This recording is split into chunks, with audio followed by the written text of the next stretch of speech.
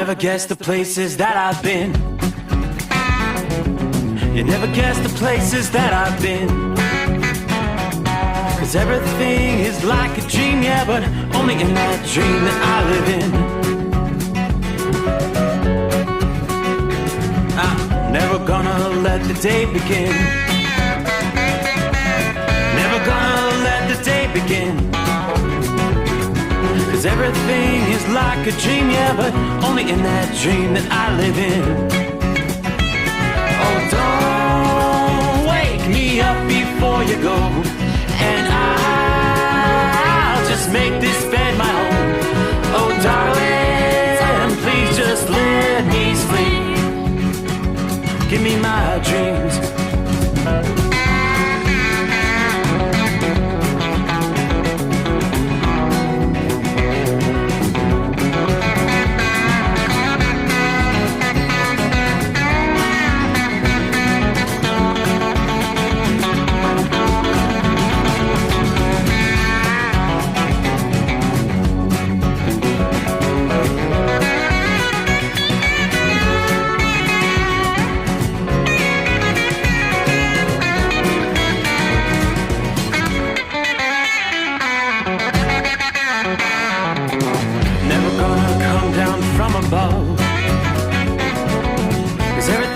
Better from above.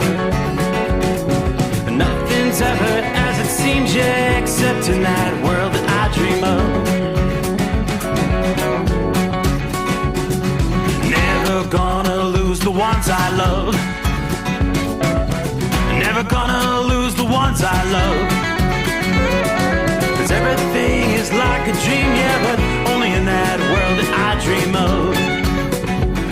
Oh, don't wake me up before you go, 'cause I can't face this day alone. Oh, darling, please just let me sleep. Give me my dreams. Give me my dreams. Give me my dreams.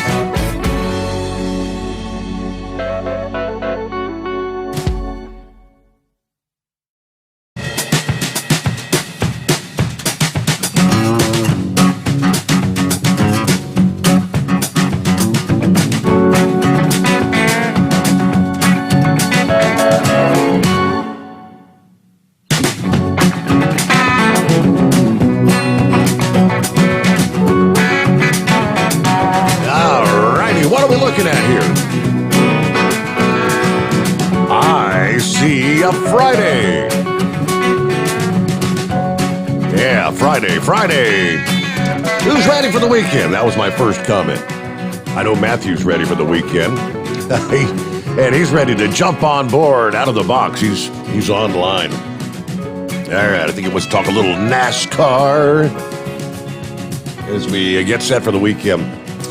All right, hope you've had a good week. Seeing as it is a Friday morning, yep, I've got our winners' names beside me here. We'll hang on till everybody gets on board a little after the 1 o'clock hour. Final week. This is week number 4, our final Pluto Duo headset from our friends at Stellar Electronic. We've got a second place winner. What are we talking about? The Semi-Prevention Pack. Third place gets the Semi-Performance Pack, as it's called. Tell you more about those prizes coming up here. And if you didn't get registered, well, now you got to wait. See what our next contest is going to be. Meanwhile, we take a look at our traveler's weather. There are a few areas of concern tonight where you're definitely going to have some travel impacts thanks to Mother Nature. One would be way up into the northeast. Whether it's snow or rain or a combination thereof, that's what we're seeing. We've got some snow over the northeastern portions of New York State. We've got snow in parts of Vermont and New Hampshire. Depending on your elevation, it may just be rain. Yeah, some snow down in the western portions of Massachusetts as well. Heavy rains. We got some frog strangling, torrential downpours over into the Boston area. For the moment, most of the precip, the rain has moved out of New York City. Then we scroll on back. A few spotty showers north of Pittsburgh over into central Pennsylvania. Higher elevations, it would be in the form of snow. Bigger storm system is when we head out toward the west. And we get out into the next system coming out of the Rockies. All right, we've got some heavy snow, according to the radar returns, falling on especially central, east central, and easternmost reaches of Colorado. Some light snow in the Denver area, but again, you get east of Denver, and there's some pockets of pretty enhanced snow falling there. And we do have winter storm warnings in place. The winter storm warnings, where the heaviest snow is going to be falling, is going to be western portions of Nebraska, southeastern Wyoming, then the surrounding areas. It's just winter weather advisories for the northeastern quarter, the northeastern quarter, I should say, of Colorado, on over in towards central Nebraska, northwestern Kansas. Let's start in the northeast, though. The precip we're seeing there, didn't realize, they did tell us we would possibly see some snow as we wrapped up the work week. We are actually looking at a developing nor'easter in the process of beginning to bear down on the northeast, bringing some big-time weather changes to that region. Forecasters have been keeping tabs on this storm all week, warning that it's going to strengthen quickly enough to unleash soaking rain and some colder air in New England and the upper part of the mid-Atlantic, and some heavy snowfall for the higher elevations in true nor'easter fashion for your Friday. So here it comes. A nor'easter. It's simply any large storm that brings northeasterly winds to the Atlantic coast here in North America.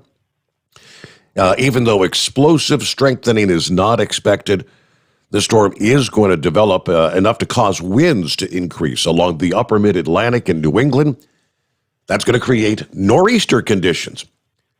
Winds from the northeast forecast to pick up to 15 to 25 miles per hour, gusting to 40 miles per hour, stretching from northern New Jersey all the way up into Maine.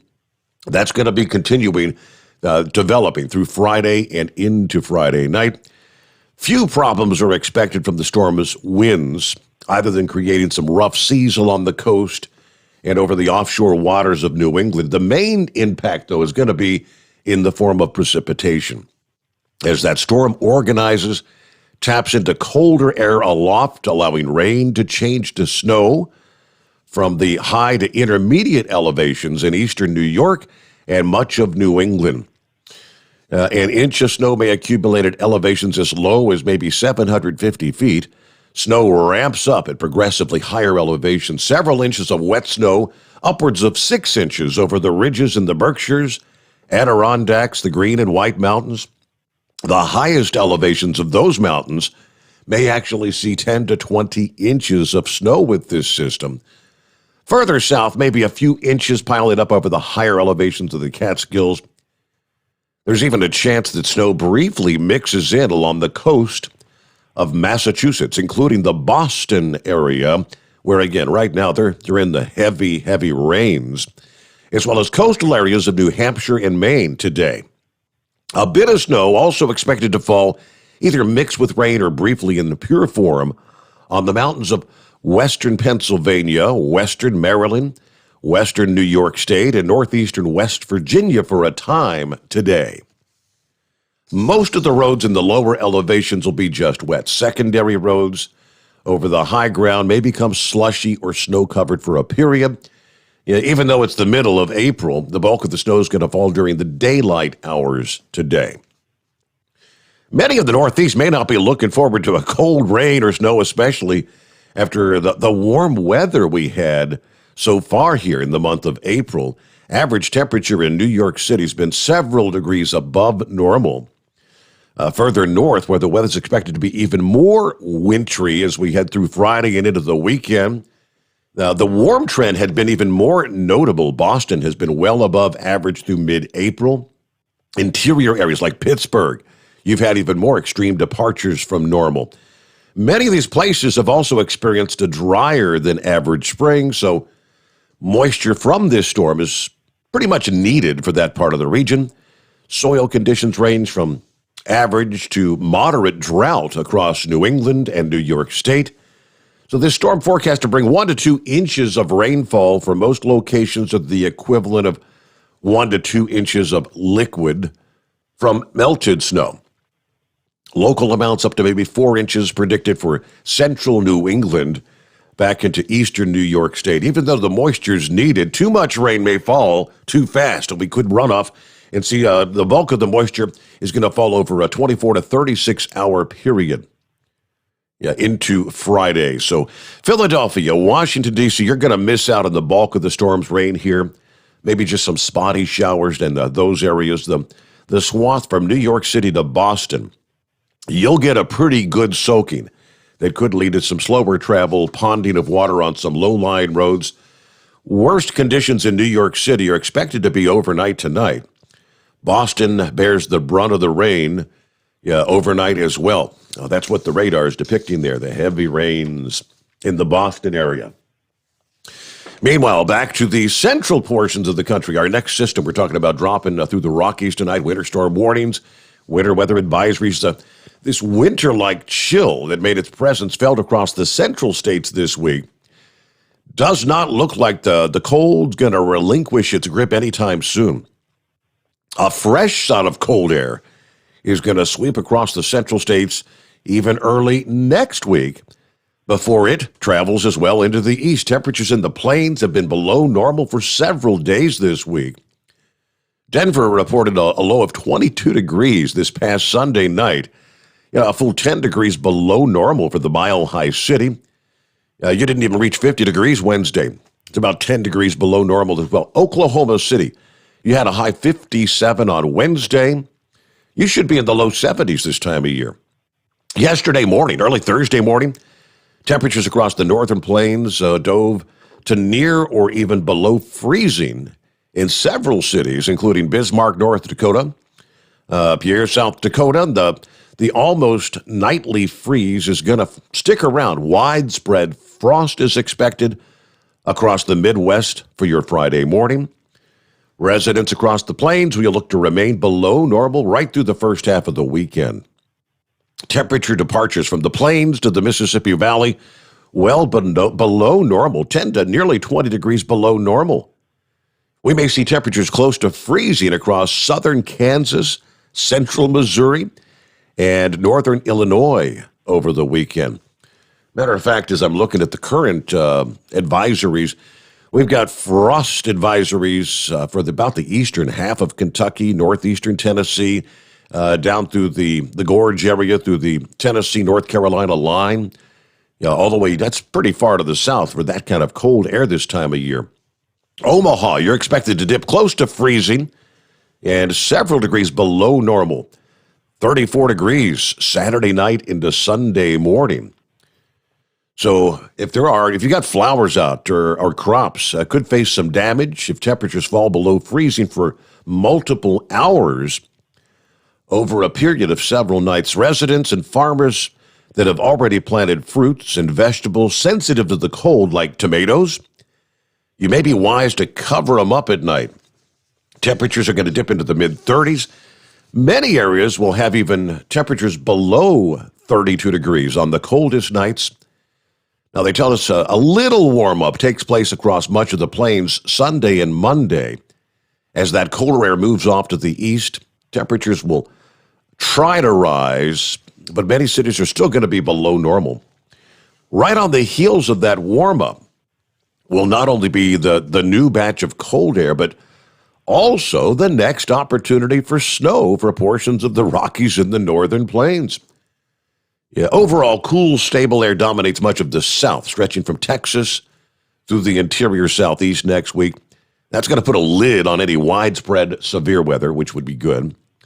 High-pressure areas are likely to build southward out of central Canada next week as the jet stream gets into position. Multiple risks of frost and freezes for the central and interior eastern states.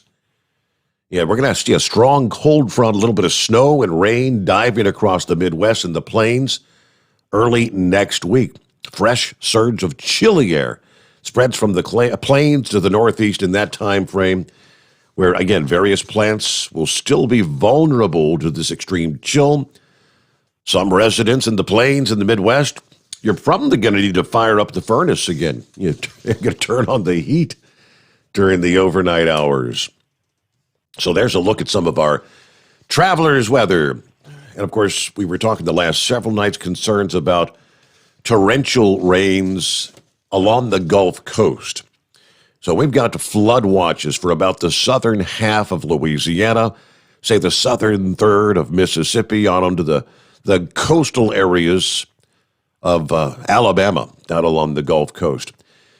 Through the day today, and in some cases actually through the weekend, more rounds of showers and thunderstorms capable of producing up to a foot of rainfall and damaging winds along the waterlogged Gulf Coast. Forecasters at AccuWeather said, you remember the movie Groundhog Day with Bill Murray? Well, that's what it is across the central Gulf Coast states. The repeated nature of thunderstorms, the flooding risk continues as rounds of downpours will continue to erupt on a daily basis. Of course, going back to Tuesday, we had that complex of thunderstorms, several inches of rain, winds gusting to 75 miles per hour that ripped across southeastern Louisiana. Robust lines of storms dumped more torrential rain over the New Orleans area early Thursday morning. They did see some localized street flooding, and those storms are expected to continue to fire along that stalled out front right there near the upper Gulf Coast over the next several days. All right, we'll jump into some of our industry headlines here. Around the country, our number is 844-844-3388. 41-year-old man killed at a trucking facility in Illinois Wednesday afternoon.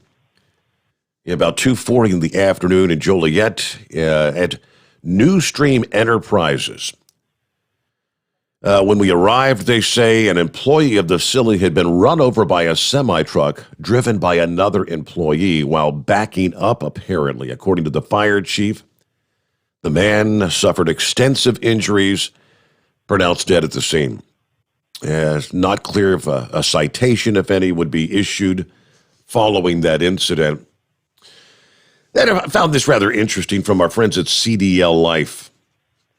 You're out there driving truck for a living, you get to see a lot of things. You know the roads better than anybody. But there are some highways that can make even the most skilled driver kind of break out in a sweat, they say. From gut-wrenching twists and turns to extreme weather to ghost sightings. They broke down, I guess it's kind of like a top 10 list, some of the craziest roads in the country for drivers. They start with Highway 1. This overseas highway in Florida that runs 545 miles along the state's east coast. While it doesn't have any crazy twists and turns, this is not the road for anybody who has a fear of bridges or water. I don't think I've ever been on that stretch of roadway. Next up, you got Jeremy Swamp Road. According to the urban legend, drivers in broken down vehicles in the state of Connecticut on this road have vanished before the tow trucks arrive. Stories describing attacks by melonheads, creatures that live in wooded areas. That's right up Spaceman's alley, huh? Dalton Highway. If you've ever watched Ice Road Truckers, you know all about Alaska's unforgiving Dalton Highway. 414-mile highway built nearly 50 years ago to bring supplies to the Trans-Alaska Pipeline, and it's earned quite a reputation since then. Threats of sub-zero temperatures, avalanche, blizzards, icy roads ward off many drivers. And the minimal amount of civilization has some people calling it the loneliest road on the planet. Now, at the Lake Pontchartrain Causeway in Louisiana, this bridge has been listed among the world's scariest bridges. Measures 23.8 miles long. It was cited by the Guinness Book of World Records as the longest continuous bridge over water. Next up on the list, Ortega Ridge Road, known as the Los Tres Hermanos. Drivers are warned to keep an eye out for the ghost of 3 nuns along this road in Montecito, California. According to the legend, the nuns were killed by highway bandits, and their ghosts now stand arms crossed, dressed in black and white habits on the side of the road. Pacific Coast Highway, the stretch along located in California. You got your fair share of steep cliffs and tight curves, one of the most dangerous roads in the country. While it's also considered one of the most scenic roads in the country, you've got the unpredictable weather and sparse access to gas stations. It is a very nerve-wracking road for drivers. How about the Chesapeake Bay Bridge in Annapolis, Maryland, considered one of America's scariest bridges? There's even a Chesapeake Bay Bridge drive-over service for those who are too nervous to cross this 17.5-mile bridge. I think I've heard of that before. People that are just, you actually have on either side, you'll pull up, let someone else get in to drive, get you across the bridge. Saddle Road is next up. Also known as Hawaii State Highway 200, kind of a scenic drive. Don't be fooled by the beauty surrounding the highway. It's single-lane bridges, rough terrain, vision-obscuring fog, and some of the major hazards. There's 2 on the list here left. Clinton Road in New Jersey, known for the haunting of the infamous Jersey Devil.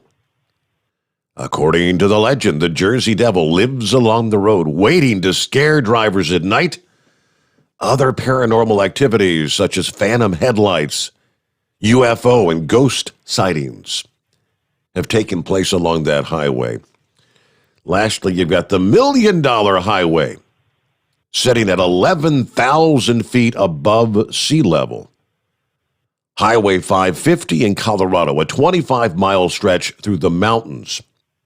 The lack of safety measures, like guardrails and shoulders, mean drivers have to use extreme caution when maneuvering along that roadway. Some of the scariest roads in the country. How many have you traversed in your driving career? All right, there's a couple of our industry headlines. We've got lots of other interesting tidbits we'll get to as we make our way into a Friday morning. First, let's get to your calls. What's on your mind here as we get set for the weekend? It's 844-844-3388. All right, Mitch and Matthew. Good morning, Mr. Matthew. How are you? I am not too well, Mr. Steve. I am looking at a breaking news story out of Indianapolis. Okay. And this comes from Twitter. At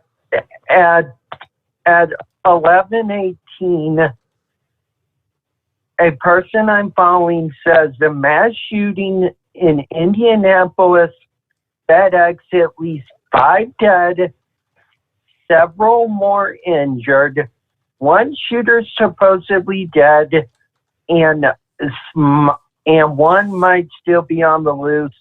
Reports of 2 shooters, one inside and one near the exit at the time. Now, if there are any people if there's any big rigs that if this is a local store or if this is a warehouse, I would advise to stay away from there at all costs.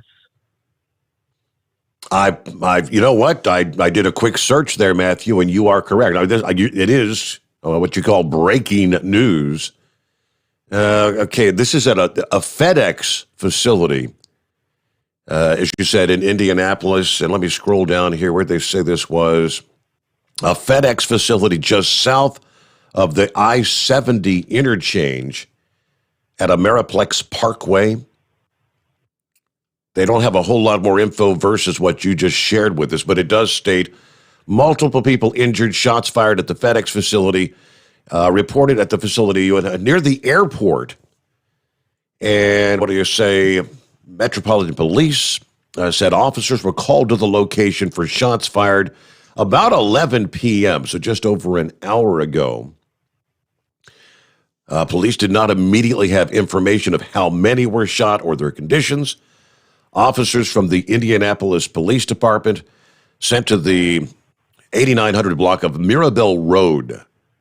According to the TV reports, the address is a FedEx facility just south of the I-70 interchange. So, all right. So, yeah, that is breaking news. Thank you very much, Matthew. We'll have to follow that.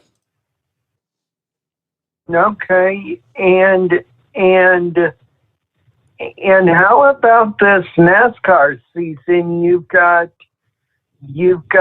a racetrack in Richmond that you've had Hendrick do really well, but I'm going to lean towards SHR, JGR, and possibly Team Penske to sneak one in this weekend in Richmond.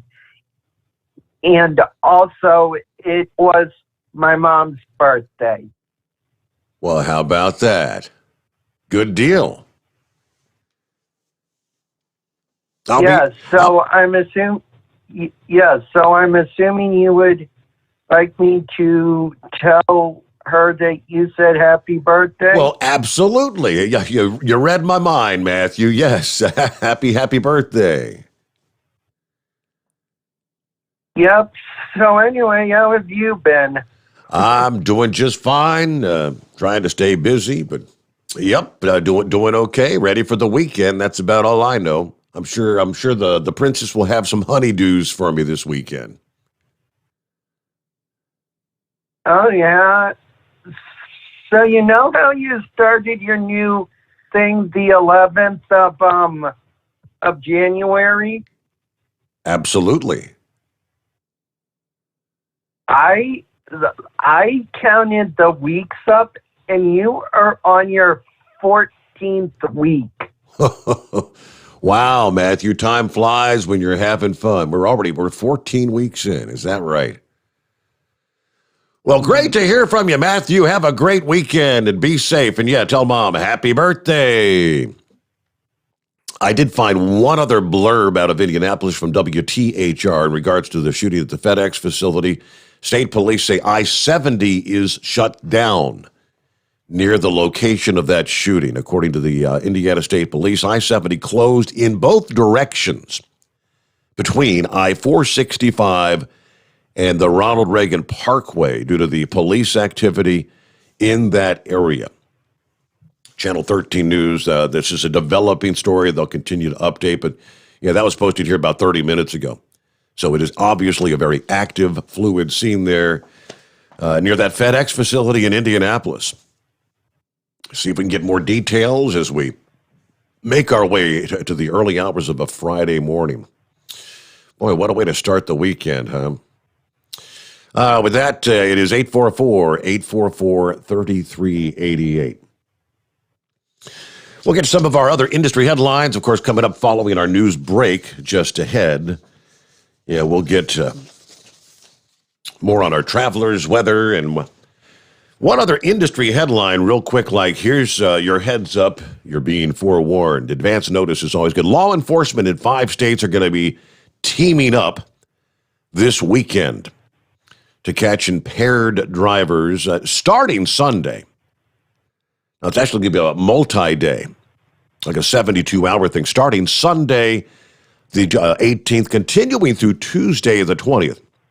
Police in Arkansas, Kansas, Missouri, Iowa, and Nebraska taking part in a coordinated effort targeting drugged drivers, part of a campaign dubbed If you feel different, you drive different.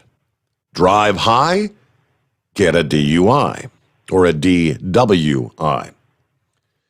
Officers said they're going to be targeting drivers under the influence of both illegal and even legal drugs. Over-the-counter medications like cold medicine or sleep aids, apparently. The 5-state effort will include local police, state troopers, and sheriff's deputies who will stop and arrest anyone they find to be impaired by drugs or alcohol. Operating any kind of vehicle under the influence is dangerous. Obviously, it doesn't have to be an illegal substance to cause impairment. It can be medicine for a cold or, again, a sleep aid. Many over-the-counter and prescribed medications, as well as illegal substances like marijuana or cocaine, can lead to impaired driving that will result in a DWI against the driver. Our state troopers and law enforcement partners will be making no exceptions, they say, across the board. Multi-state effort starting Sunday. All right, there you've got your forewarned. You've got your advanced notice. All right, we'll get to the Donut Man coming up here just ahead. I think he is in the Indianapolis area. See what he knows about what's going on at the FedEx facility. I believe that's the case. So first, a quick news break. It is 844-844-3388. Making our way into a Friday. The Steve Sommers Overnight Drive live from the Hotshot Secret Studios. USA Radio News with Wendy King. The White House is announcing new punishments towards Russia over hacking and election interference. The Biden administration said it's expelling 10 Russian diplomats and placing sanctions on Russian companies that support the cyber attacks which targeted federal agencies. He said he chose a proportional response and he doesn't want to kick off any kind of escalation. He also said, I was clear with President Putin that we could have gone further. Biden said he wanted to meet in person with Vladimir Putin sometime this summer. If Russia continues to interfere with our democracy, I'm prepared to take further actions to respond. House Democrats have approved legislation they say would help close the pay gap between men and women. They say it would make it easier to sue employers over pay discrimination. The future of the measure is uncertain in the Senate. This is USA Radio News. Why do you think bank presidents and jewelry store owners trust ADT to protect their homes and businesses? Because they feel safe, and you can too. How would you like to monitor your home from fire, floods, and yes, robberies without even being there right from your smartphone? That is peace of mind. You may even save money on your homeowner's insurance just by having an ADT system installed. And there's even a money-back guarantee. How about that? We guarantee 100% satisfaction. You have nothing to risk. Why do you think people who have so much to protect trust ADT? Because it works. Call right now for a free quote. We'll even give you a free gift for calling. So pick up your phone and call Protect Your Home, an ADT authorized premier provider now. 800-818-0191. 800-818-0191. 800-818-0191. That's 800-818-0191. Keep the bugs off your glass and the smokies off your ass. This is the Overnight Drive with Steve Sommers. Some say their truck reflects who they are, dependable and reliable. That's why you trust Blue Def. Now the best just got better.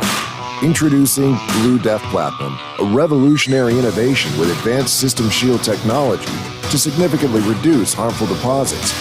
To maintain fuel economy, save money on costly repairs, and sustain the life of your SCR system, there's only one DEF to choose. Blue Def Platinum. The best just got better. Diesel Army is on duty 24 hours a day, 7 days a week. Burning the midnight oil with the best diesel coverage. All the tech, all the torque. Diesel Army, where there's smoke, there's fire. For the latest news and event coverage, as well as feature and tech articles, sign up for the newsletter and don't miss a thing. Visit dieselarmy.com from the Power Auto Media family of digital magazines. Again, it's dieselarmy.com. Do you have a Dodge pickup and hate your automatic transmission? Of course you do. Levon Miller at Firepunk Diesel here, and we specialize in heavy-duty and performance transmissions for your 3-quarter or 1-ton Cummins-powered truck. So if you're interested in turning your stock slush box into a towing monster, call us today at 614-733-3744 or visit us online at shop.firepunk.com.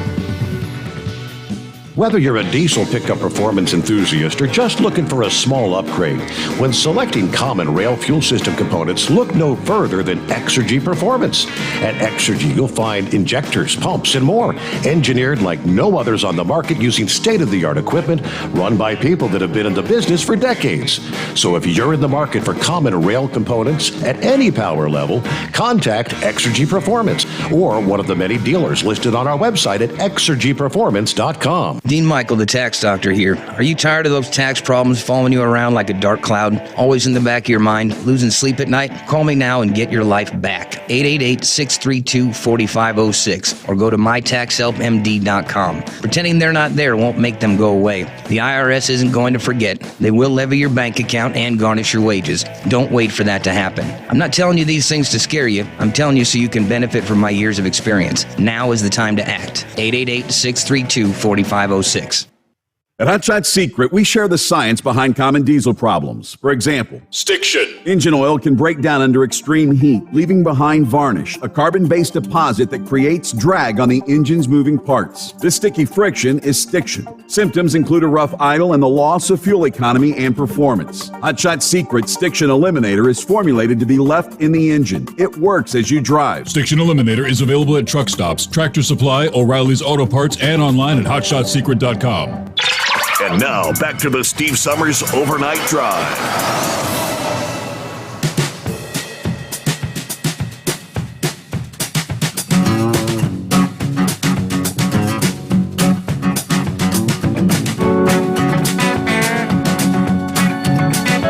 All right, jump right back into it here and get back to our callers. Donut Man, let me get to him next. Hello, Donut Man. What's going on this morning? Good morning, Steve. How are you doing today? Doing all right. Happy Friday. I got one more night, still my Thursday, but yeah, that's a good thing. But I got a friend of mine that runs for FedEx out of where that shooting happened. They call it the Smart Post. It's over there by the airport. And when he sent a message to me, he said there was first report was like 6 people were shot. They had an active shooter situation.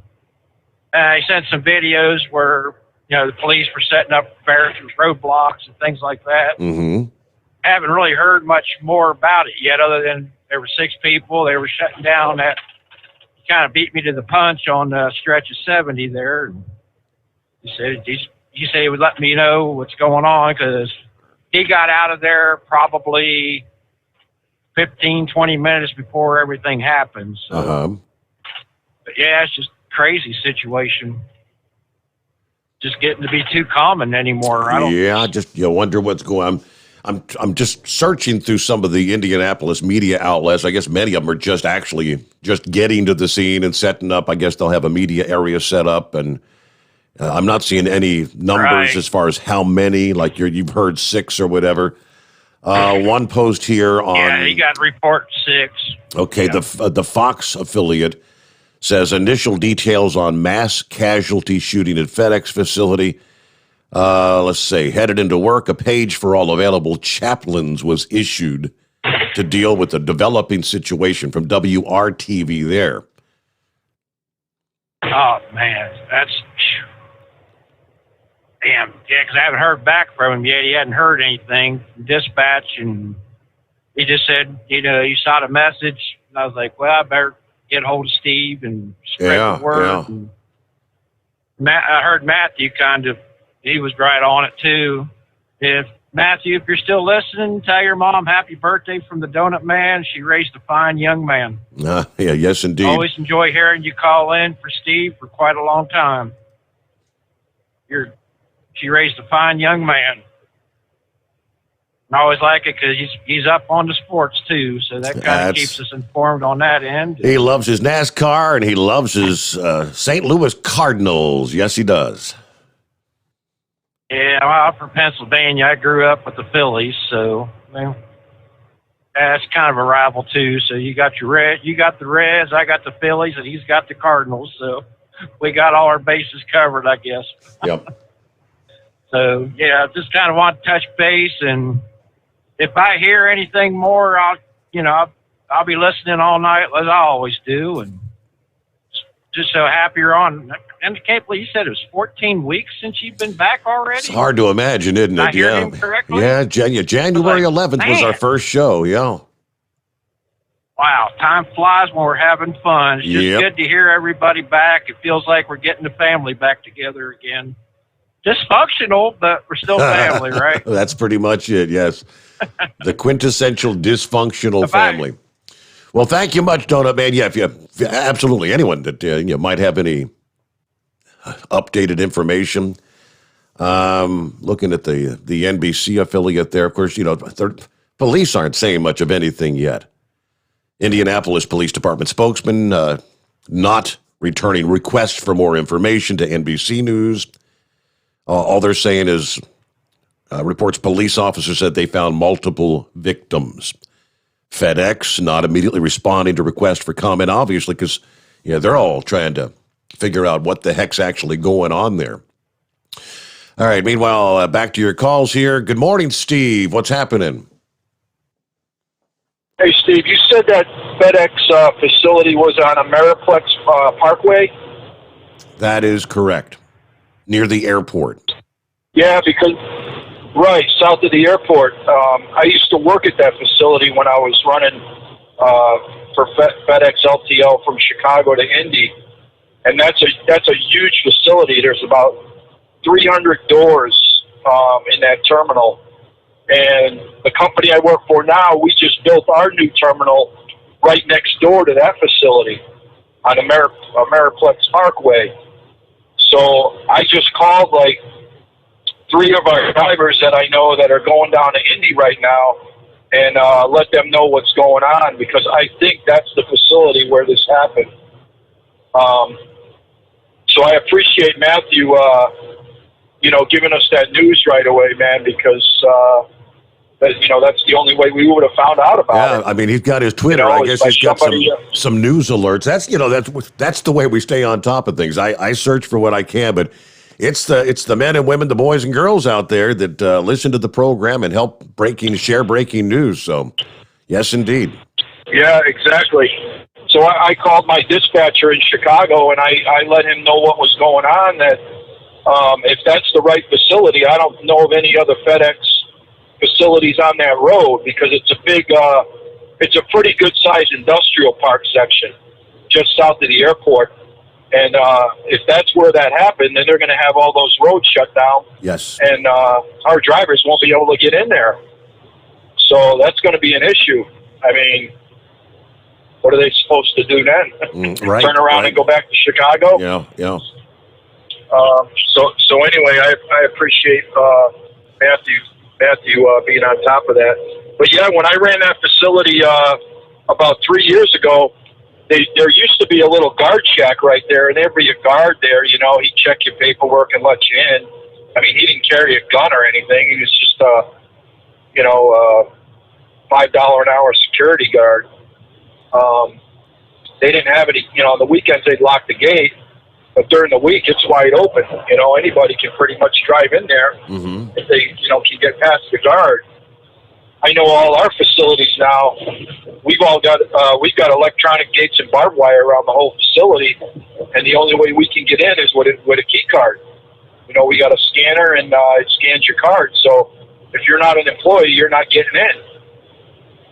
So, but I just pray for those workers over there. Yep. That's a huge facility, and right now their operation is in, LTL is in full swing at this hour. So that's a terrible situation, just terrible. Yep. So my thoughts and prayers are with those people. Yes, indeed. And, I'll talk to you later, Steve. All righty, yeah. Feel free to ring us back up because we got a lot of other things to cover. All right. 8951 Mirabel Road was where the call came out, and that's the address, they say, of the FedEx facility just south of the I-70 interchange at Ameriplex Parkway. And again, I-70 closed in both directions between I-465 and the Ronald Reagan Parkway. I'm assuming probably there's other roads, any roads coming in and out. That's undoubtedly a crime scene, probably an incredible police presence there and whatnot, emergency responders. So again, we'll try to keep on top of things, bring you the latest. If you've got any updates you'd like to share with us, feel free to dial us up at 844-3388. All right, rolling on 17 before the hour. All right, what's going on, Horse Feathers? Happy Friday.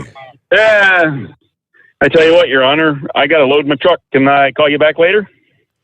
Well, of course. You've been known to do that. All right. Not a problem. All right, let me give you a jingle back in a bit. All right, don't be smoking on the loading rack there, all right? Got to get his load on. All right, let's see. Eskimo Mom sent me a link here. I've been not a whole lot of new information. I think that may have been the one I've been sharing anyway. Okay, there's maybe a little more on this. South side of Indianapolis Airport. The scene has been declared a mass casualty level 1, according to dispatch, whatever that means. That declaration allows more emergency responders to go to the scene to provide support. The report of shots fired a little after 11 p.m. Police not given any how many were shot or the conditions. Jeremiah Miller had finished a shift at the FedEx facility, was preparing to work a second consecutive shift when he and a co-worker heard gunfire. They said it sounded like about 10 shots. It made me stand up and actually look out the entrance door. I saw a man with what looked like a machine gun of some sort, an automatic rifle, firing into the open. I immediately ducked down, got scared. My friend's mother, she came in and told us to get inside the car. After about an hour after the shooting, Miller and Boliat were telling other workers not to come to work for the next shift. I didn't exactly see a person get shot, but after hearing the shooting, I did see a body on the floor behind a vehicle.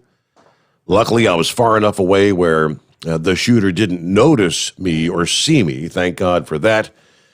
All right. Thank you, Eskimo Mom. So that is a little more information. Sounds like maybe it was out in the parking lot area, potentially, based on that eyewitness report.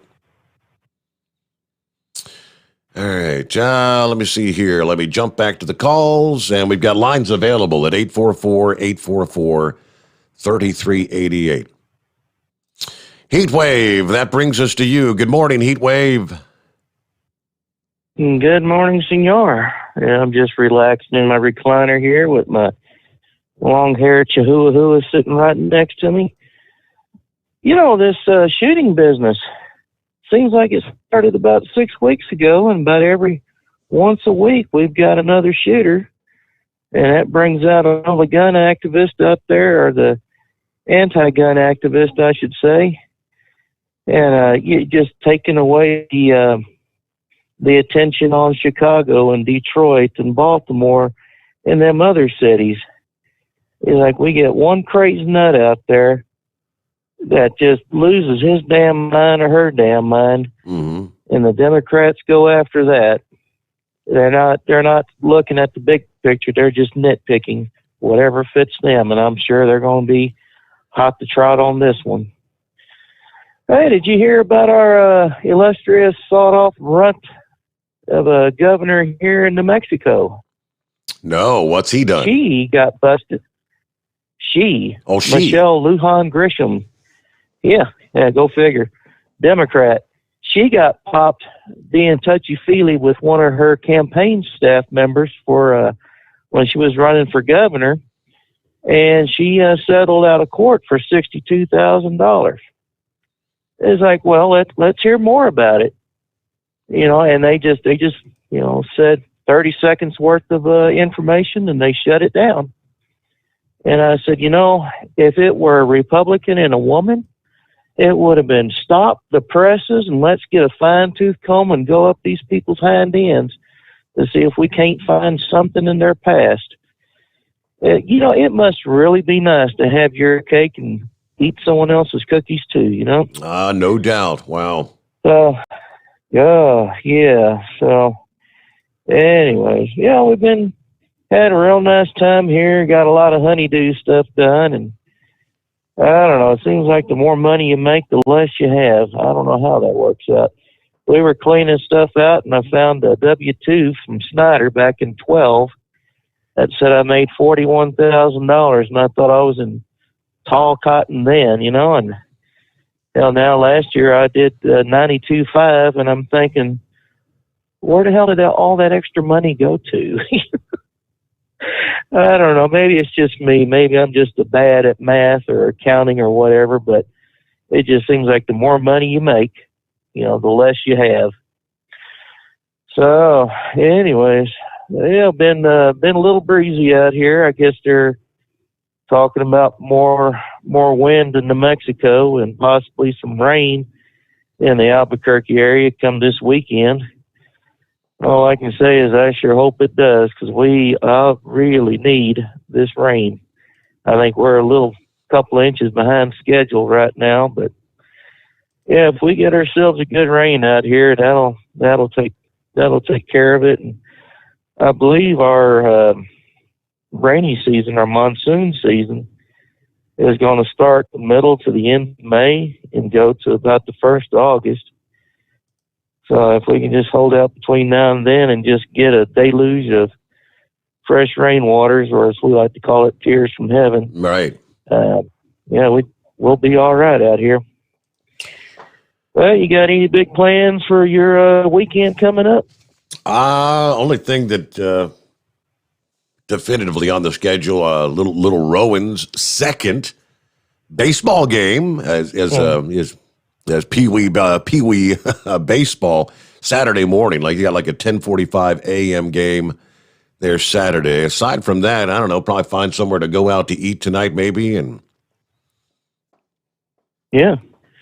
grab a little Pivo or Skullbusters, as you call it, afterwards, and just call it a grand night, huh? Afterwards? What do you mean? Before and after and during. Well, I tell you what, tomorrow night's going to be a little dull. I'll just be listening to the VJ40 on the 80s on 8, and then I'll be listening to a little bit of dance music, 8 hours worth on Saturday night to Sunday morning. Boy, I tell you, I miss you when you're not on. If you're not on, it's just a dull weekend. But just as soon as you get back on, everybody's all happy and getting going again. So, tell you what, I'm going to get off to here and let someone else with a little more interesting stories talk to you. Senor, you have yourself a good night, and we'll holler at you next week. All right, have a good weekend. One way or the other, you'll survive, right? Let's see. This particular FedEx facility, according to WISH-TV, this facility employs more than 4,500 team members. Wow. It is the second largest FedEx hub in the company's global network. Didn't realize they had that's got to be a massive facility, according to the Indianapolis Star. So, yeah, that's about all the more I'm seeing. Nothing further new. Pappy did say that he saw that Fox News had put out a call, and I did see that as well. A page, as they call it, a call out for all available chaplains in the area that might be available to report in. That's pretty wild. So, of course, we'll continue to get more details, and we'll pass it your way. If you've got something to share with us, feel free to dial us up at 844-844-3388. Okay, let me see. Would this be the inbred redneck? Hey there, big buddy. How you doing this morning? Well, I'm doing just fine. Better than the poor folks there at the Indianapolis FedEx facility. That's all I know. Yeah, I hate to hear that. You know, actually, I got some friends out there in Indianapolis, believe it or not, buddy. You know, the hillbillies migrate everywhere, and I hope they're all right. I don't know if they're working there anymore or not, but yeah, if people want to get around that, and I'm thinking where that facility is, I believe I've been there a couple times. There's a few little places down there like Granger and Gatorade, Pepsi, all kinds of stuff there off of Mariplex, but you can go over there and hit Kentucky Avenue and run in north, get on Washington Street, and that may put you where you need to be as just an option. Okay. You know, but there's another way in there too, but I forget how to do it. I think you go south on Kentucky Avenue and you can come up the bottom end. But yeah, talk to Randy McNally about that. Yeah. But yeah, Steve, what is it about mail and packages that make people go crazy? You remember years ago, back in the 80s, you know, the old saying was, don't go postal. Don't go postal. Postal workers, yeah. Yeah. They've started all this stuff. I blame it on the government, buddy. It's the government employees that started all this, you know? And, yeah, maybe it's something to do, Steve. I think I figured it out. With the glue on the stamps and the packages, buddy, and the cardboard boxes. It's just making people go completely crazy, but there's great news today, buddy. Great news. What is that? Oh, buddy. You remember last night we were talking about cryptocurrency, right? Yes, I do. Yeah, buddy. I turned $100 into $250,000, buddy. Do you know any other man that's ever done that in your life? Personally, I do not. Now, where did your Dogecoin go this past day? Up or down? Oh, it went up, buddy. It doubled pretty much. It's sitting at like 25 cents right now. Really? I'm waiting for the opportune moment. I kind of missed it earlier today, but hey, you know, why not? Why not jump in on the big win, people? Everybody buy right now. This is a crucial time. Plus, Elon Musk. Listen to this guy trying to plug. Everybody jump in. He wants his price to go up so we can sell the crap. Yeah, buddy. We got to ride that bubble. Get on the balloon with the inbred redneck. Let's ride up. We can sit in the hot air balloon and sip champagne, right, buddy? Yep, that's... I don't think Hogzilla... Well, we'd probably need about 4 hot air balloons to get her up in there.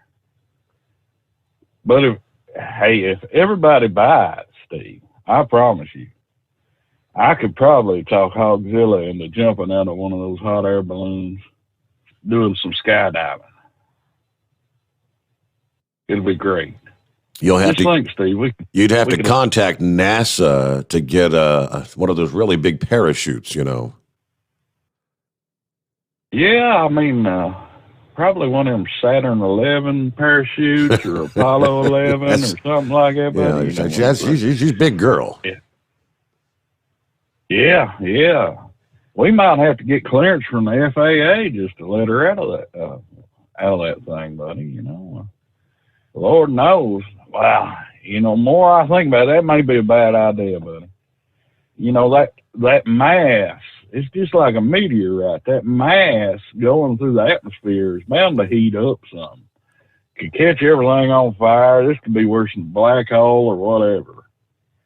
But it's a great day for the inbred redneck, buddy. It's the best investment I ever made in my life, just to tell you the truth.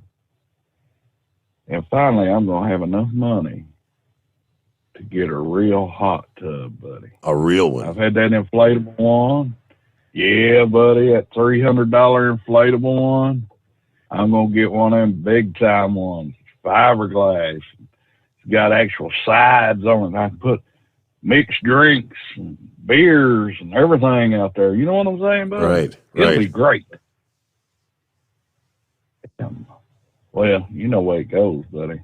No swimsuit required at the Inbred Redneck Hacienda unless you're a feller. Now, the ladies, you can go in. We can go in full nude. We're not going to be, but, you know, I always like the odds stacked against me. You know, at least 10 women to 1. That way, you know, all I got to do is get a 10% chance. Right, buddy? Right. Yeah, it's a miracle of science. But I wanted to tell you a little bit something else about that cryptocurrency to help Spaceman out. He's right on a lot of that stuff, and people are worrying and looking at Bitcoin. But I'm going to tell people a little secret. When the U.S. government busted the Silk Road, Bitcoin was a major currency on the Silk Road. And basically the U.S. government ended up with, I think it's something like 17 million Bitcoin. So they are basically in control of Bitcoin. And what you see on the market right now, some experts estimate that to only be 1 to 3 million Bitcoin that is actually on the market. That's one reason that the prices are skyrocketing on it. And but there's a problem with that. Once you have over 50% of the coin supply or 50% of the computing, see, the deal with cryptocurrency is the people that they call it mining, they're actually the bank. Say there's a bank of Bitcoin. They're the ones that actually put the transactions into the ledger, which is the blockchain and all that. They can actually do an attack against the cryptocurrency and actually sink the price of it. They can split it off into a million ways and go in and mess with the ledger. And I'm just not trusting the U.S. government right now, Steve, just tell you the truth. The way I look at it, old Dogecoin's going to be the currency of the future, buddy. That's why everybody's got to get in. I'm going to send you a few, buddy. Just get you started. Okay. So you can send me my own personal little digital wallet? Oh, well, buddy, you can download that off the Play Store, off the Google Play Store. Or they even got it in the Apple deal. Yeah, just get it there, buddy. I'll send you an email. You send me the link for your wallet, I'll send you some, buddy. Yeah, we'll get you in there, get you winning. And you could, if you get the right wallet, Steve, you can accept Bitcoin and everything, buddy. And the viewers out there can just send it to you. But there's big problems that a lot of people ain't realizing about this, Steve. It's what they call KYC compliance. And basically that's a law in the U.S. It basically hooks you in just like the stock market. Say you sell your stock, you still got to pay capital gains. Correct. Everything else. Unless you use a different, the little trading platforms, which I use one actually out of Argentina, Steve. So, yeah. And it's been pretty stable, but the U.S. government knows nothing about it. So, and I think at some point they're gonna be stepping in and they're gonna start regulating the stuff. But I've got a little more on because the Bitcoin or all these digital currencies or whatever you want to call it. I mean, there's nothing really backing any of them up. That was the confusing part. But first, we got to get a news update here. We'll come back with more. Lines available on a Friday morning. It is 844-844-3388. The Steve Sommers Overnight Drive live from the Hotshot Secret Studios.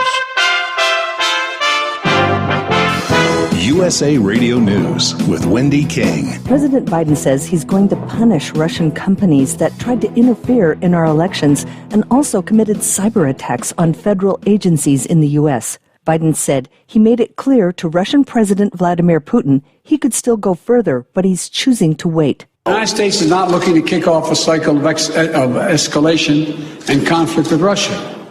We want a stable, predictable relationship.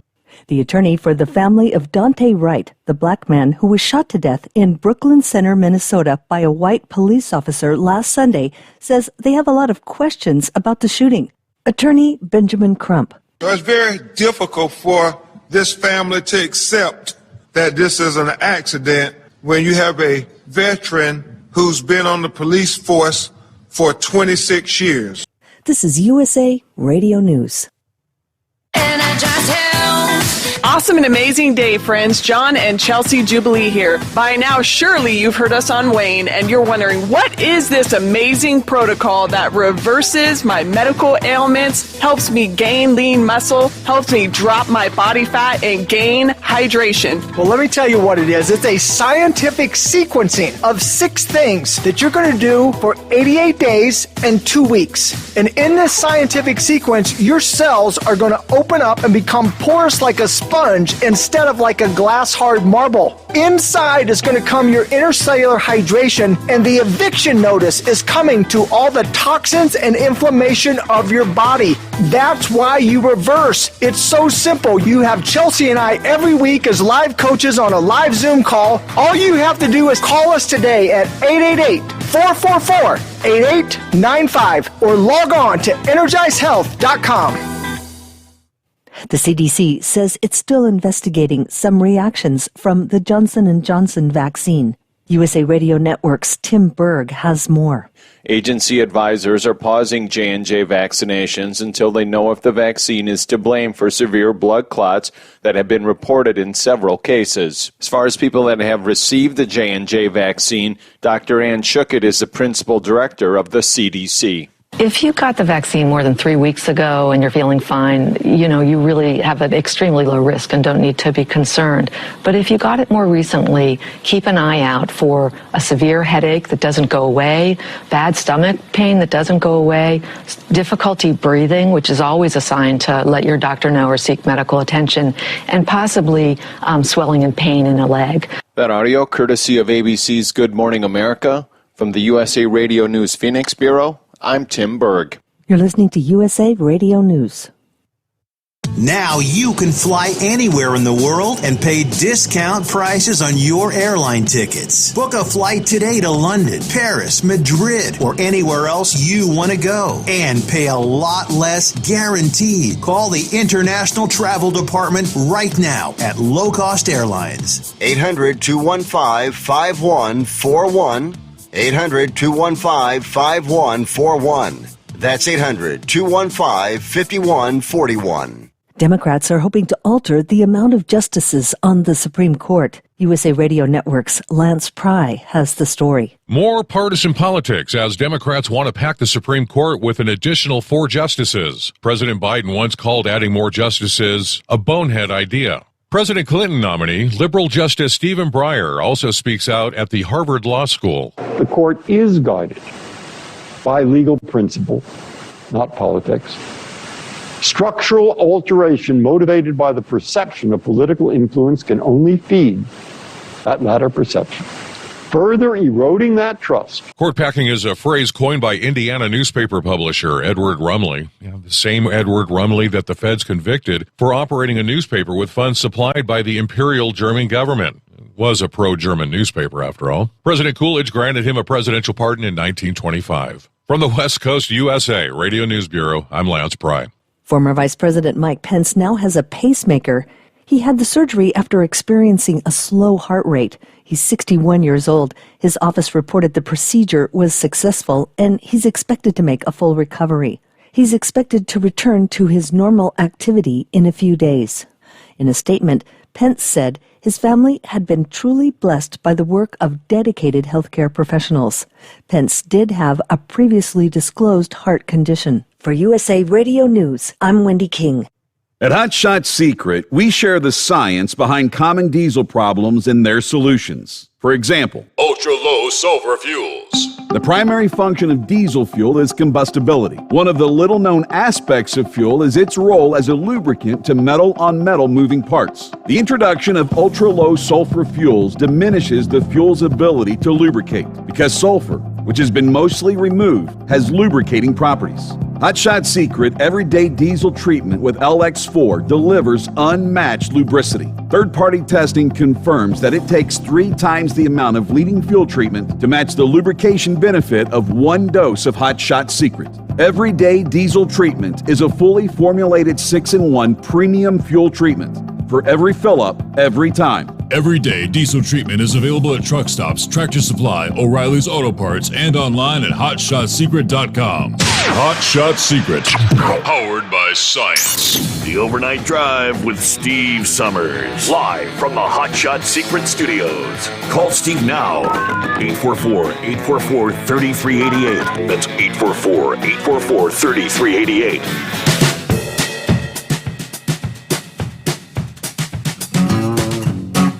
All right, back at it. Round number 2 on a Friday morning. Great to have you with us. Hope you've had a good work week. Whatever your weekend does roll around. All right, we did just get an update from the Indy police, which all they're pretty much saying at this point is I-70 is reopened. I-70 is now open both directions, yet near the FedEx facility. So I guess some of the video coming in, yes, there's an incredible, obviously, law enforcement presence at the facility. But that's about all I can update you on there. We will continue to follow. All right, otherwise, travelers' weather. How do we see here? A weekend of record-setting warmth is in the forecast for some. If you're going to be out in the Pacific Northwest, according to forecasters, they're cautioning residents that you may want to wait a bit before you pursue any sort of water activities, kayaking and things of that nature. Temperatures in the Northwest have been rising over the past several days. Seattle's high hit 64 Tuesday. Portland's also been leaping above normal recently, where they hit 67 Tuesday. Forecasters say temperatures in these areas are going to continue to rise as we head on into the weekend. Some of the northeast are going to be shivering and shoveling snow, while the Pacific Northwest, they're going to be breaking out the shorts and the T-shirts as close to record warmth builds over that region. Temperature forecast for the coastal Northwest, not only it will be in record territory, but at levels well above average, even for the middle of summer, they tell us. Normal high in Seattle, say late July or early August, would be 77 degrees. Highs in the 60s, 70s, or even 80s can be inspected across the Northwest and into California as we head through Friday and into the weekend. Redding, California, forecast to be about 15 degrees above average later today. All right, in Seattle, Thursday, Friday, similar warmth. A 2-day stretch, the city has experienced the warmth since 1999. This year, temperatures for the city can rise to us. They were looking at the lower 70s this past day. Forecast is a record, potentially record-tying 81 degrees today. If they do not hit 80 today, you'll have another shot at hitting that mark on Saturday. You'd normally be in the upper 50s this time of year, in middle portions of April, so Saturday, temperature forecast to shatter the record of 80 that was set in 2016 there in Seattle. They're forecasting 83. They're not the only city anticipating records this weekend. Portland is expected to smash their 2016 record of 81 degrees Saturday with a forecast high of 86. That is midsummer type weather. Sunday, Redding, California, will approach the record of 92 degrees. They'd normally be about 70 this time of year. All right, once the weekend indeed arrives, the incredible warmth is going to begin expanding southward even more. A Sunday high of 72 is forecast for San Francisco. The warmth in the Bay Area won't be a record-smashing heat like we're going to see there in the Northwest. Now, L.A. is also going to get warmer with a high of 89 degrees predicted for Sunday. With all this warmer weather, though, people out west may be inclined to participate in water activities, swimming or kayaking to cool off. Now, even though the air temperature is going to be up there, water temperatures not caught up. Many lakes and rivers being fed by the snow melt from the mountains. The water can be dangerously cold. The warmth cannot last forever. Forecasters say temperatures are anticipated to be in the 60s and 70s again later on next week. Well, okay, enjoy that little taste of summer while you're out there in your shorts and your T-shirts, and our friends in the Northeast are breaking out the snow shovels and salting the driveway. All right, underway on a Friday. Let's get back to your calls at 844-844-3388. Eagle, what's on your mind this morning? What's happening? Well, Steve, it looked like, we've been talking about this last couple of nights, man. Look like it's going to be a wild summer. It's not looking too good right now. What's going on in the U.S. I really believe that some of this stuff is planned out. I think they're trying to get racial war started in the U.S. This video, I don't know if you've talked about this yet. This video, I don't know what this guy is. This kid, this 13-year-old, I don't know what his race is, but he's not black. I can't tell by the photograph what his race. He might be Hispanic. I don't know, but he's a 13-year-old kid in Chicago. What a surprise. A 13-year-old kid in Chicago is in a gang, is a gang member and out on the streets at 2, 3 o'clock in the morning selling drugs and robbing and stealing and firing off guns. Let me tell you something right quick, Steve. I read a couple of stories on YouTube.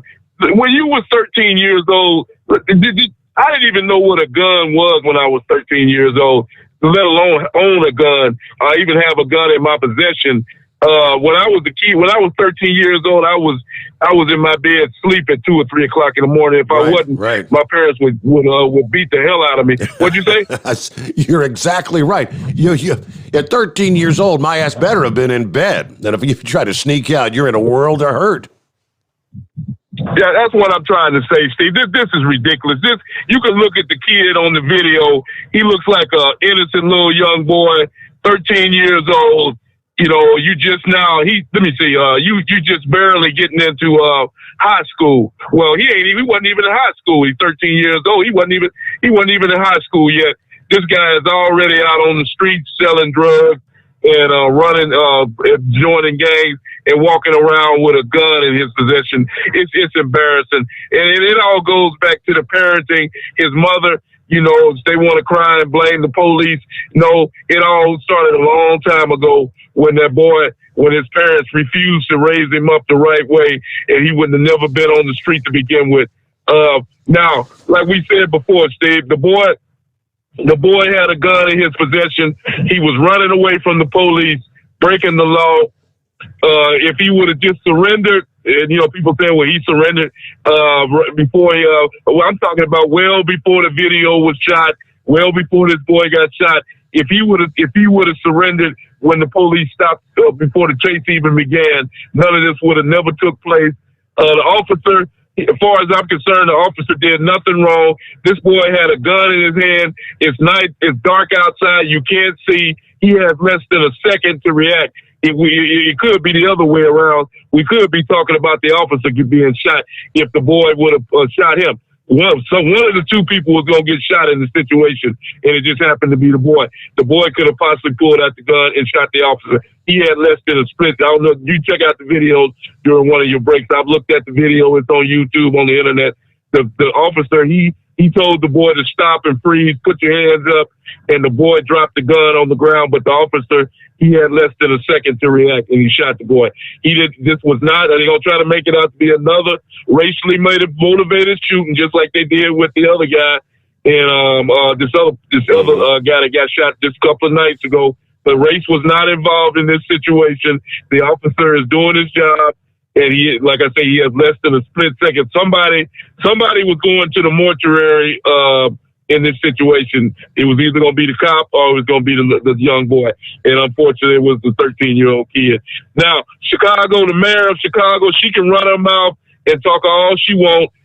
Chicago has been out of control. This is not the first time we've had a shooting in Chicago. Chicago is the gun capital of the United States. Everywhere you go, we've talked about this for years now. See, every weekend, 40 to 50 people get gunned down in the streets of Chicago every week, and there ain't nothing said about it. But believe me, when a white cop shoots somebody of skin color, it's a big deal all of a sudden.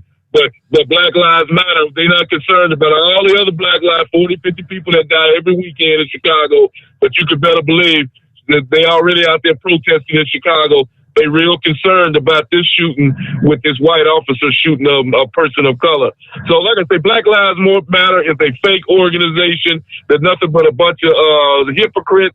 Like I said, they if they cared about Black lives, they would say something when black people shoot black people, since they care about Black lives. But apparently it only matters when a white man shoots a black man. That's the only time Black Lives Matter to Black Lives Matters organization is when a white man does it. And I thank you for taking my call tonight, Steve. All right, Eagle, good. Have a good weekend. Thank you for checking in. You got 13 years old out on the streets, 3 o'clock in the morning. It's all too common in this day and age. That's a good place to share this with our listening audience. My wife had come across this, and she emailed it to me this past day. She said, you should share this with people. Under the heading, we had a really mean mom. While other kids ate candy for breakfast, we had to have cereal, eggs, and toast. While others had a Pepsi and a Twinkie for lunch, we had to eat sandwiches. And you can guess our mother fixed us a dinner that was different from the other kids too. Mother insisted on knowing where we were at all times. Yeah, you'd think we were convicts in a prison or something. She had to know who our friends were and what we were doing with them. She insisted that if we said we were going to be gone for an hour, that we'd be gone for an hour or less. We were ashamed to admit, but she had the nerve to break the child labor laws by making us work. We had to wash dishes, make the beds. We had to learn to cook, vacuum the floor, do laundry, and all sorts of cruel jobs. I think she'd lie awake at night thinking of more things for us to do. She always insisted on us telling the truth, the whole truth, and nothing but the truth. By the time we were teenagers, she could read our minds. Then life was really tough. Mom wouldn't just let our friends honk the horn when they drove up. They had to come up to the door so she could meet them. While everybody else could date when they were 12 or 13, we had to wait till we were 16. Because of our mom, we missed out on a lot of things that the other kids experienced. None of us ever got caught shoplifting, vandalizing others' property, or even arrested for any crime. It's all her fault. And now that we've left home, we're all God-fearing, educated, honest, upstanding citizens. Yep, you had a really mean mom, didn't you? That's the truth. Hello, Knucklebuster. Morning, Mr. Steve Sommers. Hey, my daddy used to take a persimmon switch to me just for good measure. In case I done something he didn't catch me at, right? I picked cotton, go John Deere tractor, worked on his diesel trucks, cars. By the time I was 10 years old, I'd already been hunting, squirrel hunting, deer hunting, rabbit hunting, and what you killed was what you were going to eat. You didn't shoot somebody else with it. You were taught respect for the human life. Hey, I'm telling you, I don't know, it's going crazy nowadays, really. And people just, they're going off of the deep end for no reason, I guess. I don't know. There goes Peter. He done got caught smoking bag, got them blue lights on his donkey there. He'll be paying the state of Arkansas $500.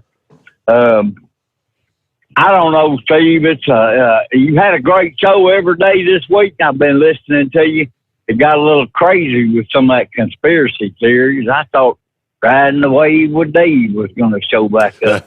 He used to be a real big conspiracy theorist. And that Bitcoin, hey, never play another man's game. You'll always wind up losing at it. Promise you there. And invest in precious metals. That's brass, copper, lead, and gunpowder. That's the best thing to invest in, Steve. Steve, I read that Nancy Pelosi said that she would have fought off them Capitol rioters back on January the 6th.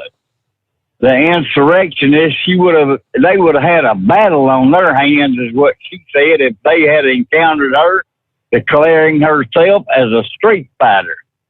And here, a couple of years, Steve, everybody was kung fu fighting. Those chicks were fast as lightning. In fact, it was a little bit frightening, but they fought with expert timing. And the only thing that frightened me, Steve, was from her neck up. So that's all my baloney for right now. Have a great morning. And thank God it's Friday. I'm ready for a beer and a bottle of ash. Have a good weekend, Knucklebuster. There you go. That's right. Took a persimmon switch to him. This is just in case you did something I didn't catch. That's great.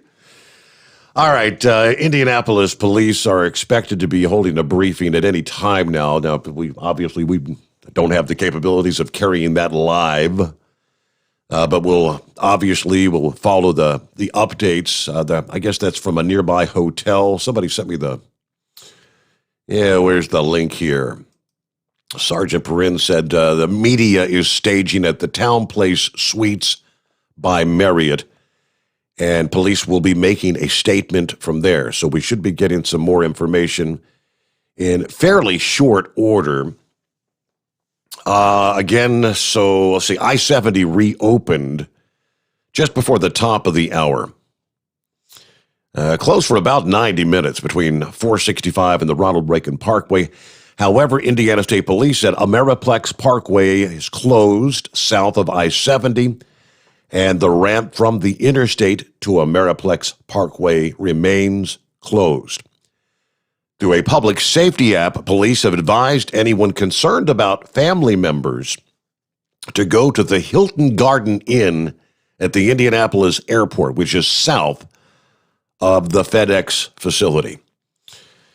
Now, if you had family members, a spouse, whatever, working at that facility, and you're hearing the news of a mass casualty event, obviously a lot of panicked people at this point in time. So, all right, that's the latest I can share with you here as we head toward our bottom of the hour news break. We've got lines available at 844-3388, rolling into a Friday. All right, wintertime. Yes, here's our final week number 4 of our special giveaways, the Pluto Duo Hot Shot Secret Packages. Thanks to our partners at Stellar Electronics, you're our grand prize winner. gets the brand new Pluto Duo bundle headset. Stellar Electronics noise armor technology, 99% noise reduction, 32 hours of talk time. Connect the Duo, you'll get full stereo conversation as well as a battery bank, extending your talk time up to 60 hours. Pluto Duo bundles a $200 value. Winner, this week's winner, the Pluto Duo headset, the grand prize. The email address. Okay, if your email is M as in Mary, PLANITZCZ.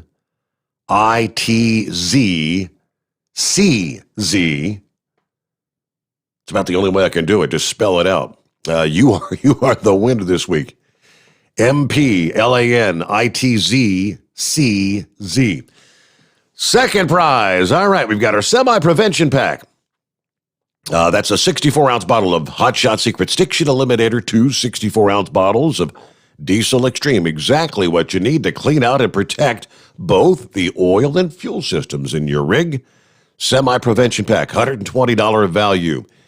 If your email is rgw92007 at whatever.com, you win the semi-prevention pack. That's RGW92007. Lastly, our semi-performance pack from Hot Shot Secret. That's a 64-ounce bottle of the Hot Shot Secret FR3 friction eliminator, friction reducer, I should say, and a 32-ounce bottle of the Everyday Diesel treatment. If your email is, this one's a little easier to read, Jim Dempsey 1940 at whatever.com.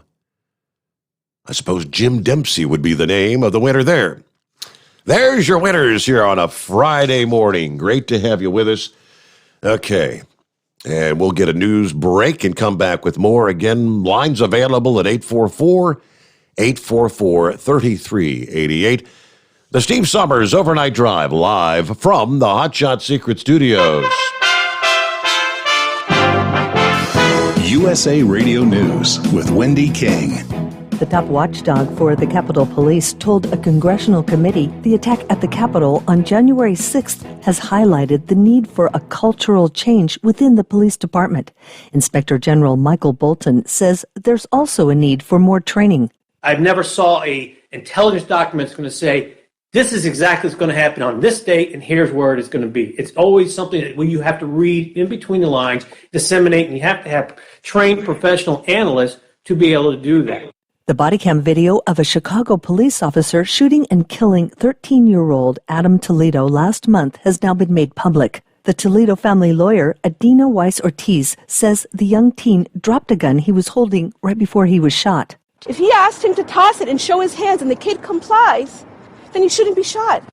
This is USA Radio News.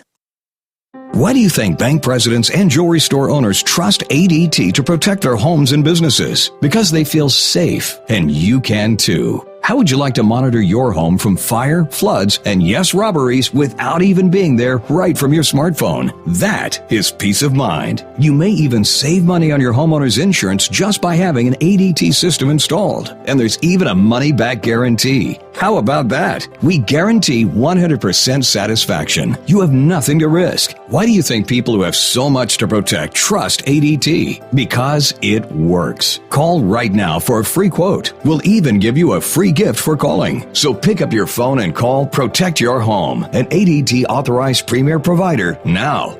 800-818-0191. 800-818-0191.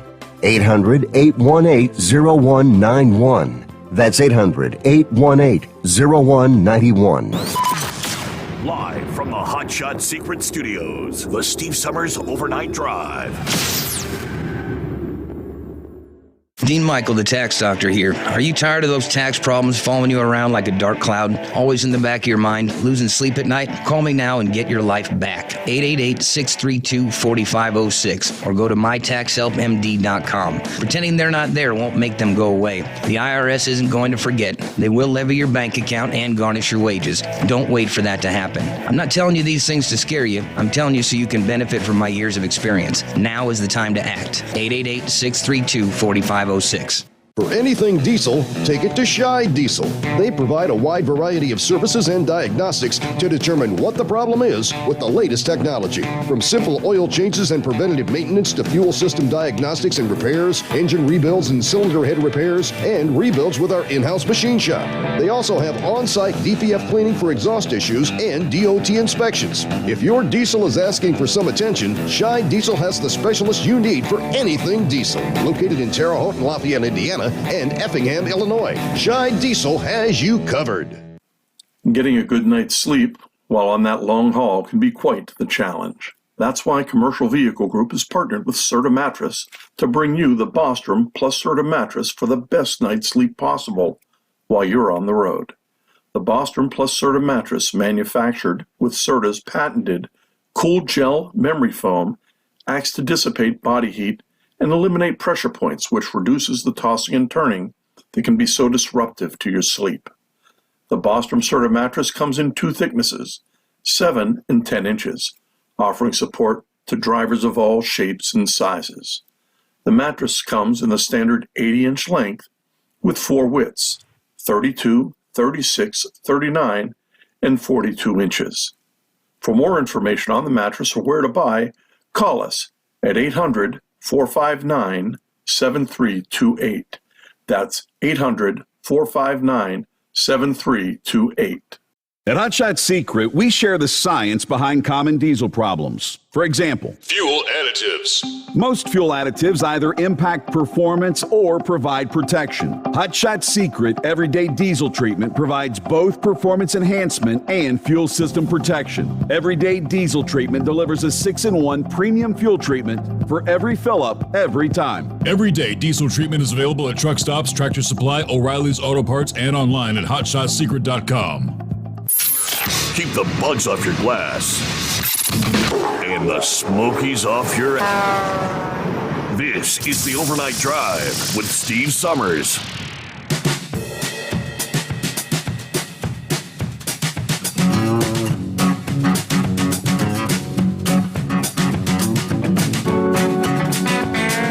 And we return on a Friday morning. Great to have you with us. Tensions overseas. Got the latest. Russia versus Ukraine. And more, it really looks like things are going to blow.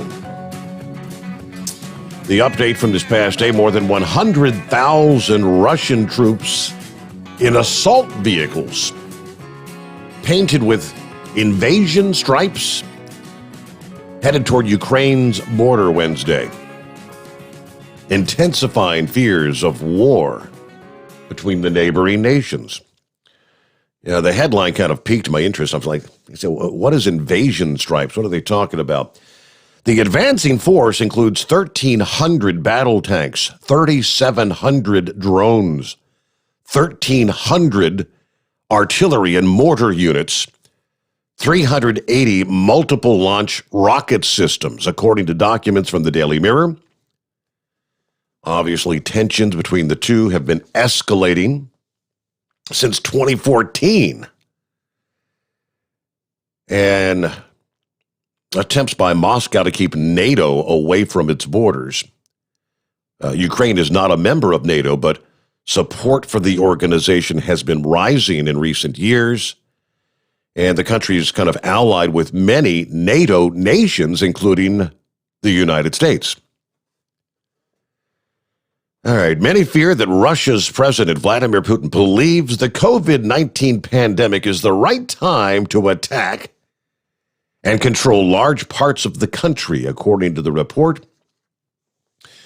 They explain the appearance of painted stripes on Russian armored vehicles headed to the front lines reminded military experts of similar stripes on tanks used by the Soviet Army during the 1968 invasion of Czechoslovakia.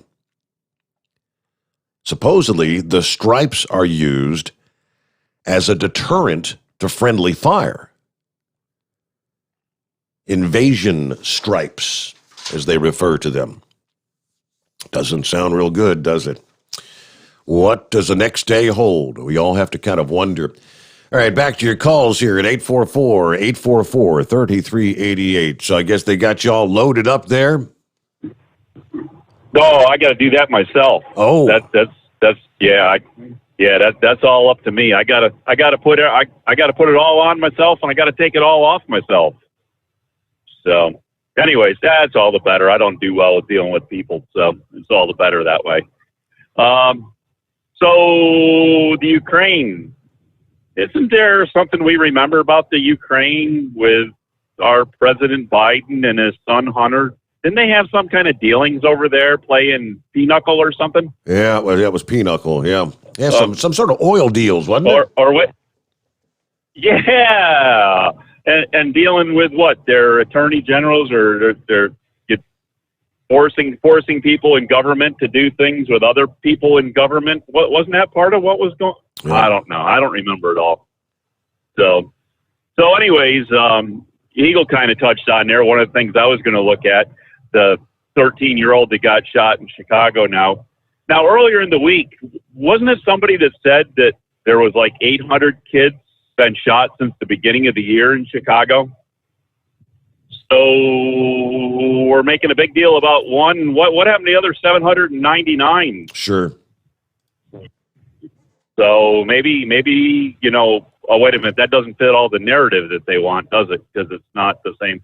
But I don't know, if you look into what the gangs and the drug people and all that do, they like all these young teenagers because they can go out and do all their selling the drugs and passing of illegal firearms and everything. And if they get caught, they get charged as a minor.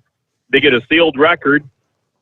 They aren't charged as an adult for the crimes they're out there committing. So, all these, looked into a little bit of this, like MS-13 that we have here in Maryland and that, and the gangs that they prey on these teenagers, anywhere from like 12 to 15, 12 to 17, and try to get them to go out and do all the bad crimes, because as I say, they don't get charged as an adult when they're, they go to the juvenile detention, and they don't have all the problems involved as if, once you get over 18 and, unless you do something serious enough that they try to charge you as an adult, if you do end up killing somebody with one of those illegal firearms. But yeah, Eagle said that he never even seen a gun at 13. I'm kind of like Knucklebuster there. I owned a gun at 13. I had a 12 gauge shotgun at 13 years old, but as Knucklebuster said, use it to go out deer hunting and other types of hunting, and even just a little bit of fun shooting. But you knew exactly what you were shooting at, and at the end of the day, it wasn't something you weren't supposed to be shooting at. But anyways, hey, that's enough of all the gun and stuff. But we're talking about those battery operated vehicles and how everything's going to switch over to be all green and electric and everything. Now, is that including all combustion engine vehicles? Is that how that's supposed to work? Now, I'm just kind of curious. Give me the question again. What combustion engines? Is it all internal combustion engines we're supposed to be dealing away with and make everything that runs, on like gasoline and diesel and other types of fuels? Are they all supposed to go away and become battery? I think as much as they can possibly eliminate. They want the elimination of the internal combustion engine. Essentially, you can go all the way back. How many years ago? And Al Gore said that. He said the internal combustion engine is more of a threat to the world than nuclear war. Okay, so what are we going to do with your fire trucks, your ambulances, your airplanes? Hey, I got an idea. Let's make all the airplanes run on batteries. Yeah, right. What's going to happen when they get halfway from Chicago to Denver and the batteries go dead? You're gonna have one of them charging planes there up in the air, and they're going to drop cables down and plug in to recharge in the air. And when you're riding to the hospital in your ambulance and the battery goes dead and you're having a stroke or a heart attack and the batteries go dead, are they going to bring another ambulance out to pick you up halfway to get you the rest of the way to the ambulance? The rest of the way to the hospital? I don't know. Crazy, Steve. It's crazy what they're thinking of doing. But anyways, hey, one last thing we get talking about, a little bit of trucking news here. I heard on the other show there, I was listening to another truck show yesterday morning there on the satellite there, and he had his tax guy on, and he was talking that the IRS is going to ramp up this year and go after the non-filing people. Mm-hmm. Their main goal is to go after the non-filers. So you know how we kind of have that 72-hour blitz, and they always come up with a deal where they go for logbooks or brakes or lights, or they have some caveat they go after. I guess this year's auditing, as I say, they're gonna target the people who haven't filed taxes either ever or in a while, or so. Maybe that'd be worth a call to Dean and see what he's heard about that. But supposedly they got a pretty good force that's supposed to go out there and chase after all these people. And they said in the non-filing revenue that they haven't received is well over $1 trillion. That's with a T. T is wow. $1 trillion that they have from non-filers. So I don't know. I don't know if they're just going to go after the big guys and try to get them, but you know what happens when they go out? Sometimes it's easier to get the small fish in the pond than it is to try to get that one or two big one there. So anyways. You remember all those years ago?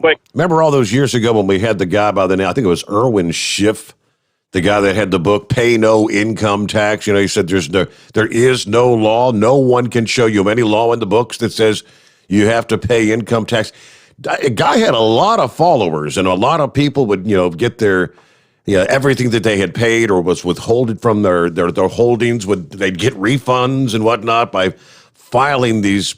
They were essentially lying on the forms or whatever, but I don't know if he's still alive or not. I think they put him in prison for the rest of his life.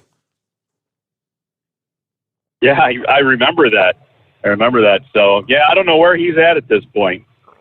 But, one last crazy thing there. When you pick up the phone calls, when you pick up like when you picked up for me, I get a strong beep in my headset there saying, that you've connected to me. Yeah. When I listen to all the other calls, is just normal, like listening on the app or whatever. When you pick up Knucklebuster, however it is with Knucklebuster, I get to hear his beep, and then you talk to him. I just thought that was kind of interesting. I don't get it with any other phone call, any of the other callers that you have, just him. But I just thought that was interesting. I didn't know if anybody else catches that phenomenon with anybody else or how that all works. But this modern technology is just amazing, isn't it, Steve? How it works? Yes, it is. It's amazing what it does. So, anyways, hey, with all that craziness and everything, thanks for the great show this week, and congratulations to all the winners. And hey, don't forget to tell everybody how to listen. Every now and then, mention that again, because you keep coming up with more and more ways to listen. So don't hesitate to let everybody out there know in case they haven't caught on lately. And hey, y'all have a great weekend, and we'll chat at you later. Very good. Thank you much. Horse Feathers, you do the same. Be safe out there. Yeah, he's right. Of course, we've got the Android app. If you'd like to download that from I guess that's at the Google Play Store, I think, on the Android device.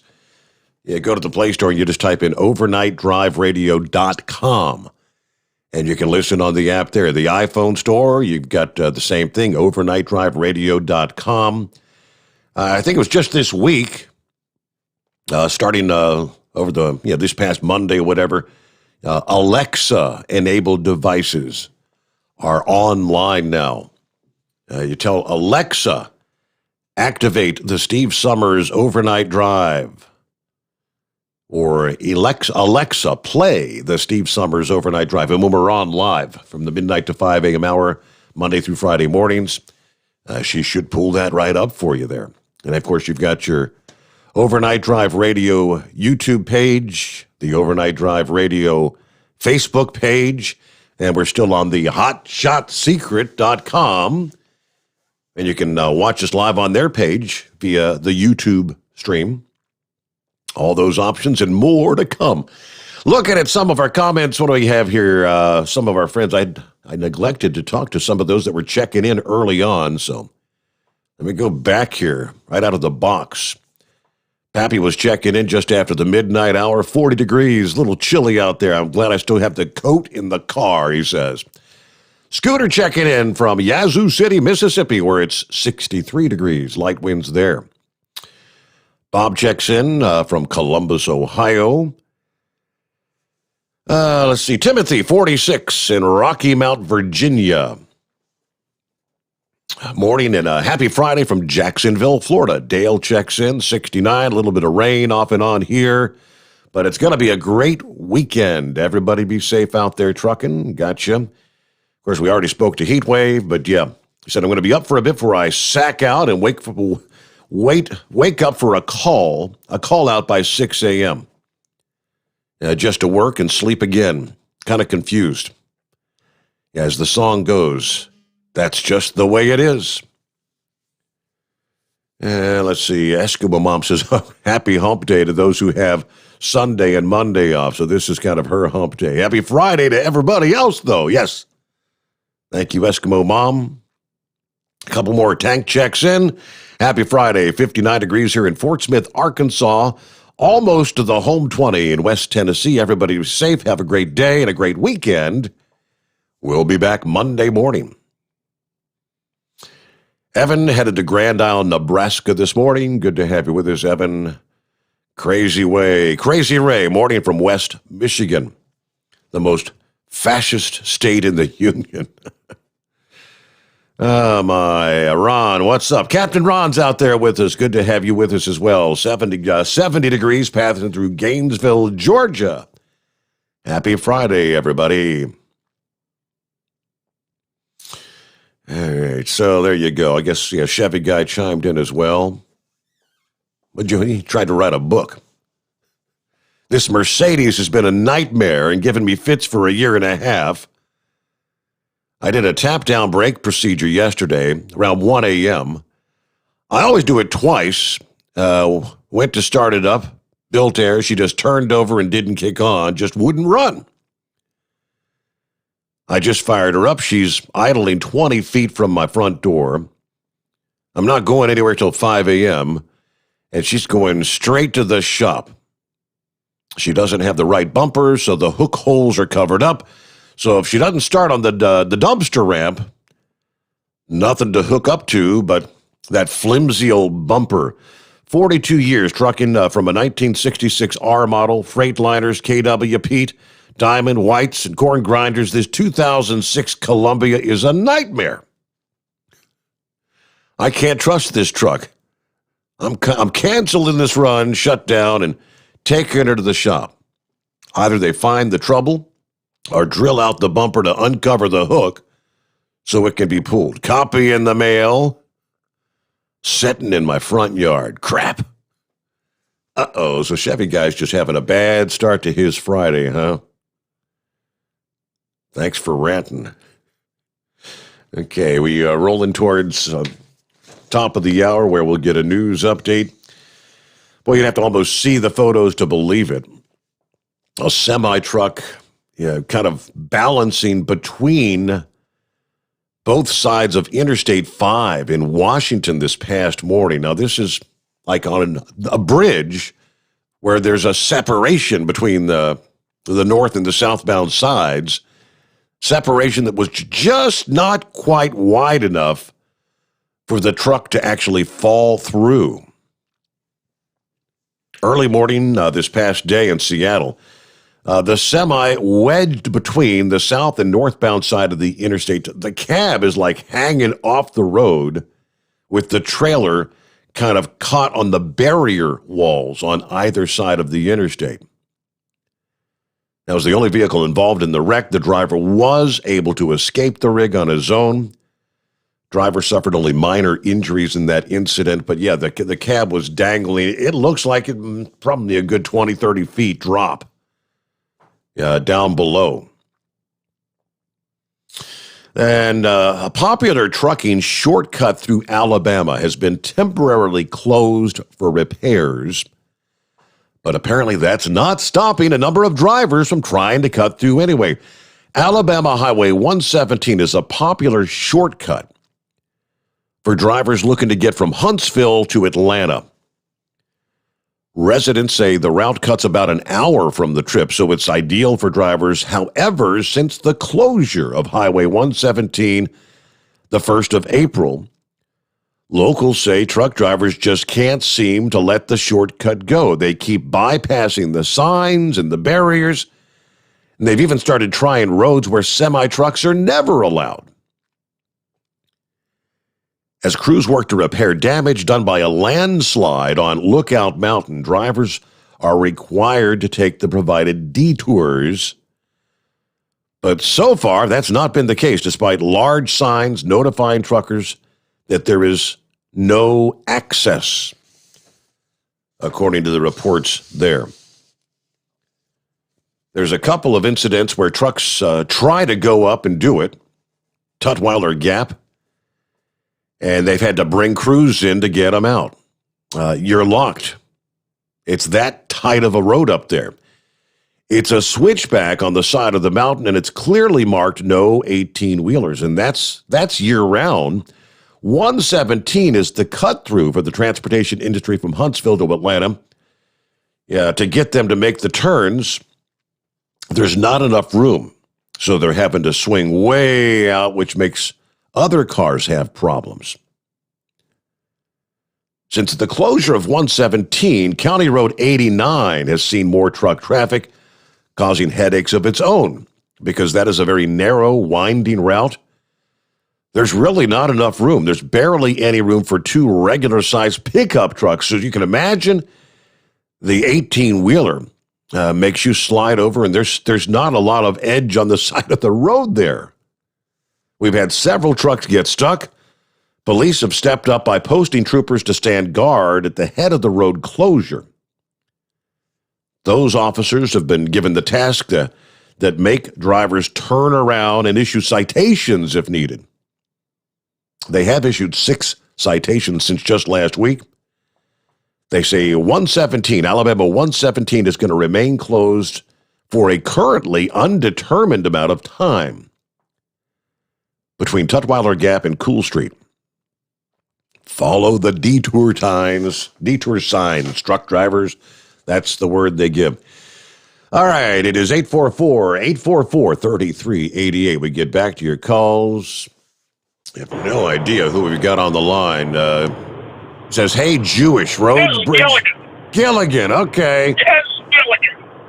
Yeah, I talked to you in about a week and a half, I think, or something like that. I'm not so sure you want to hear from me anyway. You probably want a more intelligent caller. Oh, well, I'll give it my best shot. Well, first of all, I'd like to send my thoughts and prayers of my family's out to the victims out there in Indianapolis. That's just a horrible tragedy, though. It's amazing. This is still going on. You was talking early in the show about the most treacherous roads and bridges and that sort of thing. Mm-hmm. I'm surprised they was talking about the Chesapeake Bay Bridge there on the other side of Annapolis, Maryland. I'm surprised they didn't mention the other Chesapeake Bay Bridge, the bridge tunnel from the Eastern Shore down to Virginia Beach. I watched a thing on the History Channel. When they built that, those pillars are driven down into the bay, the floor of the bay. They're like 300 feet high. I'm not sure how high it is off the bay floor, but it's like, I mean, off the surface of the bay, but it ain't that high. It's probably 30 feet or so. I've been across it, I think, 3 times in a truck. It's a little narrow and a little hairy, you know. Mm-hmm. And a few years back, they actually had a truck blow off the bridge because of high winds. They usually close it during high winds, but unfortunately, the driver lost his life. It's a little treacherous in itself. One other thing I want to talk about, you brought up last night about baseball cards. Well, sports cards in general. I've got a card of a ball player from Cincinnati you may have heard of. I was checking early online. I think I may have to find me a buyer for it. You ever hear of a catcher from started back in the 60s by the name of Johnny Bench? I recognize that name. Yeah, kind of rings a bell. Yeah, I got me a Johnny Bench rookie card. It's in pretty nice shape. They say it's off center a little bit, but it's in nice shape. I think I might have to be looking for me a buyer. A perfect one, according to what I've seen online, is about $2,500. But I probably get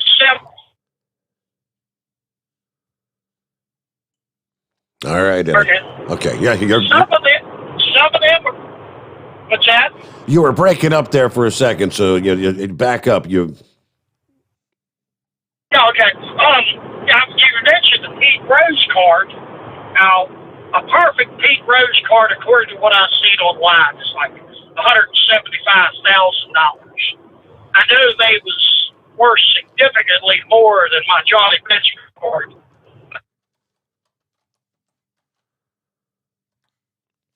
Yeah, and I think you ran out of cell. All right, well, Gilligan, you got into a bad zone there somewhere. Yeah, I was talking about, baseball cards with Scotty last night, and I said, right before he got cut off. No, I didn't hang up on you, Scotty. It was phone reset time.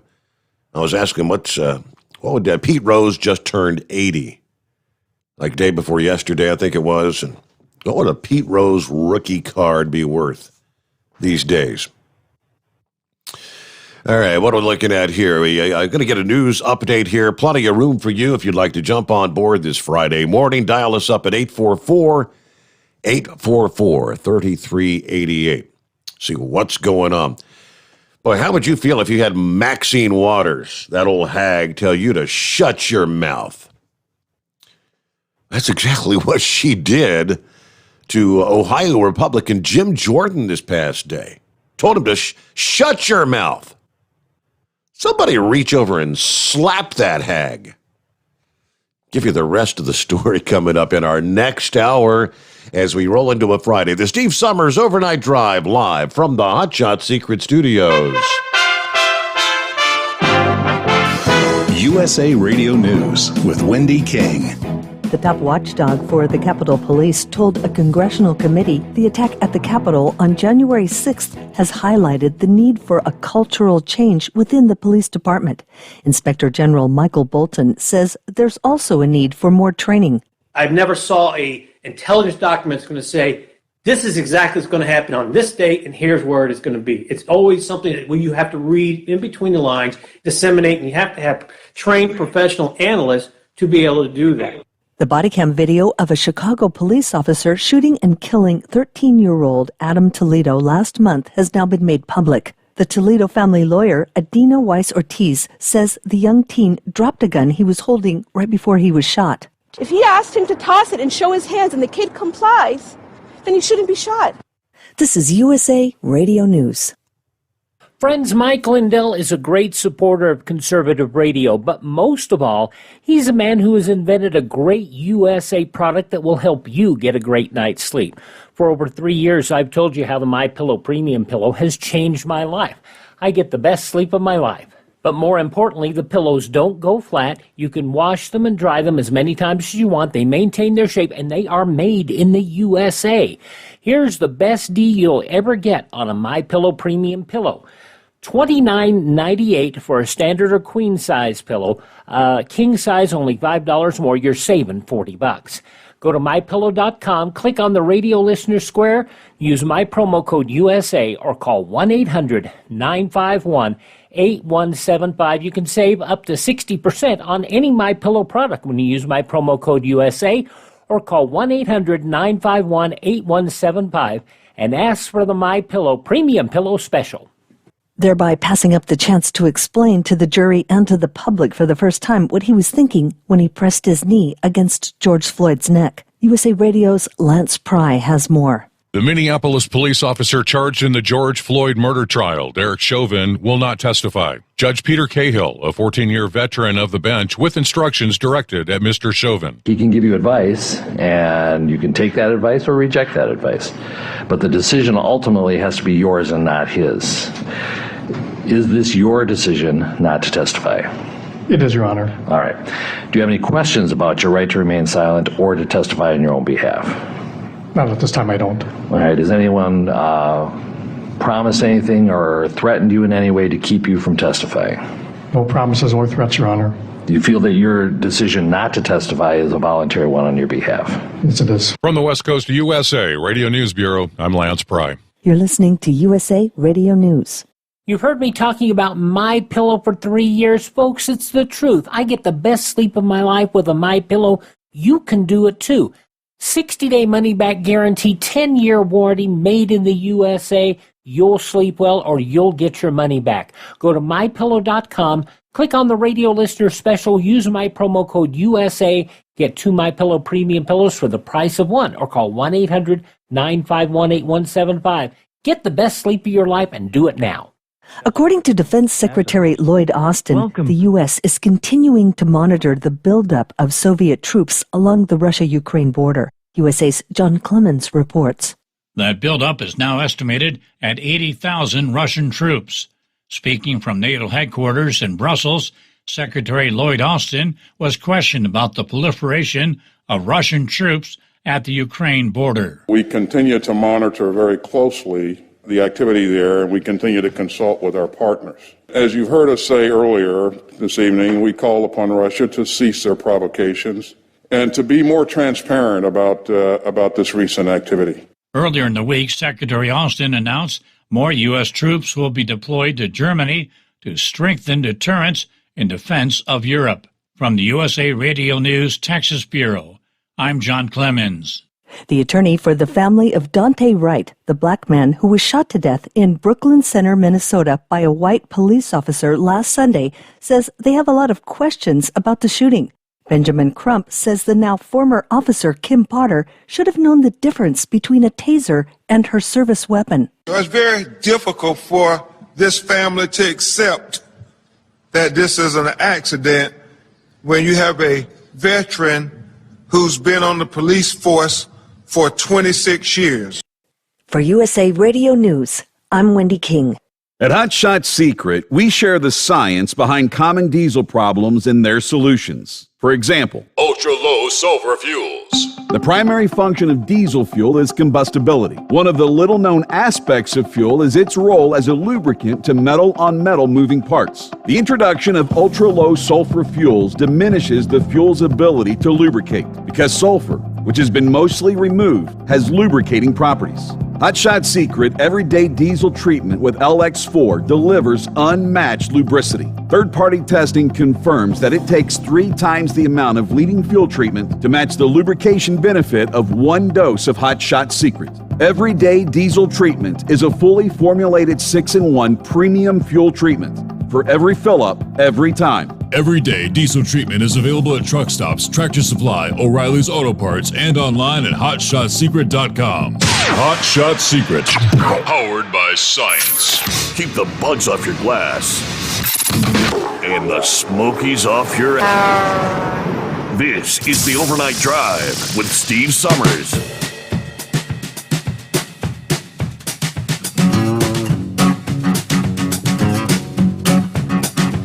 Okay, let's jump back into it here on a Friday morning. Get back to your calls just ahead. As we say, plenty of room for you. It's 844-844-3388. Not a whole lot more information coming out of Indianapolis at the FedEx facility there. Latest from WISH TV. Deranger sent me the link. Simply saying multiple people shot late Thursday night near the Indianapolis International Airport at the FedEx facility. The gunman is believed to have fatally shot himself, according to the police spokesperson. Press conference held a little over an hour, less than an hour ago. They did not release any more information as to how many other people had been shot or their conditions. There are some unconfirmed reports saying that at least 5 people are dead. All right, so they've got pretty much the same information prior to that we've had. I-70 did indeed reopen just before 1 a.m. after being closed for more than 90 minutes. Again, the Ameriplex Parkway closed south of I-70. The ramp from the interstate to Ameriplex Parkway remains closed as well.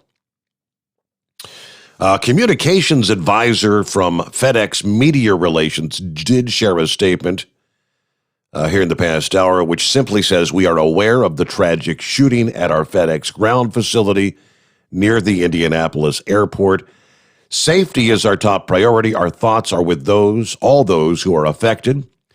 We are working to gather more information. We are cooperating with the investigating authorities." So it's all kind of a fluid situation, but unconfirmed reports say 5 deceased. Not sure if that includes the shooter himself, but we will continue to watch and wait and let you know. Other stories in the news, I mentioned there at the top of the hour. You want to reach out across the aisle and smack this hag. California Democrat Maxine Waters tells Ohio Republican Jim Jordan to shut your mouth. The scolding after several minutes of Jordan going back and forth with Dr. Fauci over lockdowns and the effect on liberties during the coronavirus subcommittee meeting this past day.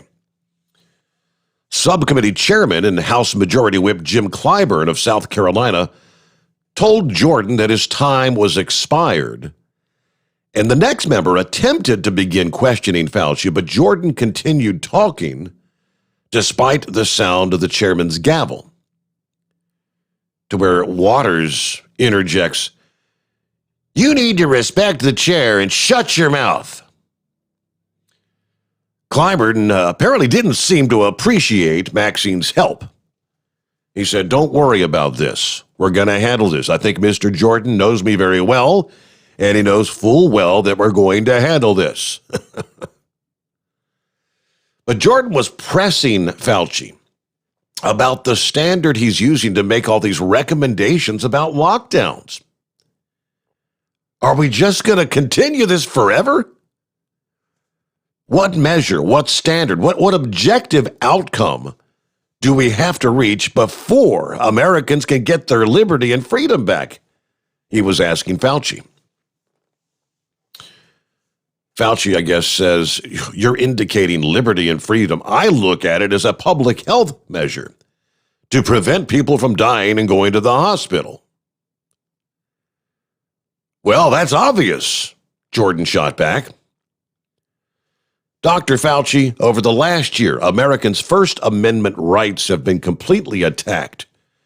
Your right to go to church, your right to assemble, your right to petition your government, freedom of the press, freedom of speech have all been assaulted. I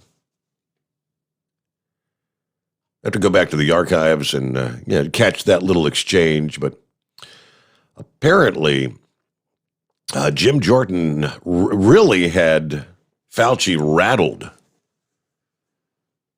Blade Runner said he clearly had Fauci rattled, but Fauci was saved by the bell because Jordan's time had expired. But he said it was a TKO by Jordan. It's about time somebody takes that goofball to task. All right, we did not touch on it yet last evening. We had a lot of different things to cover, but packing the court, the Supreme Court, that is. It looks like they're headed down that path. Boy, this is a slippery, slippery slope. A bill was introduced this past day by progressive Democrats to add 4 additional justices to the Supreme Court. House Minority Leader Kevin McCarthy said, "This should scare every single American. I don't care where you stand politically." The Democrats inside Congress today would rather dismantle this nation than dignify the Constitution, he says. This goes to show how far the Democrat Party has moved. There's almost no common sense moderate Democrats elected anymore. Even President Biden in the past was opposed to expanding the court, as were liberals in the Supreme Court. Supposedly, Nancy Pelosi said she's not intending to bring this bill to the floor. She said, I think it's an idea that needs to be considered, and I think the president's taking the right approach to have a commission study this sort of a thing. But McCarthy said this is an attempt to take control. It is overtaking a branch of government simply to have your control over a nation. This has got to be the scariest thing I've ever seen from him, he says. And now they're moving it in legislation form. So you've got Senator Ed Markey of Massachusetts, Representative Jerry Nadler, the Penguin of New York, Hank Johnson of Georgia, and Mondaire Jones of New York that are all backing this bill. During their announcement held on the front steps of the Supreme Court, no less, the lawmakers argued that additional justices are needed to balance out a court it's been left top-heavy by conservative justices by President Trump. Now, McCarthy, who raised a record amount, more than $27 million in the first quarter of this year, said, he's hearing from donors that they're scared about where this nation's going with this Biden agenda. If you'll study history, Hugo Chavez did not overtake a nation. He was elected democratically, and he changed the Constitution. Under Biden, 40% of border agents are no longer on the border because they're dealing with illegals in processing. And now they're not only that, they're trying to pack the courts. Yeah. Boy, Democrats, he added, want to control the elections as well. Everything's about changing the rules to empower them, giving them more control over our lives, he says. The most telling thing, he went on to say, if there's anything about how much money we were able to raise last quarter, and this wasn't from corporations, it wasn't from PACs, this is American people rising up that are concerned about where this country's going, and they want to take this nation back. Now, he said he expects Republicans will take back the House in 2022, as Democrats now have the lowest level of majority in over 100 years there, and Democrats are announcing retirement because they know what's going to happen. They're going to lose the majority. That's why they're acting in this manner, trying to push through legislation that all these socialist agendas as hard as they can so they can actually change the election process.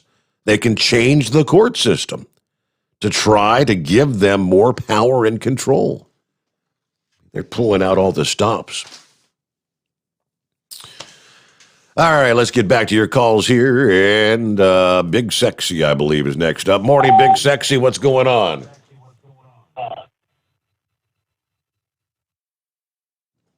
Well, would that be Big Sexy or would it be somebody else?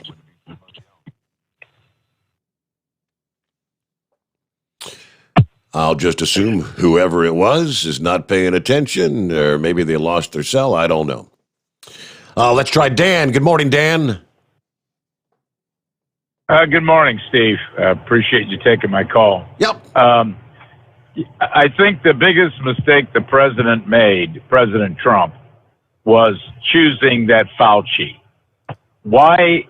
I mean, that is the swamp.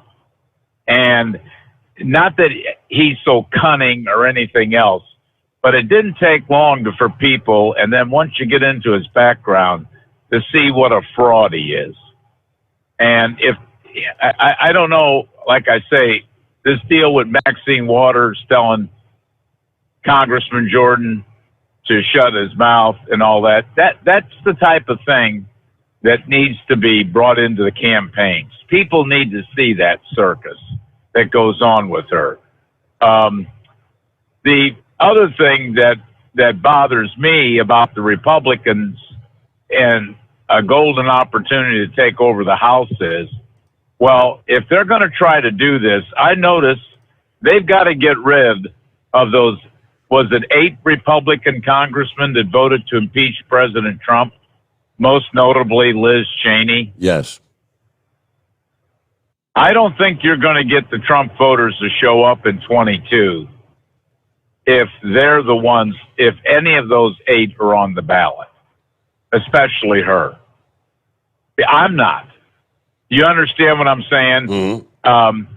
You're going to, Karl Rove is working now for Adam Kinzinger from Illinois.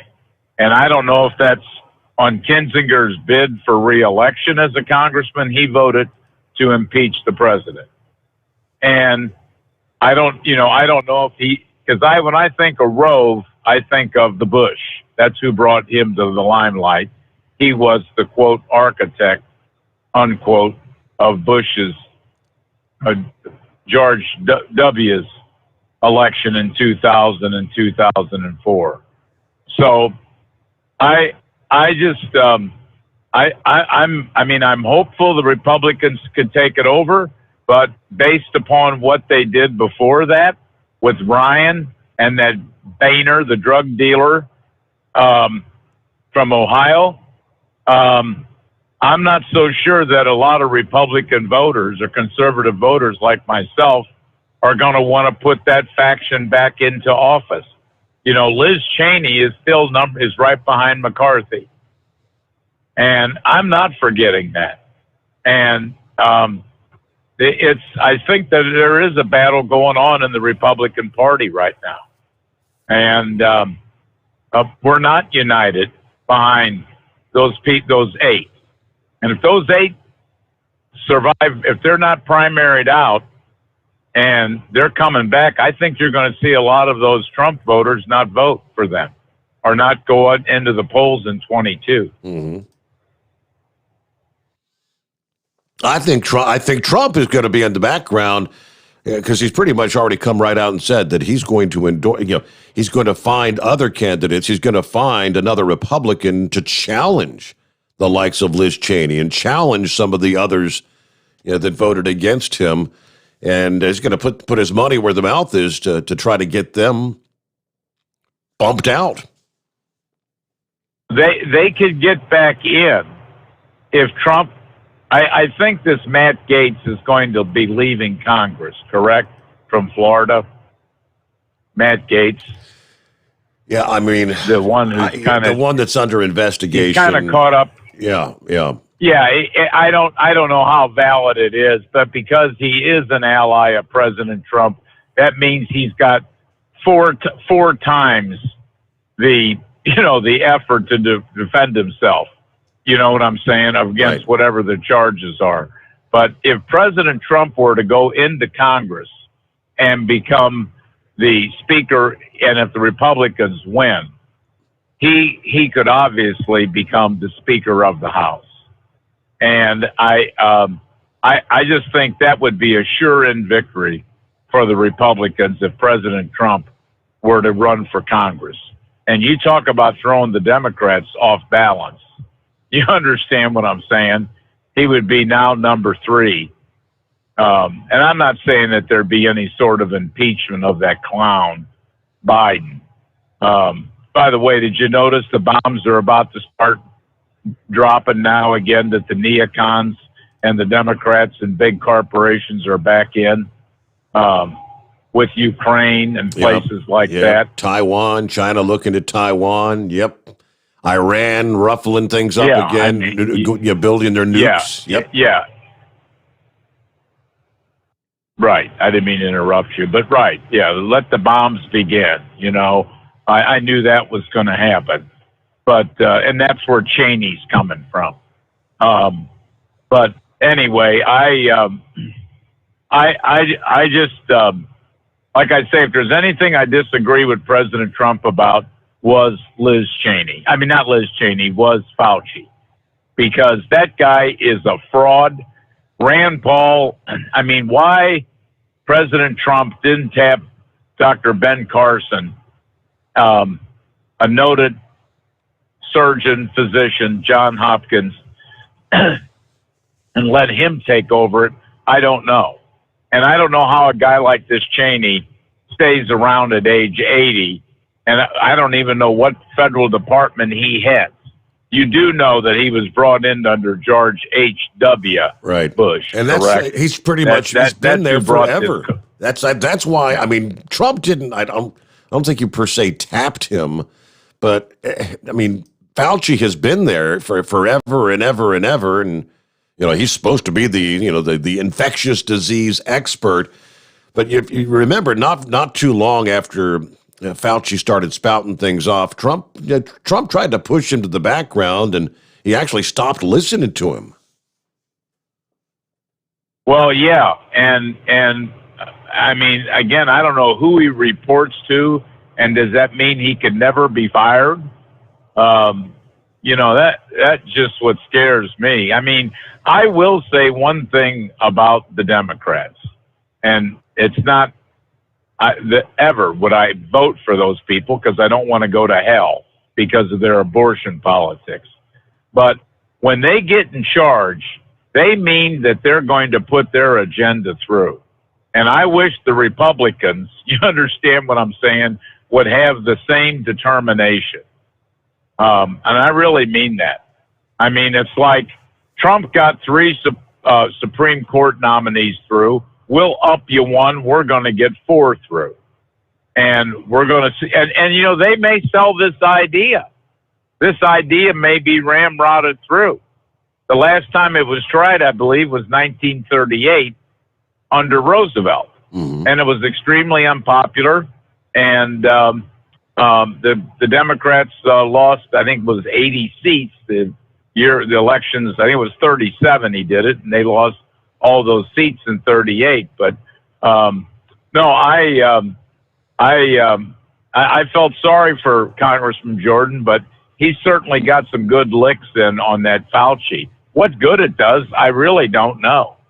You understand what I'm saying? Right. I mean, he's not going nowhere. He comes up there because he has nothing better to do. Very few people listen to him anymore. So I don't know what purpose it does to have a hearing with him. But we'll wait and see. And one last thing, Steve. I do think that this crime is running rampant because why was this guy, Dante Wright, even out of jail prior to his trial? I mean, you take that's armed criminal action. We have that in Missouri. You use a gun against a person, you stay in jail until your trial. You cannot be trusted. And I don't understand why the guy is even out of jail, not him, times the thousands or maybe hundreds of thousands of violent people who are out of jail and they should be incarcerated. Realistically, George Floyd got 5 years for sticking a gun in a pregnant woman's belly and ransacking her house and threatening to kill her. It was probably a drug deal. Why did he do less than 5 years? You know what I'm saying? Right. Years ago, I'm older than you, but you can remember years ago, you're going away for 20 years. And he's on the streets, and he's causing more problems up there. I mean, I don't understand it. And I mean, like this 13-year-old kid, obviously, I'm sorry that the kid, sounds like the kid was on his way to the Department of Corrections. He's out at 13 at 2 o'clock in the morning or 3 o'clock in the morning carrying a pistol around for another thug who was 21 years old, who was a convicted felon, and they were probably flipping dope on the streets. You know what I'm saying? And in all this likelihood, kid carried the gun for him. So, well, Steve, as usual, it's been a great show and a great show this week. I've listened every night and I've enjoyed it. So Thank you so much, Dan. Great to have you with us. Thanks for participating. Wouldn't be a great show without people like that, right? Oh, boy. Let me flip back over. I kind of condensed it down, and I guess there was a bit of a heated exchange between Geraldo Rivera and one Dan Bongino Wednesday night when they were discussing the death of Daunte Wright. So according to the story, Bongino, who served as an NYPD officer and a Secret Service agent, accused Rivera of wanting the country to burn. Rivera took offense to that comment, calling Bongino a son of a bitch and a punk live on cable news. He said, I want to see the country burn, you son of a bitch. I want to see the country burn, you punk. You're nothing but a punk. The feud started over Rivera firmly stating that officers should use tasers over guns.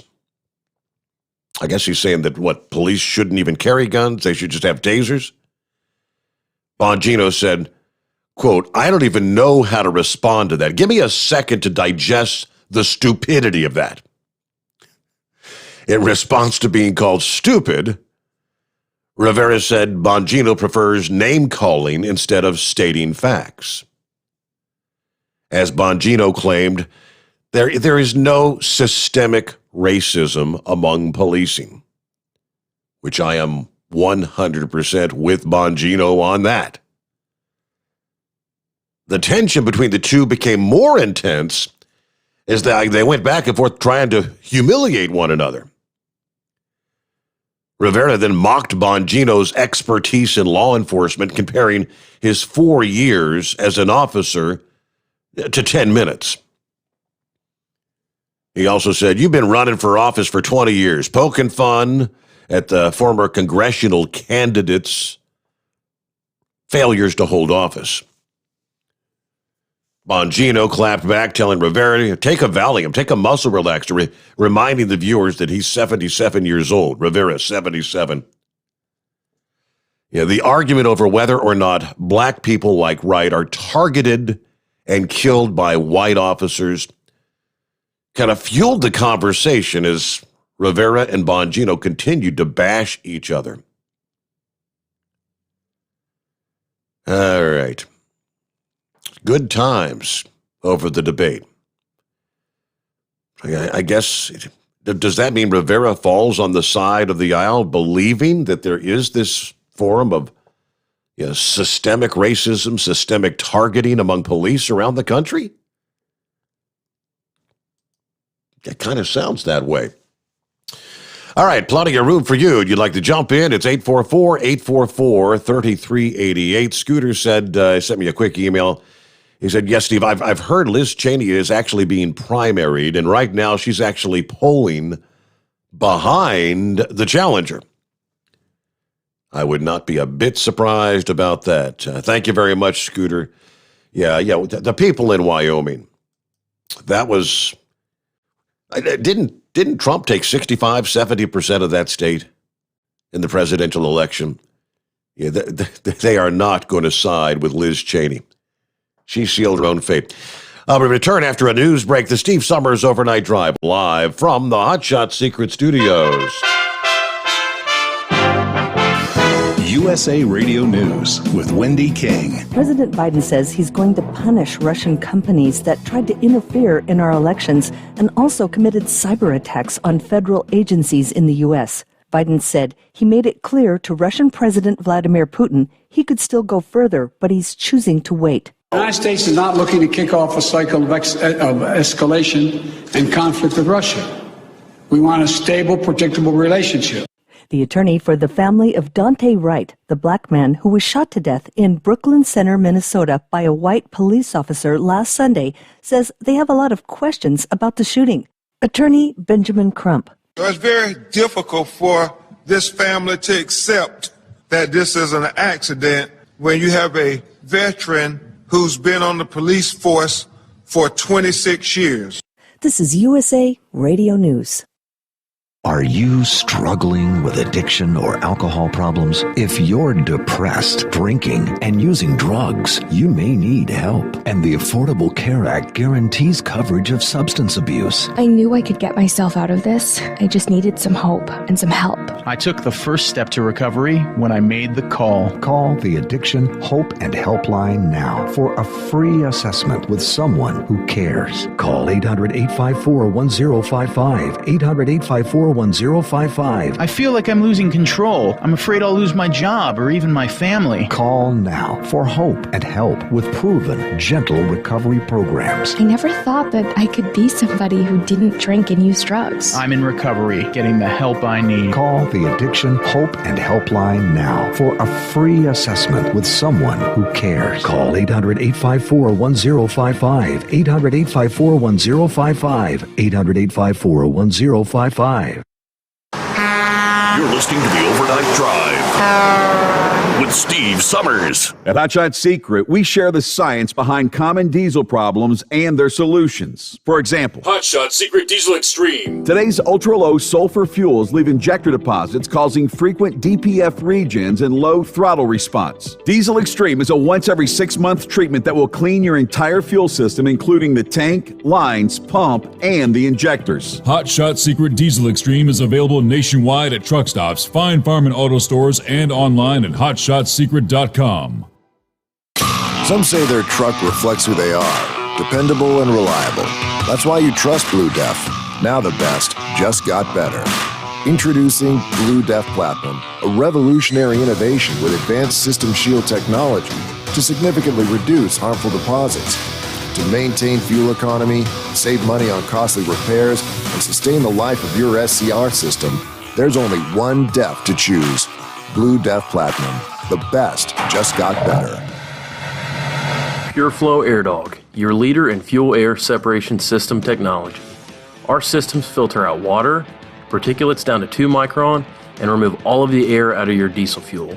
This allows for nothing but pure, clean diesel fuel to reach the expensive injection system equipped in your vehicle. Not only do our fuel systems protect, they also come in a variety of flow rates to meet your performance needs. Our systems are compact and use OEM-style fittings for an easy installation. Learn more about our product at www.pureflowairdog.com and be sure to follow us on Facebook and Instagram. Protect your investment with PureFlow AirDog. Diesel Army is on duty 24 hours a day, 7 days a week. Burning the midnight oil with the best diesel coverage. All the tech, all the torque. Diesel Army, where there's smoke, there's fire.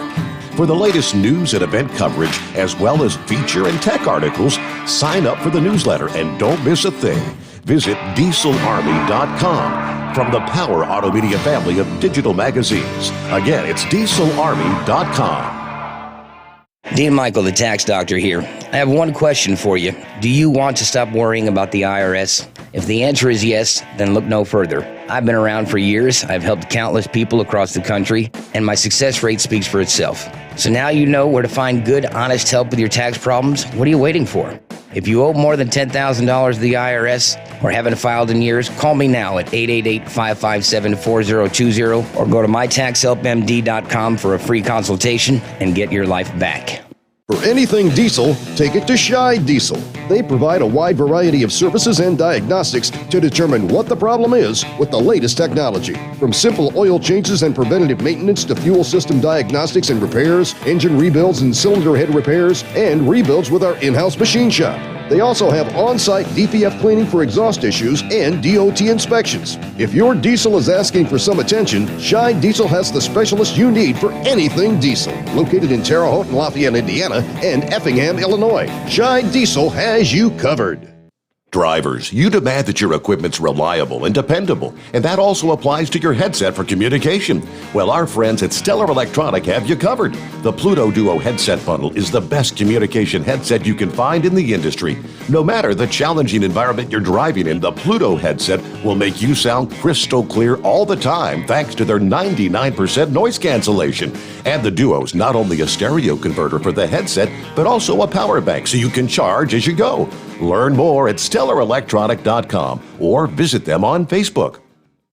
At Hot Shot Secret, we share the science behind common diesel problems and their solutions. For example, Diesel particulate filter regeneration. the DPF catches particulates left over from combustion. The DPF regeneration cycle cleans the filter with temperatures exceeding 1,000 degrees Fahrenheit. A computer sensor triggers the DPF regen, which is often accompanied by a loss of power and fuel economy. The frequency of DPF regens are in correlation to the cleanliness of the fuel burn. Under heavy operation with the dirty burn, DPF regens can occur multiple times per day. Hot Shot Secret Diesel Extreme Fuel Additive promotes a more complete combustion, creating fewer emissions and therefore fewer DPF regens. Vehicles using Diesel Extreme experience 83% less DPF regens. Hot Shot Secret Diesel Extreme is available nationwide at truck stops, fine farm and auto stores, and online at hotshotsecret.com. Hot Shot Secret, powered by science. Because Channel 19's a little congested. Call Steve now at 844-844-3388. The Overnight Drive.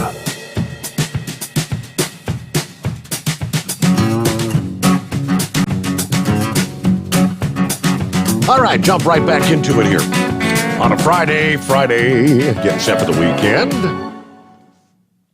Thanks for being with us. Like to chime in. Love to hear from you.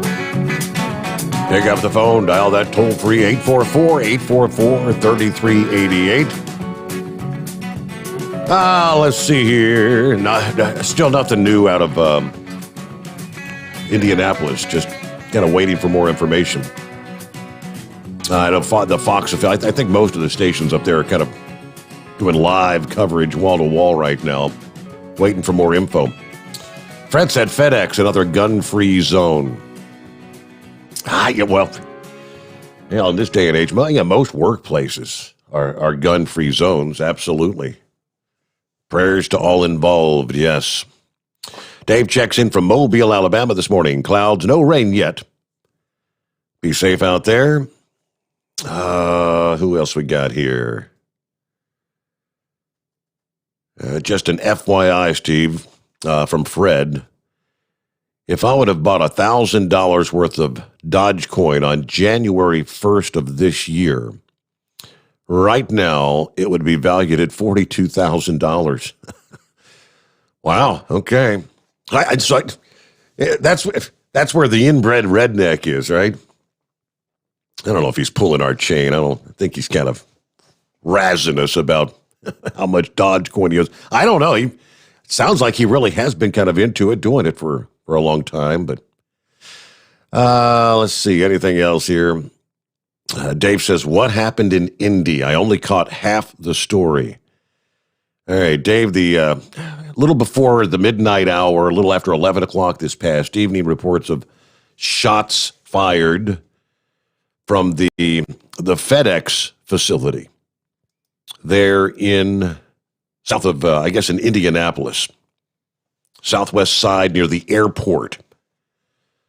Someone had opened fire. The gunman believed, they are telling us, the gunman believed to have fatally shot himself. They're not officially saying how many have been shot and what their conditions are. There are unconfirmed reports of 5 people dead there.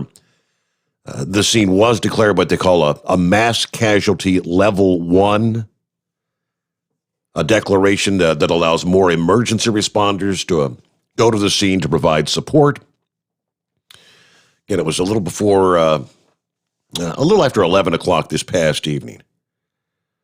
So the address was 8951 Mirabel Road, the address of the FedEx facility in a commercial area with a couple of hotels, a number of warehouses just south of I-70 interchange at the Ameriplex Parkway, as it's known. So we're all just kind of awaiting word. Police did not have any information on how many were shot. So there you go. They did speak to, media has spoke to some of the eyewitnesses, I guess some of the people that were working there at the time, and they've kind of shared their stories. That's about all we've got at this hour. And I did see that there's some tweets that they are standing by for a second update from police. Hopefully, she said, we'll get everything you need to know about the FedEx shooting from WISH-TV.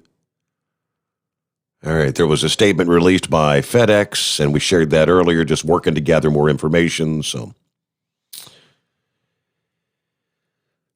okay, so we get back to the calls here, and let's try again. I believe it would be Big Sexy. Yes, it is, Steve. Hey, hello, good morning. What's going on? Can you hear me okay? We got you. Yes, sir. Loud and clear. Yeah, well, I don't know what the problem was a while ago. I heard the beep and I heard you call my name, but I don't guess you can hear me. We sure could not hear you. Nope, not a thing. I'm having to go off my speaker and mic on the phone instead of GPS. Normally, when I'm in my truck, it connects to the GPS radio, but since I've got this escape, I hadn't had time to change the radio that I can get a good one in here with GPS and all that in it. So, I mean, not GPS, Bluetooth and all that in it.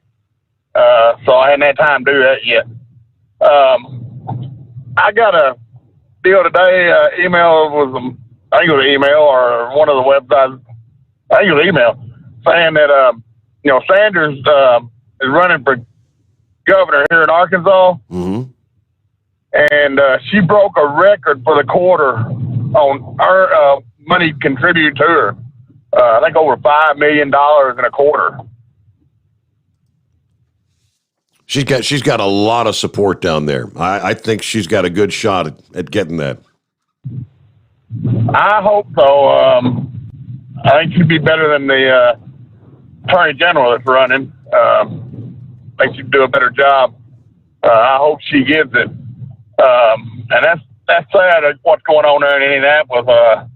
I hope any of them that got shot at the bar alive, if there is any, they're okay. But that sounds bad. 5 dead, that's not good. Yeah. And you were talking about the temperatures a while ago. Here in Arkansas, northeast Arkansas, it's 50 degrees right now.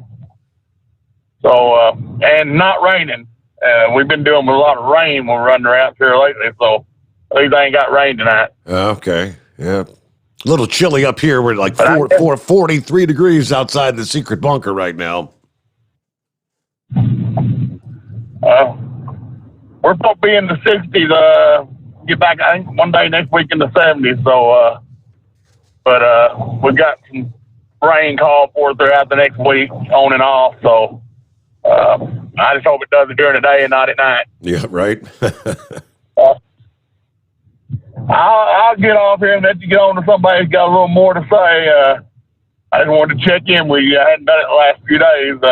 So you have a good weekend, and I'll try to catch you Sunday night, Monday morning. I don't run on Monday, so I have to do that from home. I'll try to listen, but if not, I'll hear you Tuesday morning. All right. Well, have a great weekend, Big Sexy. Yeah, we'll look forward to that. Let's see, Michigan Madman sent me an email. Said, morning there. Going to be a new Love's truck stop opening soon at exit 44 on US 131 at D Avenue, real close to Kalamazoo Speedway. Yeah, drivers can always drop their trailers at the truck stop, bobtail down to the Kalamazoo Speedway, and enjoy some awesome racing there on Friday nights. Love the show. Great talking to you last night and praying for those in Indianapolis. Thank you much. Michigan Madman, thanks for checking in. He actually sent me a message trying to kind of apologize. He said, maybe I shouldn't have called in. I was a couple of Jim Beam and Cokes in when I dialed you up. No, you were fine. Let's see. Anything else? Let me jump down here back to the... So you've had your COVID vaccine, right? Feeling better about life, and like you don't have to worry about wearing a mask anymore, because that's pretty much what Ted Cruz said this past day. I've been vaccinated. Why the hell do I need to wear a mask now, Dr. Fauci? Come on. Well, they've been kind of telling us, I guess, preparing us that even though you're vaccinated, you you're going to have to get another shot, and it's looking like the vaccine, it isn't even going to last a year. Prepare for the possibility that a booster shot will be needed between 9 and 12 months after your initial vaccination, according to the White House yesterday. While the duration of immunity after vaccination is being studied, booster vaccines could be needed, according to President Biden's COVID-19 task force.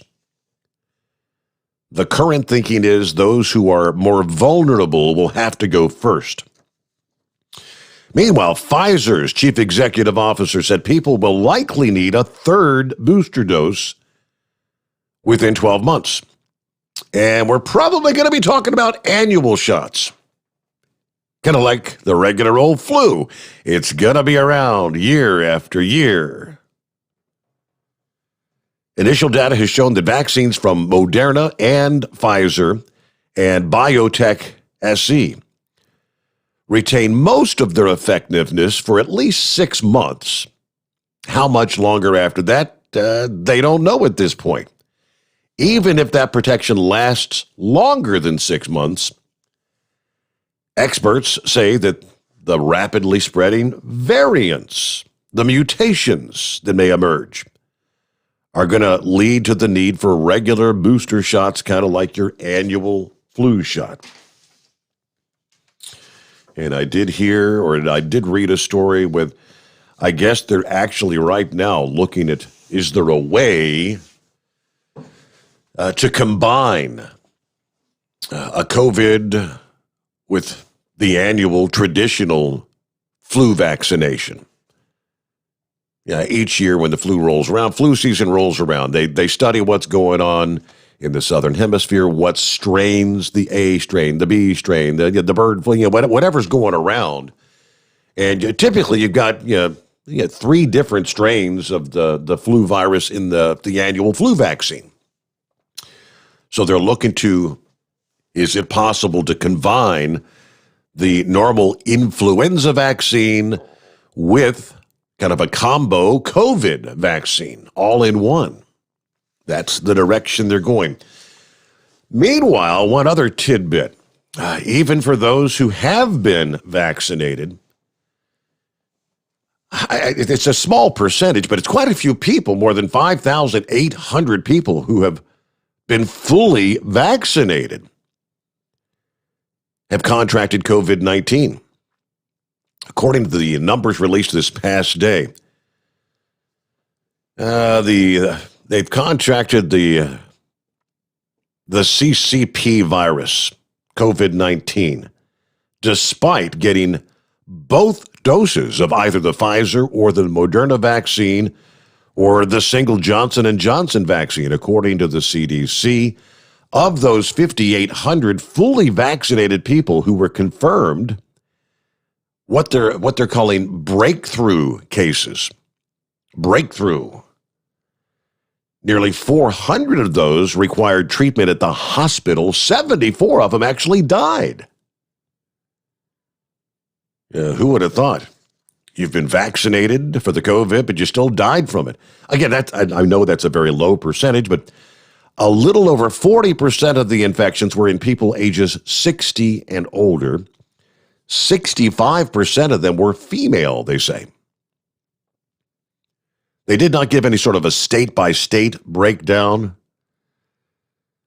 Those figures were for cases through April the 13th. We now have more than 78 million people who are, quote, fully vaccinated.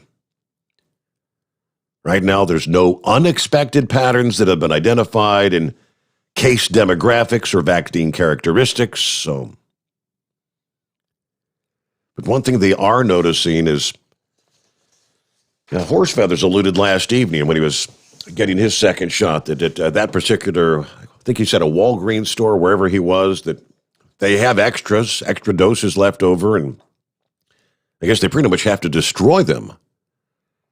Whatever's left over on any given day, we are seeing that a lot of these vaccination locations are now having a surplus. There's not enough arms to stick the vaccines into because not as many people apparently are trying to make appointments or lining up to take the shots. They're kind of concerned about that. It's way too early on. There's not nearly enough people vaccinated yet to garner what they call the whole herd immunity thing. Somewhere in the mix, I've got that story over here. We'll pull that up. They're going to be looking for some way to incentivize you. How can we incentivize people to get the vaccine? Well, the easiest way to get incentivized is to make it so things you want to do, you can't do if you're not vaccinated. That's going to be their, quote, incentive. Not going to be able to go to college.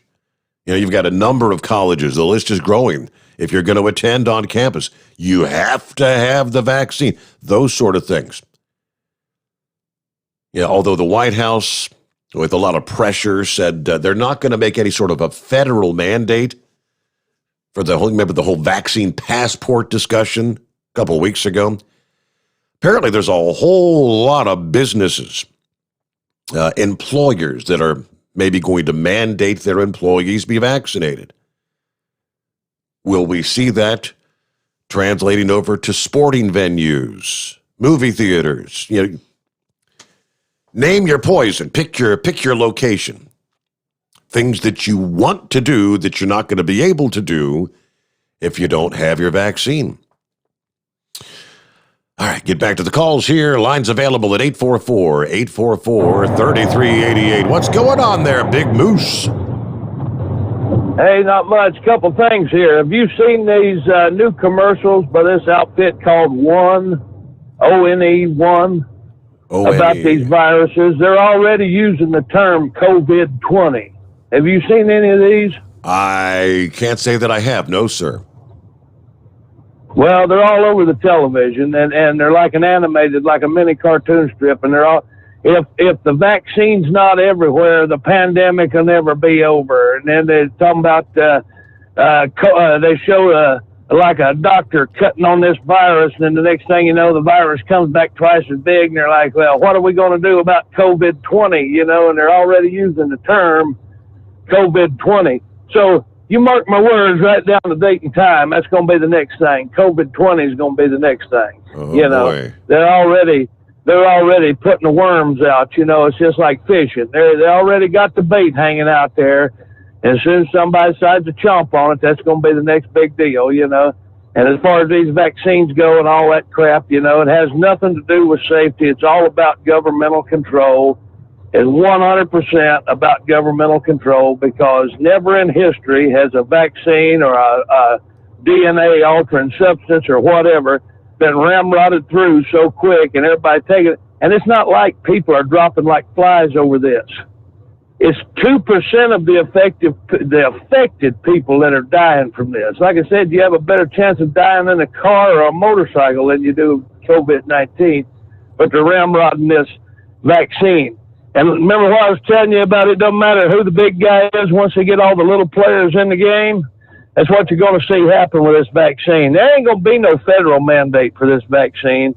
But all the little guys, the restaurants ain't going to let you in. Hospitals, you know, whatever. Shopping malls, Walmart, whatever, they're not going to let you in without this vaccine. And it's not going to be a federal mandate. It's going to be on a local level. Right. But it's going to accomplish the same task. You know, and yeah, I tell you what, and you know, I hear everybody say, people wake up, people wake up. Oh, they're awake. They're just suffering. Here's a medical term for you: rectal cranial inversion. They got their head so far up their own ass they can't see daylight, and they're buying into this, and you're drinking the government Kool-Aid and all that stuff. Well, that's fine, but I tell you what, man, I see the writing on the wall, and this ain't gonna be good. You know, we're going to be Venezuela here in pretty short order, and God help us if this World War III breaks out, because we're done. In World War II, you know what happened in World War II? All the men went off to fight, and all the women worked in the factories and built the jeeps and built the guns, and The women kept the country running while the men was off fighting. You think that happened nowadays? First of all, No. the men and women don't even know which one's a man and which one's a woman. You know, they don't even know which friggin' bathroom to use. You know, I tell you what, buddy, I tell you, I believe it. We're making the last lap around the bowl, and that's all there are to it. And you was talking about Geraldo Rivera earlier. That guy is nothing but a shock jock and an idiot. You know well as I do. But, you know, when he released the Sabruder film, first one that done that was all for shock and awe factor. He got all them skinheads and the Black Panthers and that Imus guy or Ennis guy or whatever his name was, and they had that big fist fight on TV, you know. He went up there in Chicago, up there at that Lexington Hotel, after not one, not two, but 5 different subcontractors had utilized that building for office space. And had the big mystery of Al Capone's vault. That man is nothing but a walking sack of crap. That guy talks so much crap, I'm sure he rubs Preparation H on his lips before he goes to bed at night. But that's all my BS for tonight. Big Moose is not a big fan of Geraldo Rivera. I tell you what, if Geraldo Rivera was the best thing going, we're in a world of trouble. I believe Geraldo Rivera is the reason that the media is in the shape it's in. It's people like him. It ain't about what's the facts. It's what is the narrative that I can gain the most ratings on. What's the narrative that I can get the biggest audience hooked with? And what's the narrative that's going to make my name the biggest in the country? And we're going to run with that regardless of the facts. And that's the way he's always done it. So, you know, I wish Geraldo Rivera would do the world a favor and pull his bottom lip over his head and swallow. Best part of him was left on the mattress, as far as I'm concerned. But keep it Texas spotted and solid. I got to get to work, pal. All right, have a good weekend there, Big Moose. All right, COVID-20. I did a quick search. And according to Wikipedia, what he's talking about is COVID-19, obviously, is because it was the coronavirus that was discovered in 2019. COVID-20 is making reference to these mutations, these different strains. The lineage B117, the variant first identified in the UK in 2020.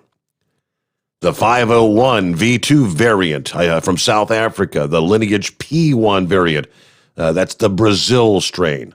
Cluster number 5, identified in Denmark. All these identified in 2020.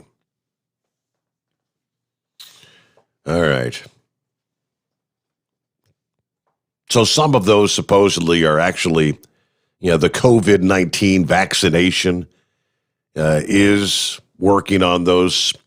Wasn't it earlier this week that one of them, I think it was the South African strain that broke through, they said, the COVID-19 vaccination? You know, that leading up to where you're going to have adaptations, changes made, and boosters, and probably an annual COVID vaccine. So I guess that means if viruses continuously mutate, which they all do, you got the COVID-19, now we've got these COVID-20 strains.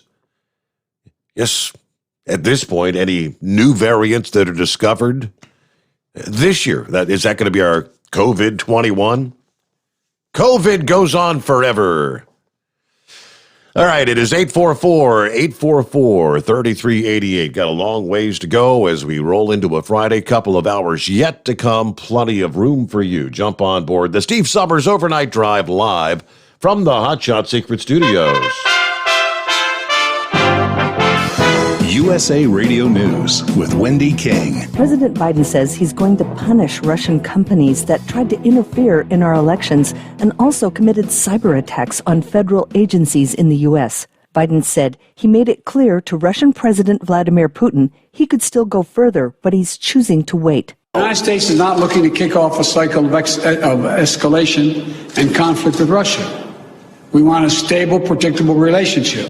The attorney for the family of Dante Wright, the black man who was shot to death in Brooklyn Center, Minnesota by a white police officer last Sunday, says they have a lot of questions about the shooting. Attorney Benjamin Crump. It's very difficult for this family to accept that this is an accident when you have a veteran who's been on the police force for 26 years. This is USA Radio News.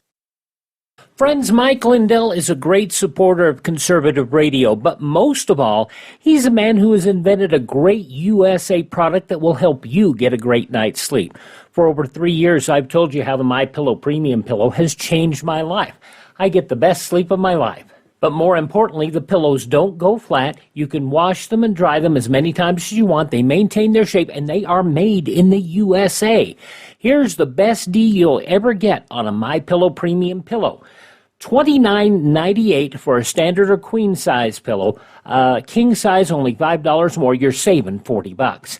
Go to MyPillow.com, click on the radio listener square, use my promo code USA, or call 1-800-951-8175. You can save up to 60% on any MyPillow product when you use my promo code USA, or call 1-800-951-8175 and ask for the MyPillow Premium Pillow Special.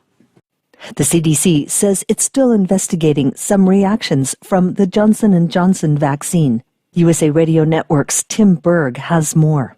Agency advisors are pausing J&J vaccinations until they know if the vaccine is to blame for severe blood clots that have been reported in several cases. As far as people that have received the J&J vaccine, Dr. Ann Schuckett is the principal director of the CDC. If you got the vaccine more than 3 weeks ago and you're feeling fine, you really have an extremely low risk and don't need to be concerned. But if you got it more recently, keep an eye out for a severe headache that doesn't go away, bad stomach pain that doesn't go away, difficulty breathing, which is always a sign to let your doctor know or seek medical attention, and possibly swelling and pain in a leg. That audio courtesy of ABC's Good Morning America. From the USA Radio News Phoenix Bureau, I'm Tim Berg. You're listening to USA Radio News.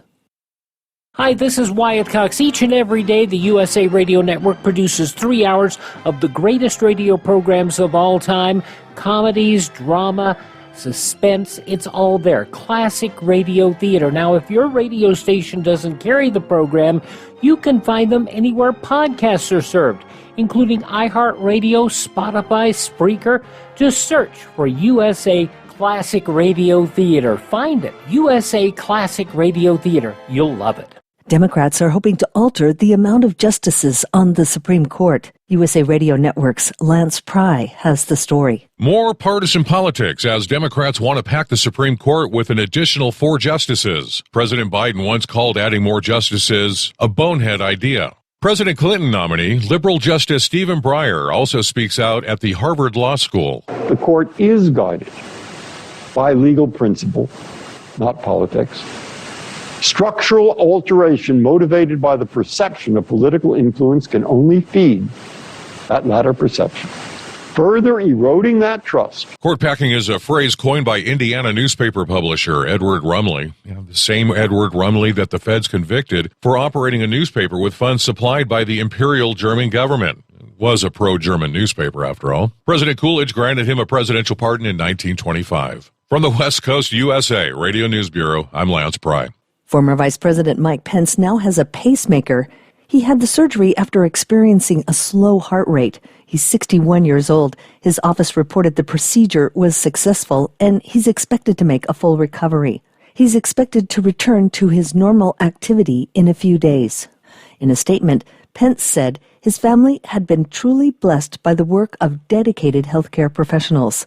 Pence did have a previously disclosed heart condition. For USA Radio News, I'm Wendy King. At Hot Shot Secret, we share the science behind common diesel problems and their solutions. For example, ultra-low sulfur fuels. The primary function of diesel fuel is combustibility. One of the little-known aspects of fuel is its role as a lubricant to metal-on-metal moving parts. The introduction of ultra-low sulfur fuels diminishes the fuel's ability to lubricate because sulfur, which has been mostly removed, has lubricating properties. Hot Shot Secret Everyday Diesel Treatment with LX4 delivers unmatched lubricity. Third-party testing confirms that it takes 3 times the amount of leading fuel treatment to match the lubrication benefit of 1 dose of Hot Shot Secret. Everyday Diesel Treatment is a fully formulated 6-in-1 premium fuel treatment for every fill-up, every time. Everyday Diesel Treatment is available at truck stops, Tractor Supply, O'Reilly's Auto Parts, and online at HotShotSecret.com. Hot Shot Secret, powered by science.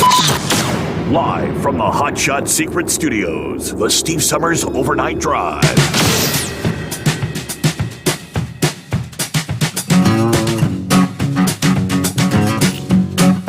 All right, they indeed did just update out of Indianapolis. 3:02 a.m. Eastern Time. According to the police department, 8 people dead. 8 dead at the FedEx facility near the Indianapolis International Airport. Spokesperson Gina Cook. Very heartbreaking, Cook says. Looking at some of the tweets coming out. Family members are here at the Holiday Inn near the airport waiting to hear an update on loved ones employed at the FedEx facility. A lot of families obviously going to be heartbroken this morning. All right, everything else we pretty much covered, but yeah, I guess that was just updated by the police there. 8 dead, and they did not say how many others may have been injured and not dead. So, again, they did call it a mass casualty event. So, yeah, I suppose 8 dead. Yes, indeed it is. We'll continue to watch, give you more as details come in there. So prayers for those at the FedEx facility, Indianapolis this morning. Let's see. Big Sexy brought up Sarah Sanders. Yeah, she was press secretary under President Trump. She raised nearly $5 million in the last 3 months since she announced she's going to run for Arkansas governor. The $4.8 million war chest breaking fundraising records from any campaign in the state. Campaign says 34,700 donors had contributed, and a majority of funds came from out-of-state donors. More than 1.5 million came from people in Arkansas. 90% of the donations were amounts of $100 or less. That's pretty big. Sanders highlighted the in-state donations. I'm grateful for the generous support of so many Arkansas residents. In 60 days, we held over 50 events in Arkansas, received more than 6,500 donations across all 75 counties. Our message of limiting government, advancing education is clearly resonating. Of course, her father, former Arkansas Governor Mike Huckabee. Yeah, Sanders, she's the early front runner in that race. She's, of course, received an endorsement from her prior boss, Trump, the day she announced her candidacy.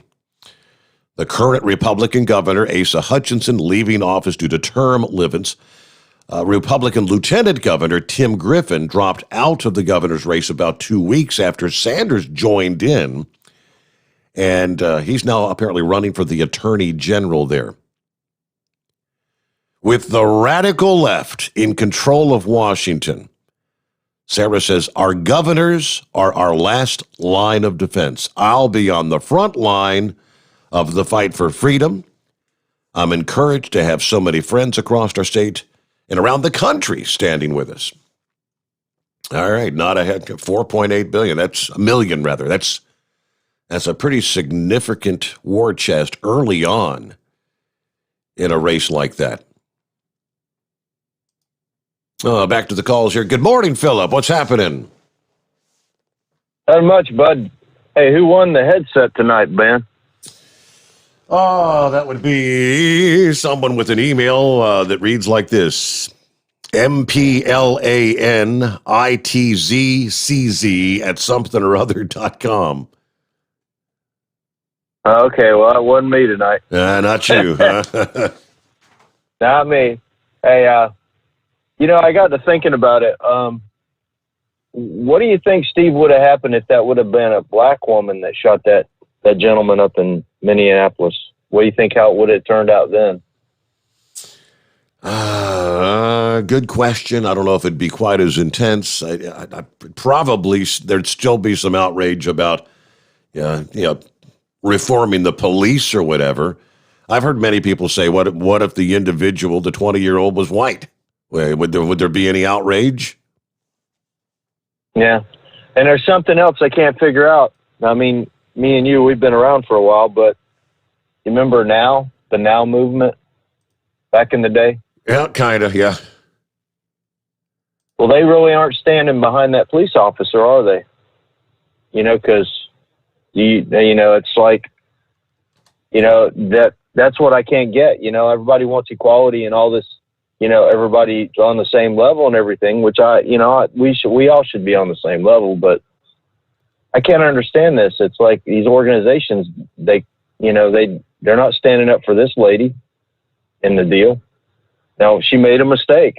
Mistakes happen, but hindsight's 20/20, Steve. When you've seen most officers and what they carry in their day-to-day thing. I mean, they carry a gun, they carry a taser, they carry all this equipment on them. When you're trying to take down somebody, you're going to grab what you got to do to get the job done, right? I don't understand it. Does your son carry a lot of equipment when he's police force? Oh yeah, he's got all that. You got they don't call it a billy club anymore. You got the stick, you got the mace or whatever, got the taser, got the gun, all that. Yeah, they got so much stuff on them. It's like, how do you? I mean, it's like when you got to get the job done. And you got to get it done quick. You're just grabbing for stuff to get your stuff done. I mean, that's pretty much it. And that young man, he had a warrant. He should have stayed. He should have done what they told him.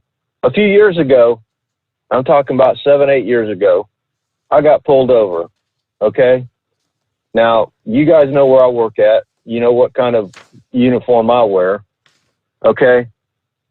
I got pulled over because they thought that somebody had robbed a store that had a vehicle that was close to mine. Yeah. Now, when I looked in the rearview mirror and I saw a sheriff with a 9mm gun draw down on me, and he told me to put my arms out of the window, I did what the man told me. Everything turned out right for me. I mean, it wasn't me, obviously, but the thing is, I did what that gentleman told me to do. And that's what a lot of people don't get. Do what they tell you to do and act right, and you won't get hurt. Is that hard common sense? It's not real difficult to understand. Absolutely. It's common sense. Yeah. I mean, it's like, even if it's not correct, especially today, and it's on body cams and all this other stuff, when they draw their gun, it triggers that cam to come on a lot of times now. That's the way a lot of law enforcement set up now, to where they pull their gun out, they pull the taser out. When they do that, it triggers the camera to come on. Even if they're doing the wrong thing to you and you deal with it, it's better off than getting hurt because of just do what they tell you to do. It's not a hard concept. That's what I can't understand about people. They got to fight back nowadays. There's no fighting back. Do what they tell you to do, and it's going to work out one way or another. You'll have your day in court. That's the idea. I mean, you're never ever going to win fighting the police on the side of the road. I'm telling you, I just don't understand it. I mean, it's stupidity. It is really stupidity and ignorance. When they tell you to do something, you do it. Whether they're doing the procedure wrong to try to, as far as the way they're handling the situation, and that can be seen in today's cameras. All the cameras are going on. That can be seen. And then you get the lawyers out if the procedure wasn't done right afterwards. afterwards. That way everybody walks out of the deal. Even the police officer, everybody walks out. It's just stupidity. It really is. It's really stupidity and everything. So, but that's all I got to say, bud. I appreciate your time. Thank you very much. All right. Good to hear from you, Philip. Have a good morning. We normally talk about some space stuff, but I did have one tidbit from NASA this past day. By the way, we got wide open lines here. Wide open lines on a Friday morning. It's 844-844-3388. NASA's kind of concerned about their $800 million InSight lander on Mars. Now, this isn't the lander that just landed here about a month ago. This one's been there since like 2018, but it has now gone into emergency hibernation mode, fighting for its life because of the extreme weather conditions.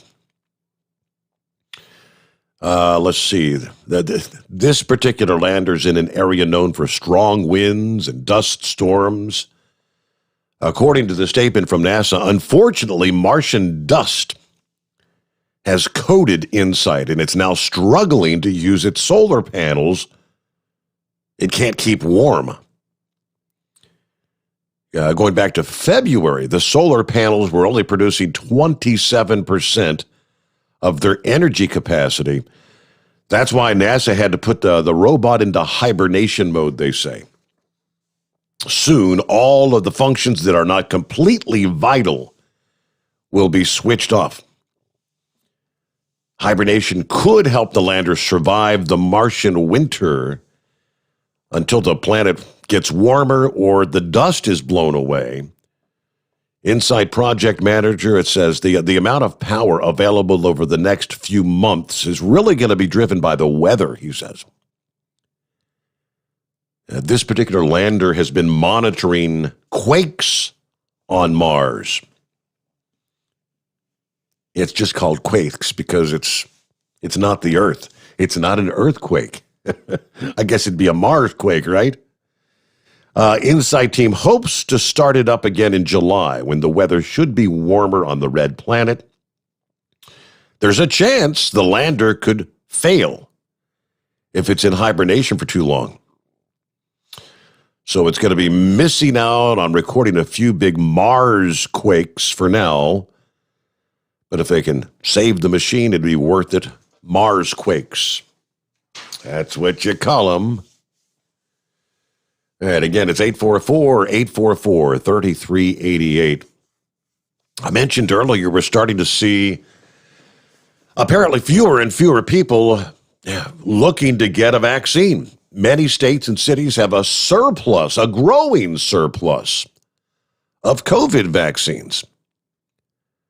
A sign that demand is slowing before a large percentage of the population's been vaccinated. The data indicates as many as 1 in 3 doses are unused in some states. Wow.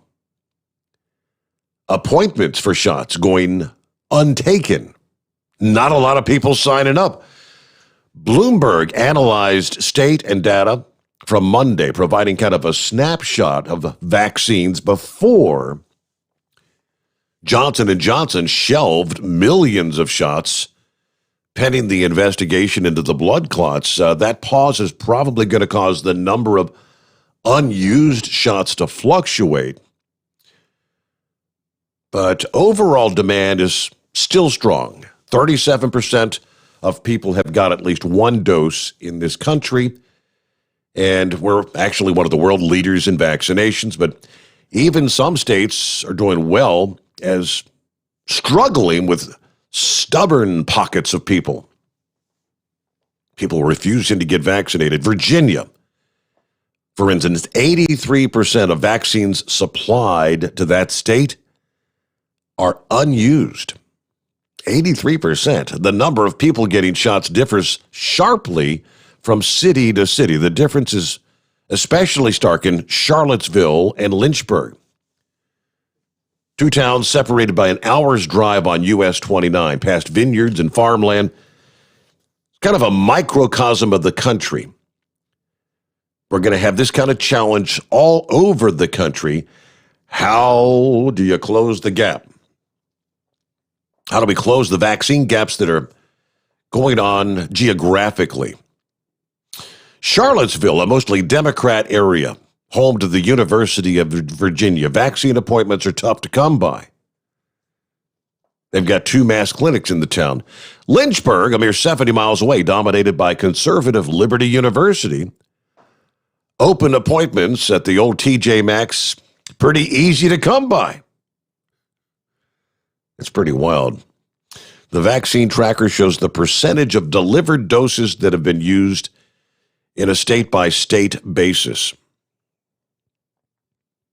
Overall, only 19% of doses in the country are unused, which is a sign almost every dose delivered was being injected into somebody's arm. There are some warning signs with these vaccines not being used. The doctors, the likes of Dr. Fauci, say that at least 75% of the population has to be protected before the virus can truly be contained. We're going to go through some stages. Somewhere in the mix down here, though, he goes, we're going to have to find some incentives. Yep, there you go. How do you give people an incentive to get out there and get that shot? All right, it's 23 past the hour, and it's 844-844-3388. Hey, good morning, Pappy. Good morning, Steve. How are you, sir?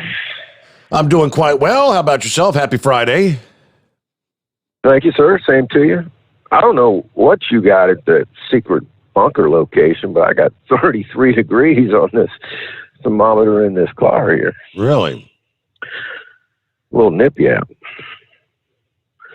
Man, you know what, Steve? Back the Apollo missions back in the 60s and 70s. Man, I'll tell you what, I used to fool the mom, make it look like I was sick, just so I could stay home and watch them on TV, man. I think she probably really knew what was up. You're talking about? Did you do that? Who did you watch? The Apollo mission. Oh yeah, right. Mm-hmm. Yeah, to the moon. I think just was it yesterday or the day before was the anniversary to the Apollo 13 disaster there. Actually, it wasn't a disaster. That was actually a overcome disaster. Kind of a miracle story that they were able to get back to Earth. Yeah. Yeah.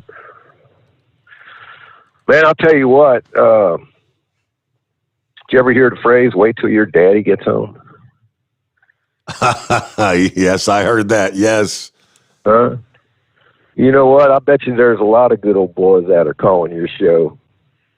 They didn't have to hear that shit. They didn't have to hear that phrase. Yeah. You know what I'm saying? Yeah. Mom would take care of business. Just food for thought. The premise was if you got in trouble at school, and you may have been punished. I mean, if you got SWATs back when you actually got corporal punishment, you were going to be in even more trouble when you got home. I mean, it's.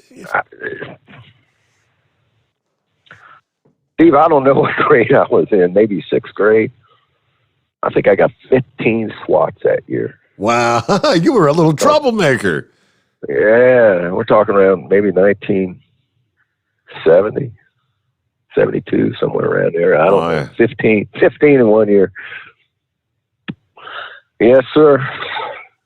Need to go back to them days, man. Maybe that 13-year-old kid, would be out on the street carrying guns, shooting guns off. That's why they got called there. They were shooting that gun.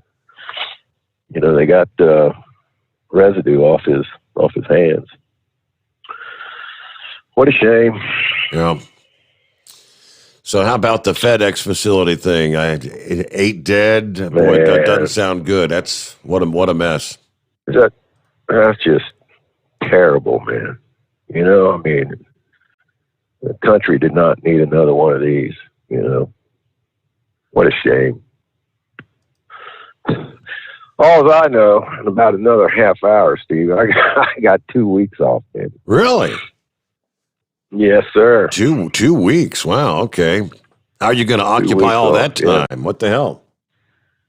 I'm going to be listening to Mr. Steve Sommers. I'm going to occupy my time. There you go. You know what's funny, Steve? I'll tell you something, man. You know, they're talking about why are these people on the street. We had one a couple weeks ago committed a robbery at gunpoint. Talked this kid into coming down. They were going to purchase a gun, and when he rolled up, you know, he got some guns pointed in his face.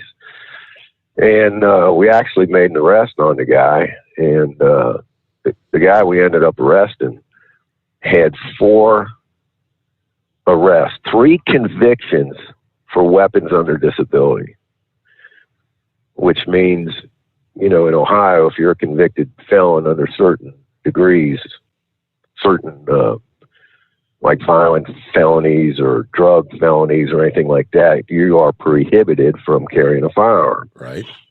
Well, he got caught 3 times with a firearm and got convicted.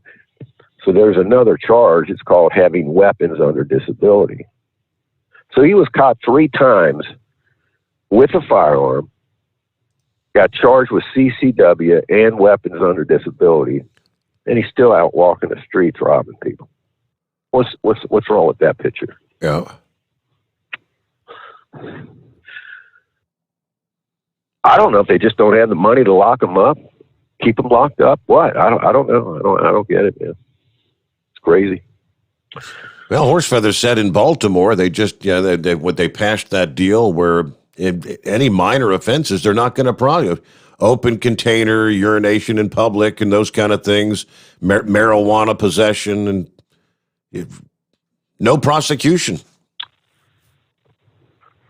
You know, Rudy Giuliani had what he called, what was the name of that? Broken glass policy in New York City. You know, it was a mess when he took over. And, you know, people used to jump the turn things in the subways, you know, not to pay a ticket. They would just jump it. Nobody did anything about it, you know. Well, those were the same people committing the robberies on the subways, you know. And when Rudy came in, any minor crime like that, he didn't care. You got arrested, you got booked, and you got taken to jail. And when they started keeping them people in jail and taking them to jail, the crime rate went down, you know. So we see it out here. If you just keep the people locked up that are committing the same crimes over and over, you would probably solve a lot of the problem. But that's the problem. They're not keeping them locked up.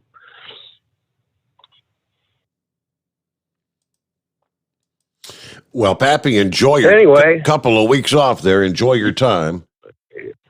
Yes, sir. It's 3:30 in the morning. You're ready for that bottom news break, and have a good weekend, and watch them Skullbusters. Watch them or drink them? Well, you didn't watch them, did you? I don't know if you got that email I sent you last night about the missing beer in the refrigerators. You know, I had. Did you read that? The pre-crime, yes. Your prediction. Yeah, the prediction pre-crime. was. I said I got a prediction. There's going to be some missing Miller Lite out of the refrigerators. I bet that's probably a good pre-crime prediction. Yes, sir. Have a good night, Steve. All righty. Thank you much. Yeah, he's right. It is news break time. What do we got? It's 844-844-3388. The Steve Sommers Overnight Drive live from the Hot Shot Secret Studios. USA Radio News with Wendy King. The White House is announcing new punishments towards Russia over hacking and election interference. The Biden administration said it's expelling 10 Russian diplomats and placing sanctions on Russian companies that support the cyber attacks which targeted federal agencies. He said he chose a proportional response and he doesn't want to kick off any kind of escalation. He also said, I was clear with President Putin that we could have gone further. Biden said he wanted to meet in person with Vladimir Putin sometime this summer. If Russia continues to interfere with our democracy, I'm prepared to take further actions to respond. House Democrats have approved legislation they say would help close the pay gap between men and women. They say it would make it easier to sue employers over pay discrimination. The future of the measure is uncertain in the Senate. This is USA Radio News. If you have diabetes and you're on Medicare, you may qualify for a free continuous glucose monitor system. Managing your diabetes is crucial to your health. The new CGM systems can automatically manage your diabetes better for you. And by using a CGM system, you can eliminate forever one thing most people with diabetes hate the most: finger sticks. Now it's possible to manage your diabetes better, end the painful finger sticks, and get a new CGM monitoring system at little or no cost to you. We even provide in-home delivery and do all the insurance paperwork for you. Now is the best time to manage your diabetes better and get your continuous glucose monitor. Call now for details. Call 800-451-9542. 800-451-9542. 800-451-9542. That's 800-451-9542. Paid for by U.S. Med. Drive with Steve Summers. Live from the Hot Shot Secret Studios. Call Steve now. 844-844-3388. That's 844-844-3388. At Hot Shot Secret, we share the science behind common diesel problems and their solutions. For example, ultra-low sulfur fuels. The primary function of diesel fuel is combustibility. One of the little-known aspects of fuel is its role as a lubricant to metal-on-metal moving parts. The introduction of ultra-low sulfur fuels diminishes the fuel's ability to lubricate because sulfur, which has been mostly removed, has lubricating properties. Hot Shot Secret Everyday Diesel Treatment with LX4 delivers unmatched lubricity. Third-party testing confirms that it takes 3 times the amount of leading fuel treatment to match the lubrication benefit of 1 dose of Hot Shot Secret. Everyday Diesel Treatment is a fully formulated 6-in-1 premium fuel treatment for every fill-up, every time. Everyday Diesel Treatment is available at truck stops, Tractor Supply, O'Reilly's Auto Parts, and online at HotShotSecret.com. Hot Shot Secret, powered by science. Dean Michael, the tax doctor here. Are you one of those truck drivers that came home after a long haul and found the only thing waiting for you was a stack of IRS letters? Your significant other was gone, but your newfound IRS problem is still there. I've heard this story many times over the years. While I can't help you with your broken heart, I can fix your tax problems. If you owe more than $10,000 to the IRS or haven't filed for many years, call me for a free consultation at 888-557-4020 or go to mytaxhelpmd.com. Like I always say, you keep your eyes on the road, I'll keep mine on the IRS. Whether you're a diesel pickup performance enthusiast or just looking for a small upgrade, when selecting common rail fuel system components, look no further than Exergy Performance. At Exergy, you'll find injectors, pumps, and more, engineered like no others on the market using state-of-the-art equipment run by people that have been in the business for decades. So if you're in the market for common rail components at any power level, contact Exergy Performance or one of the many dealers listed on our website at exergyperformance.com. Do you have a Dodge pickup and hate your automatic transmission? Of course you do. LaVon Miller at Firepunk Diesel here, and we specialize in heavy-duty and performance transmissions for your 3-quarter or 1-ton Cummins-powered truck. So if you're interested in turning your stock slush box into a towing monster, call us today at 614-733-3744 or visit us online at shop.firepunk.com. Getting a good night's sleep while on that long haul can be quite the challenge. That's why Commercial Vehicle Group has partnered with Serta Mattress to bring you the Bostrom plus Serta mattress for the best night's sleep possible while you're on the road. The Bostrom plus Serta mattress, manufactured with Serta's patented Cool Gel memory foam, acts to dissipate body heat and eliminate pressure points, which reduces the tossing and turning that can be so disruptive to your sleep. The Bostrom Serta mattress comes in 2 thicknesses, 7 and 10 inches, offering support to drivers of all shapes and sizes. The mattress comes in the standard 80-inch length with 4 widths, 32, 36, 39, and 42 inches. For more information on the mattress or where to buy, call us at 800-459-7328. That's 800-459-7328. At Hot Shot Secret, we share the science behind common diesel problems and their solutions. For example, Hot Shot Secret Stiction Eliminator. Stiction, that sticky friction, undermines the performance of diesel engines and is difficult to remove from the oil system. Hot Shot Secret Stiction Eliminator is a powerful synthetic cleaner that targets stiction, contains no harmful solvents, and is formulated to be left in the engine to safely dissolve stiction for thousands of miles. It works as you drive. Our proprietary carbon nano lubricant is blended with Stiction Eliminator, filling in microscopic irregularities inside your engine, providing a smoother surface for enhanced lubricity, reducing friction and wear. Third-party ASTM testing verifies that Stiction Eliminator removes 2 times as much stiction than any alternative on the retail shelf. Use Stiction Eliminator to solve an existing problem or as a preventative maintenance. Hot Shot Secret Stiction Eliminator, available at truck stops, Tractor Supply, O'Reilly's Auto Parts, and online at hotshotsecret.com. Hot Shot Secret, powered by science. And now, back to the Steve Summers Overnight Drive.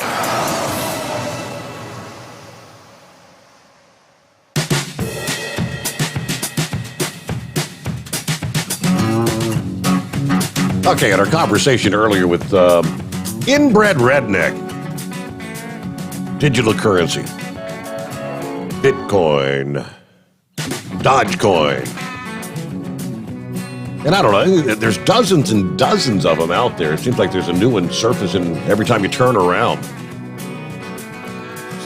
Something you can't see, something you can't hold, not really backed by anything per se.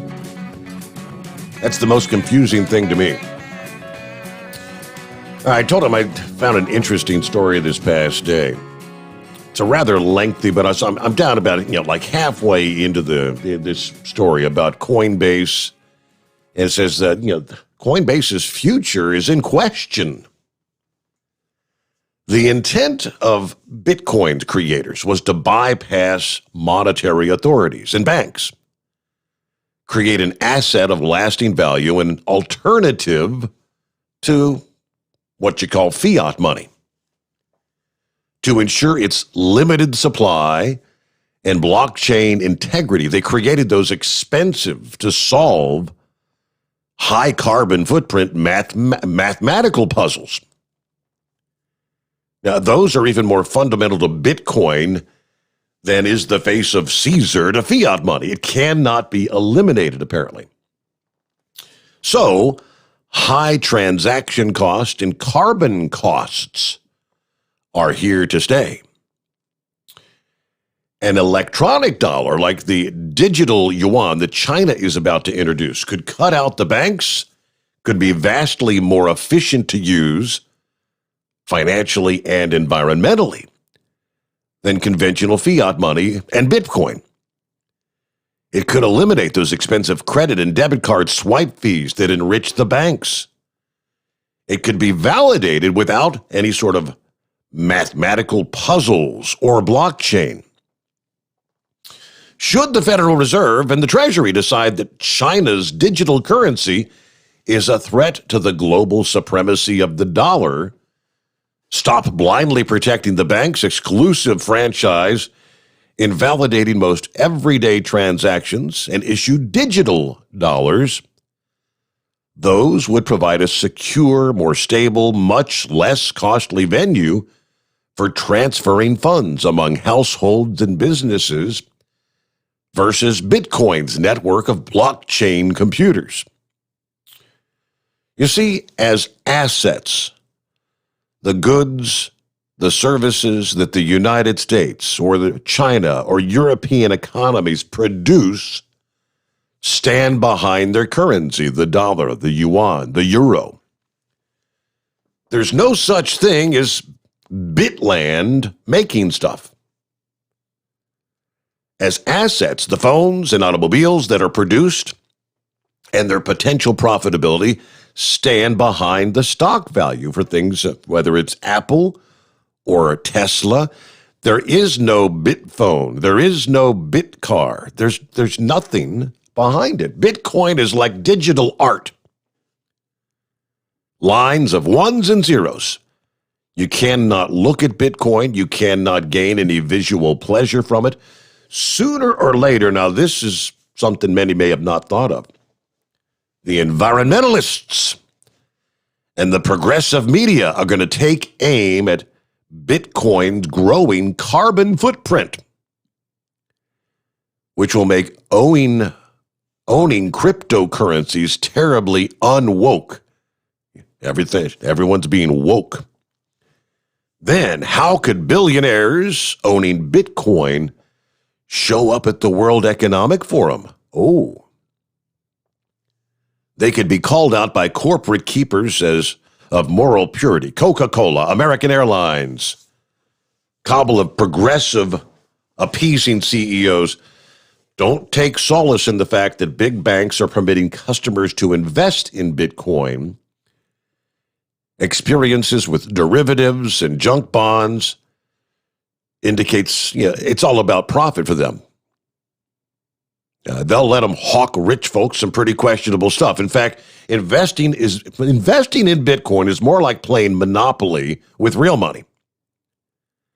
Everyone agrees to bid with dollars for the fixed supply of game money. But what happens when the players find a new novelty? The popularity of Monopoly and other board games persisted for decades, but suddenly declined dramatically when computers offered kids aliens to slay.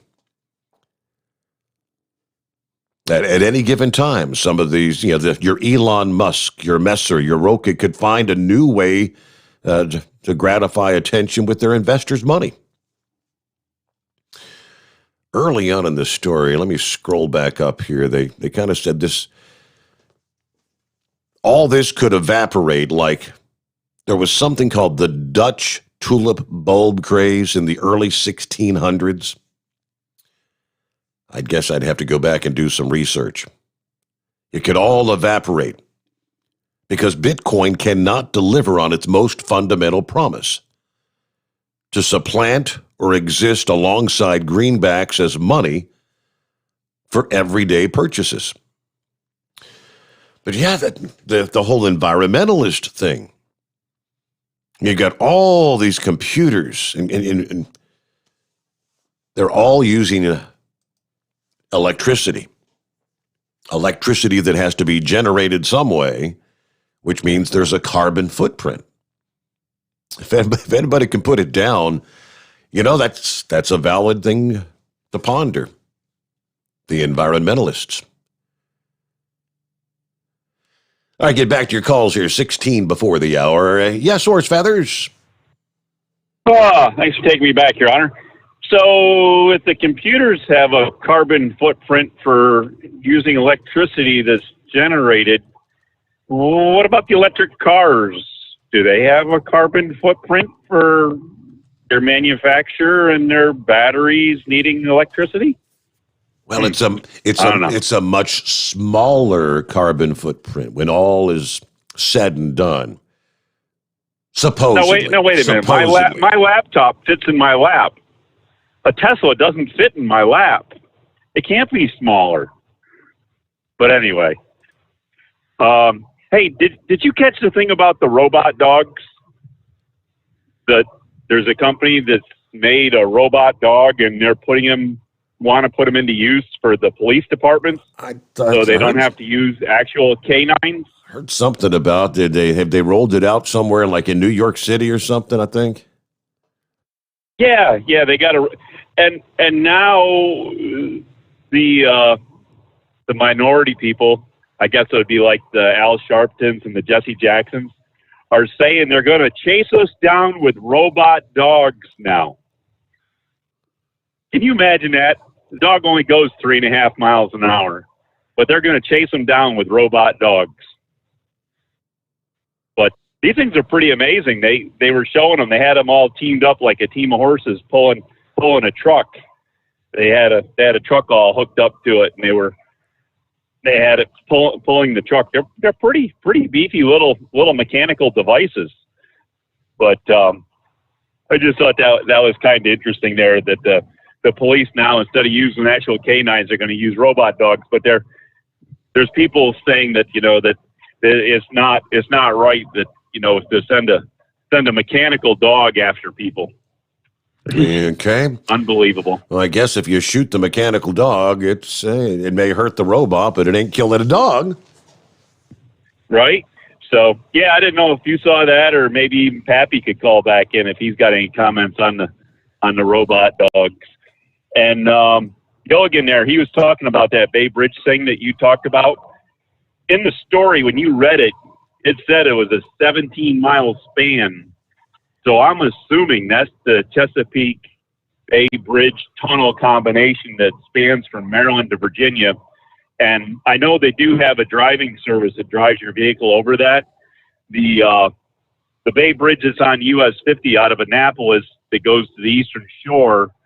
I've never heard of a driving service for it, but I wouldn't be surprised if somebody did that for people, because that bridge there isn't the funnest one to drive over. Not that I have any trouble with bridges, and I've never had any problem with it, never had any problem with any bridge. But it is kind of unnerving for a lot of people, because the only thing keeping you out of the water, and it's a pretty tall bridge because all the ocean-going ships have to go underneath it, is about a 3-foot high piece of concrete Jersey wall. Mm-hmm. So it's, it doesn't take much. And, as we've had before that you've reported on, that we've had vehicles go over the edge. And the one was the truck driver that he was actually a dispatcher and took a load out for somebody that couldn't do a load.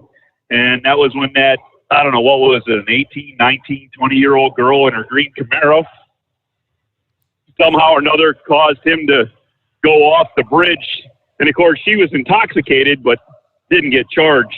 So I don't know. It's a bad situation, but I'm pretty sure the Bay Bridge that was in your story there was the Chesapeake Bay Bridge tunnel combination. But I don't know. I like bridges. I like tunnels, but I always thought it was pretty fun going across. I've done it a few times, and the thing about that they have the tunnels in there is to make sure that none of the naval ships were actually trapped in the bay there, the harbor for, down in Newport News, where if with the way the other Bay Bridge is set up there up here in Maryland between Annapolis and the eastern shore on US 50, if somebody was to do something to that bridge, you could trap any of the ships that were in the Baltimore harbor.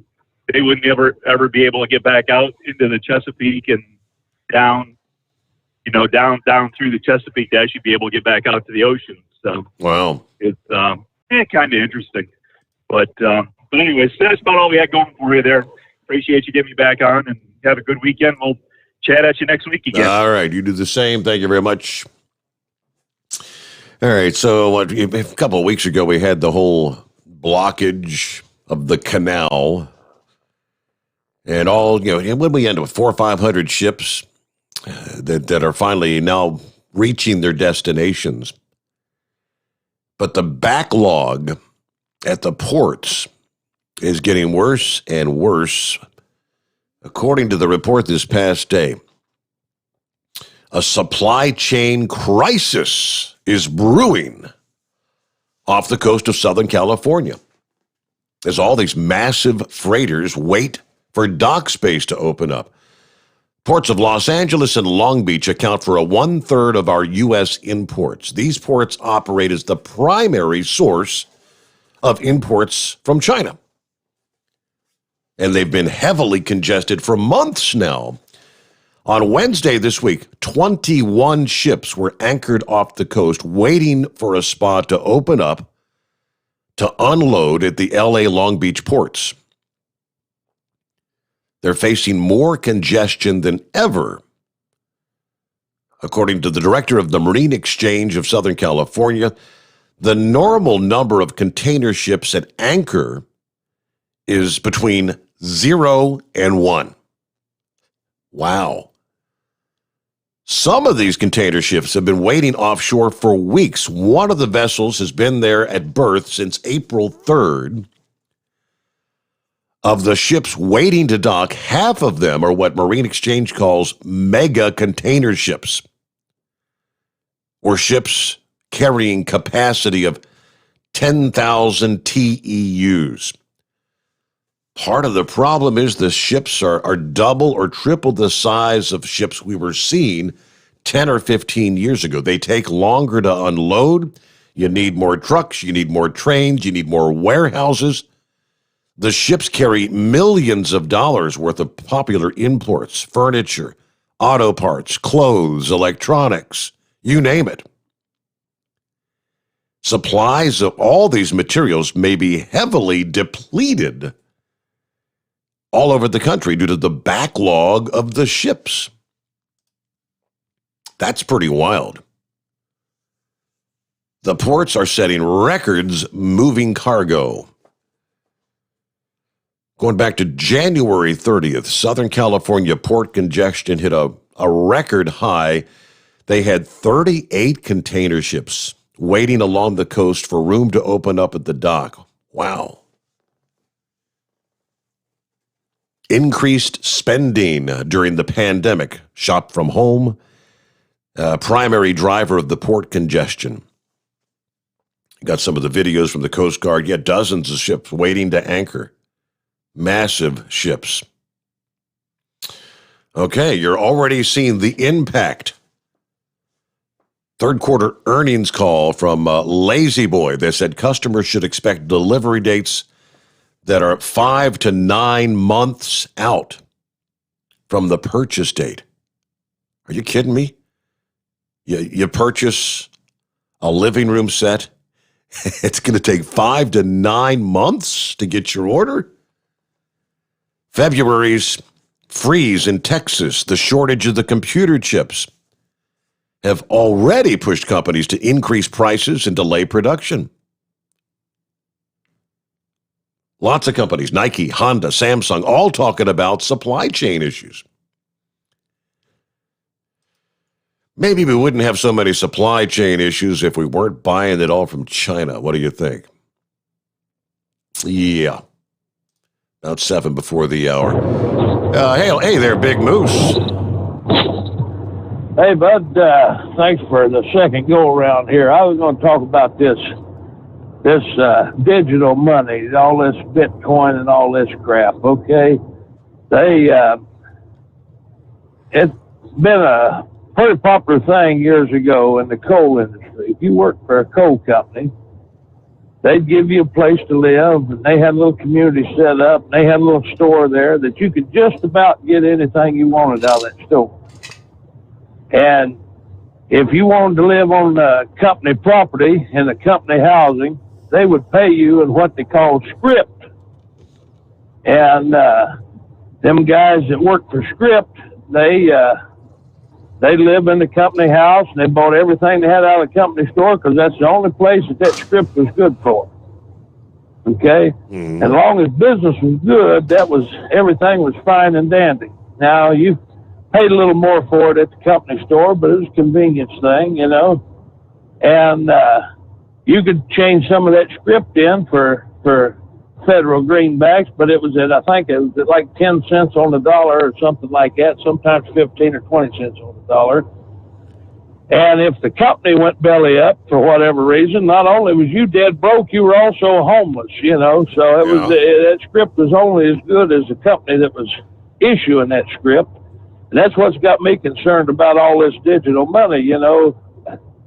But what is it? If one day you go to bed and you're thinking you're a millionaire, and the next day you get up, well, guess what? You know, Dog Hog Coin Box or whatever's out of business now, and here comes the repo man, you know. If there's nothing to back this money up, it's the same as having none, as far as I'm concerned. Maybe I'm wrong. What do you think? I'm with you on that, Big Moose. I mean, it's very confusing. That's what I've been from the very, very beginning. I said the U.S. dollar, although we're printing way too much of it, it's decreasing the value of it. But it's based on the fact that we have resources and we have people that are willing to work and can produce something to make the dollar worth something. That's exactly what they're saying. China, the goods, European goods, whatever's produced. Yeah, a country that's not putting anything out doesn't have anything of value to back up their currency. Right. Well, you know what? I got to think about it. The old horse feathers had a pretty good idea there last night. I don't even think he realized what he touched on. I get this knee patched up. I'll find me one of them female wrestling outfits, and if we can get whole horse feathers, some platinum blonde hair dye, and some black silk shirts, he can be my Bobby the Brain Heenan, and I'll go out as the world heavyweight intergender heavyweight champion of the world, and he can be my manager, and we'll go do some of that female wrestling. Oh, boy. Now, there's only one catch to this, though. I'm only going to agree to this under one set of circumstances. Okay. Okay, Old Horse Feathers is going to be responsible for keeping a good supply of saltpeter and duct tape, because I know me, I've had a long history with me, and I get to wandering around with some females, certain things liable to start happening if we don't take some countermeasures to keep the blood pressure at bay. It's liable to get ugly. I hear you. So he's gonna be responsible for dosing me up with the saltpeter and taping down the goods before I crawl in the ring. Now, if he'll agree to that, I'll agree to wrestle. All right, I'll pass that on. All right, man. Well, good show. Good week, man. It was a good week all the way around. Enjoyed everybody and everything. And everybody have a good weekend, and we'll be 10-10 till we do it again. All right. Guess the only other alternative would be to make sure he's only wrestling, like, you know, he'd have to wrestle, say, Rosie O'Donnell maybe. How about Nancy Pelosi? You gotta wrestle Nancy Pelosi. I don't think anything would be peeking out. I don't think, right? Real quick, like before we hit top of the hour news update, Roadmaster got you coming up. Knucklebuster's back with us. We got a full hour yet to go, so jump on board at 844-844-3388. Talking about, let's see, the negative carbon footprint. You know, everything's about global warming. Whether you believe in it or not, I think it's a bunch of bunk. But as far as Bitcoin is concerned, listen to these numbers from just this past day. The amount of greenhouse gases would have surpassed the total annual emissions output from the Czech Republic and Qatar in 2016. The Bitcoin blockchain could consume as much energy per year as a small to medium-sized country like Denmark, Ireland, or Bangladesh. According to researchers at the University of Cambridge, as Bitcoin has grown in popularity, China has become a mecca for the technology. If China's Bitcoin industry were a country, its total energy consumption would have ranked 12th globally in 2016, ahead of major economies like Italy and Saudi Arabia. With specialized hardware and cheap electricity readily available, China now accounts for more than 75% of the Bitcoin network's hashing power. That's the power a computer or hardware uses to run and solve these algorithms that, quote, generate new cryptocurrency sums and allow transactions between them. Since the Bitcoin mining industry is so new, it's not been properly accounted for and regulated around the world. Bitcoin mining hardware has evolved as the cryptocurrency's popularity has increased over time. At its inception, Bitcoin mining went through a basic central processing unit, a CPU, on a general-purpose computer. It has then evolved and shifted to graphic processing units, otherwise known as GPUs. They offer more power, higher hash rates, and ultimately led to more energy consumption. Eventually, application-specific integrated circuits, ASICs, were introduced to optimize the mining-related calculations. Cryptocurrency mining hardware is constantly running. It also increases energy consumption. From 2016 to 2018, the mining operations for 4 major cryptocurrencies released up to an estimated 13 million metric tons of carbon dioxide. That's horrible. Where's AOC? This has massive implications for the entire planet. China is a key signatory to the Paris Agreement. They pledged to be carbon neutral by 2060. But right now, they are the world's largest contributor of greenhouse gases. Bitcoin mining is going to compromise their attempts at any sort of emission reductions. Very interesting. Just mining the Bitcoin. And they show these rooms. I mean, massive rooms. You've had your little, I don't know if anybody still has the towers, the original computer. Yeah, what used to be in your tower, I guess, is now equivalent to being in your smartphone. But they've got rooms just loaded, one after another, after another, after another. They're all connected together. I guess these are all trying to solve these goofy ass mathematical solutions. Crazy stuff. All right, we'll get our news update here. Back with more. The Steve Sommers Overnight Drive live from the Hot Shot Secret Studios. USA Radio News with Wendy King. The White House is announcing new punishments towards Russia over hacking and election interference. The Biden administration said it's expelling 10 Russian diplomats and placing sanctions on Russian companies that support the cyber attacks which targeted federal agencies. He said he chose a proportional response and he doesn't want to kick off any kind of escalation. He also said, I was clear with President Putin that we could have gone further.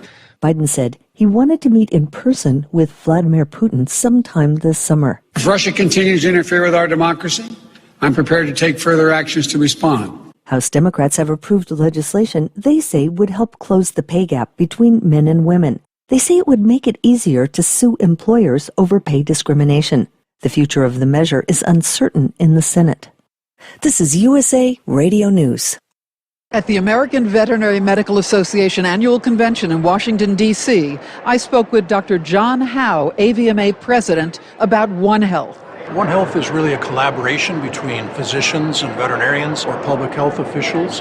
For example, in Minnesota, our state public health veterinarian deals with zoonotic diseases, rabies, for example. Animals are sentinels for humans, and humans are sentinels for some infections in animals. There's more valuable information at avma.org. Balance of Nature's fruits and vegetables in a capsule, changing the world one life at a time. When I first switched over, because I stopped taking the other supplements I was taking and switched over all the way to Balance of Nature, I really noticed a huge difference. It was amazing. Like better sleep, better attention, better energy. It was just really, really great. Balance of Nature is now offering 35% off on any new preferred order. Go to balanceofnature.com today and use discount code USA. 24 people were arrested Wednesday night as protesters continue in Brooklyn Center, Minnesota, over the killing of a young black man. USA Radio Network's Lance Pry reports. Kim Potter is the officer involved with shooting and killing 20-year-old Dante Wright as he tried to escape being arrested for an armed robbery warrant. With Potter being charged with second-degree manslaughter, B.C. Mayor Mike Elliott says agitators were mixed in with the peaceful protesters. Law enforcement team that's assembled to respond to this crisis is working diligently to identify agitators within the protest, because we know that there are a large number of people who are there to protest peacefully and to express their grievance. We know that there are agitators that show up looking to stir things up. Previous night protester numbers were in the thousands. Wednesday's numbers were about 500. From the West Coast USA Radio News Bureau, I'm Lance Pry. You're listening to USA Radio News. Hi, this is Dr. Joel Wallach, and I want to tell you that arthritis is not a genetic thing. It's not a disease of aging. Neither is osteoporosis. Get a hold of my book. It's all in your head. It goes into the 25 different diseases you get when you have osteoporosis of the skull. These are all reversible. You take the Healthy Bone and Joint Pack, the MSM, vitamin D3, stay away from all the bad foods, including gluten, and guess what? You'll regrow all your bones, including your skull and your legs and your hips and everything else. Contact us at usaradiohealth.com. That's usaradiohealth.com. The Senate has passed an anti-Asian American hate crime bill. USA Radio's Tim Berg reports. Senate Majority Leader from New York, Chuck Schumer, says the Senate is cruising toward passage of a new hate crime bill that focuses on Asian Americans. I was pleased the vote was so substantial, 92-6. Rarely do you see 92 senators agree to move forward with any piece of legislation. Schumer speaking on the Senate floor Thursday, calling the bill a good example of bipartisan cooperation. The latest example of anti-Asian hate crime was a Black Lives Matter activist from Seattle has been arrested.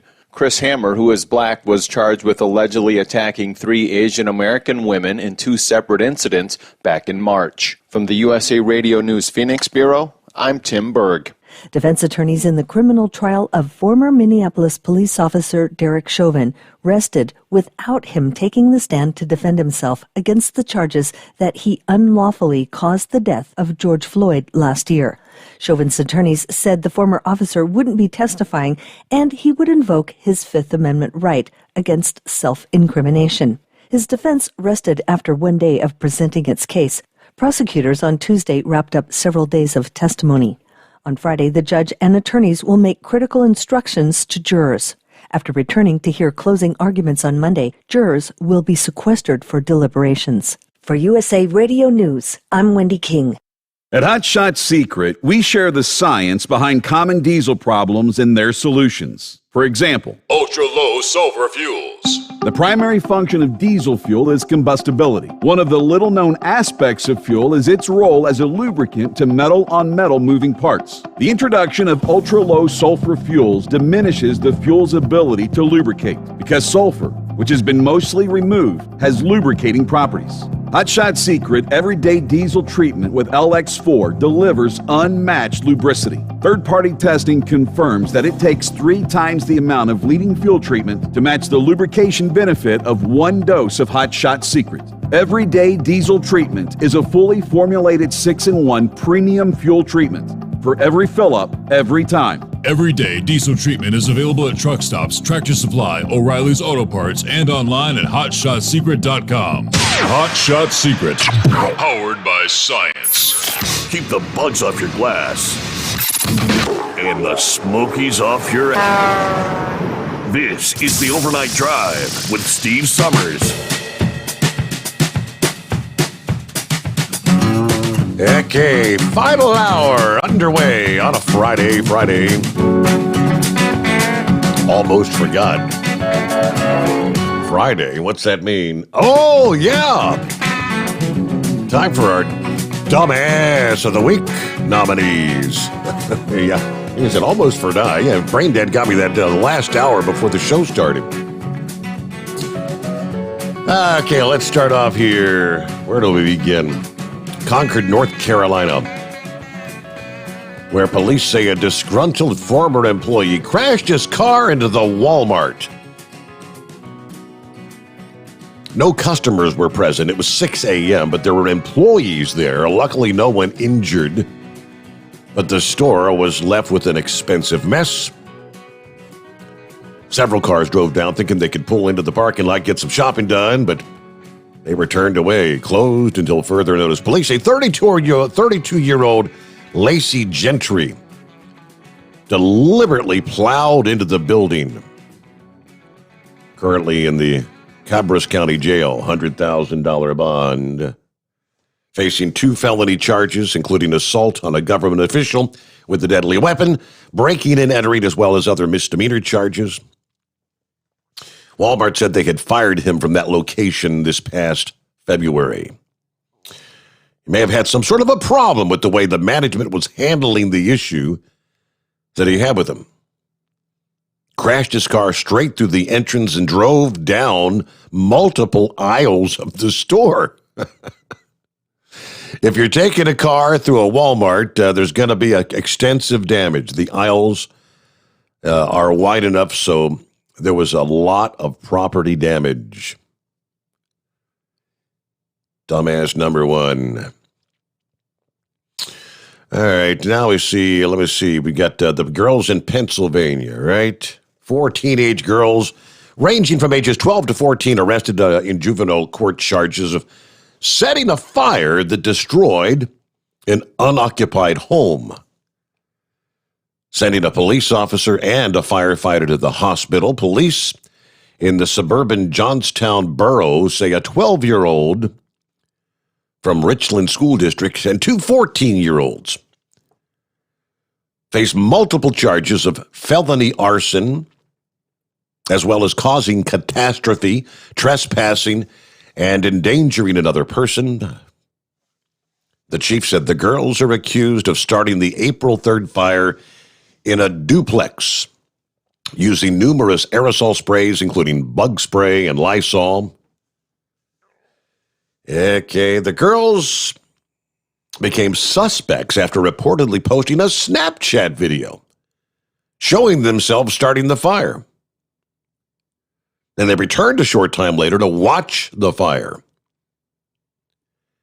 Asked by police why they set the blaze, well, they were bored. I mean, why not? All right, then one more here before we get back to your calls. Gotta have a Florida man. An inmate is being held on a slew of charges at the Miami-Dade County Pretrial Detention Center. Is now also facing an escape charge after he shoved a cell phone up his you-know-what and then tried to escape from the Jackson Memorial Hospital. I don't know about you, but shoved a cell phone up his derriere. Okay? According to his arrest report, 32-year-old Israel Granda was taken to the hospital after a cell phone incident. He was given medication to stimulate a bowel movement. Police say he used the bathroom in his hospital room as a corrections officer waited for him outside the door.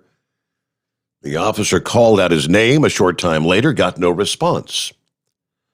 The officer opened the bathroom door and discovered he had escaped through the ceiling. He was found a short time later on the first floor of the north garage at the hospital. He was escorted back to the hospital room where he continued to receive treatment. Records show that the inmate is being held without bond, numerous charges. Conspiracy to commit first-degree murder, kidnapping a child, battery on a police or firefighter, prior escape, among other charges. Well, he's a real pillar of society there, right? So he gets a Dumbass of the Week nomination. There you go. Hey, good morning, Roadmaster. Steve, good morning, buddy. How you doing? Doing all right. Thanks for dialing us up. What's happening? Well, I was just listening to Big Moose there a minute ago. He's pretty well got his ducks in a row. He's pretty well got it figured out what the deal is for this country. Very like his commentary there. Mm-hmm. Have you ever heard of Amari King? He's got a website there. He's a comedian and all that stuff.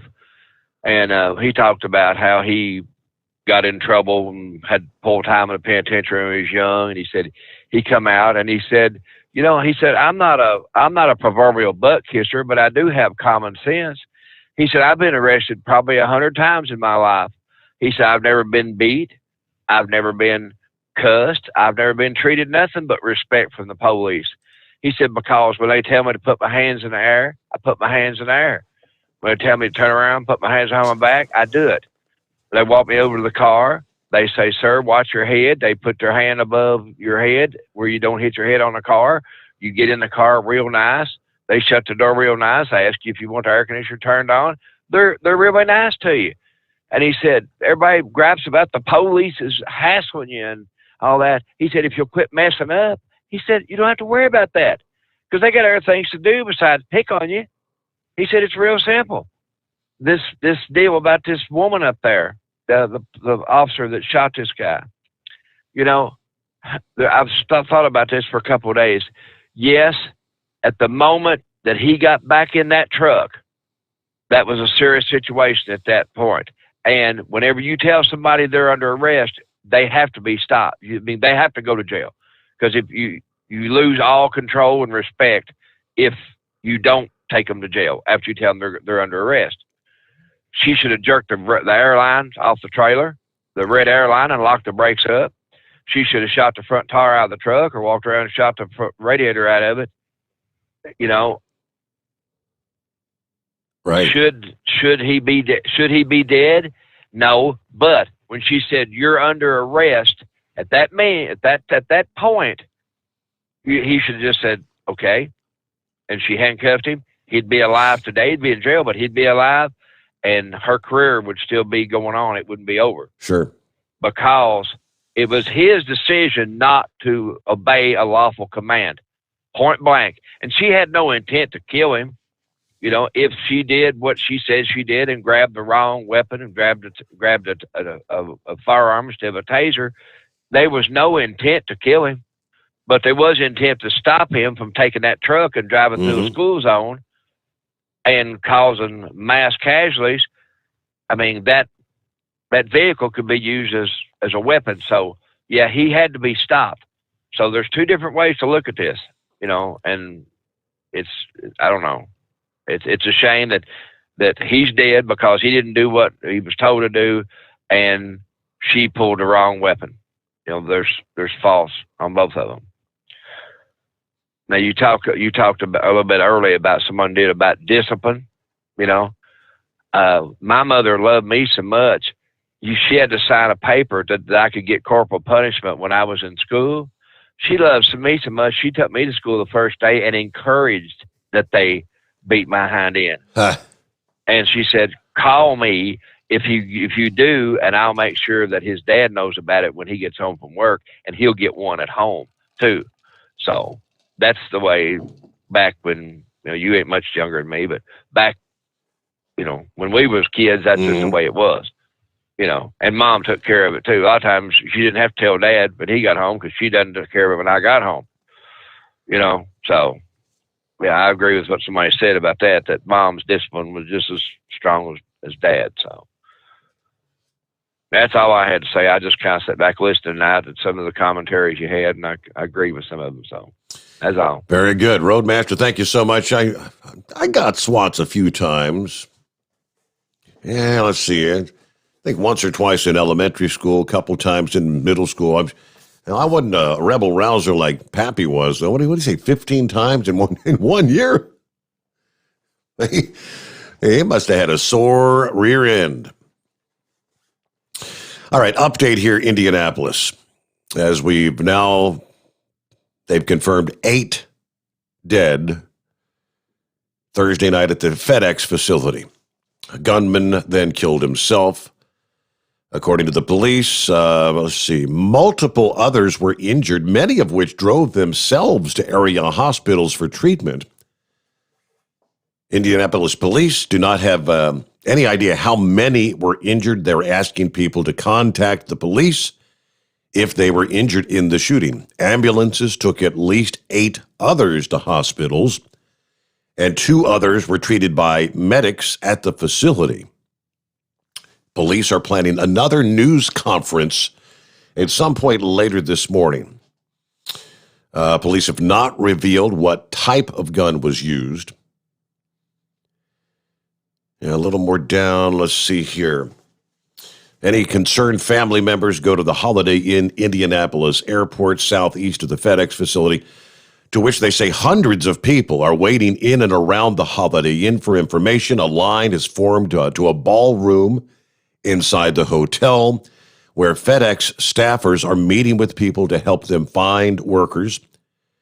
Chaplains gathered by the Indianapolis police were also comforting those waiting for news at the hotel. The American Red Cross is on the scene, providing snacks and drinks. Cook said FedEx workers should contact their supervisors or human resources about reporting to work Friday. The facility is going to be closed for some time, obviously. That is a massive crime scene. Again, I mean, one of the eyewitnesses was talking about people being shot like out in the parking lot area. I'm not sure. That's what we're going to learn more. If the individual was it just in the parking lot, or did he shoot some in the lot, then make his way inside? Just still a lot of unanswered question. But so if you've got 8 dead, 8 transported, and several others that drove themselves to area hospitals, wow. That is indeed what they refer to as a mass casualty event. So there's the latest out of Indianapolis this morning. And back to your calls at 844-844-3388. Yes, Knucklebuster. Stand your ground and carry conceal. Guaranteed it'll stop a lot of that garbage that goes on there right there. Well, global warming, that's a hoax, Steve. But I still think Al Moore is a DA myself there for claiming all that stuff there. Yeah. I read last week, Rosie O'Donnell, she had to sell her house at a loss, Steve, and they're not even going to keep it. They're going to tear it down and make more affordable housing there in that subdivision. So I don't think I'd want to live anywhere where Rosie O'Donnell had lived either.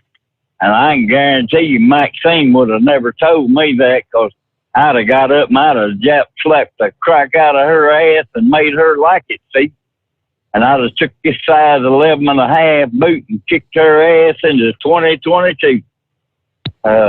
Robin Williams, before he died there, he said President Trump was real scary. He played Monopoly with real buildings and real people, see? So if you got that money, I guess you can do that there, right? Uh-huh. Yeah, I read where they were asking non-U.S. citizens to return that $1,400 stimulus check.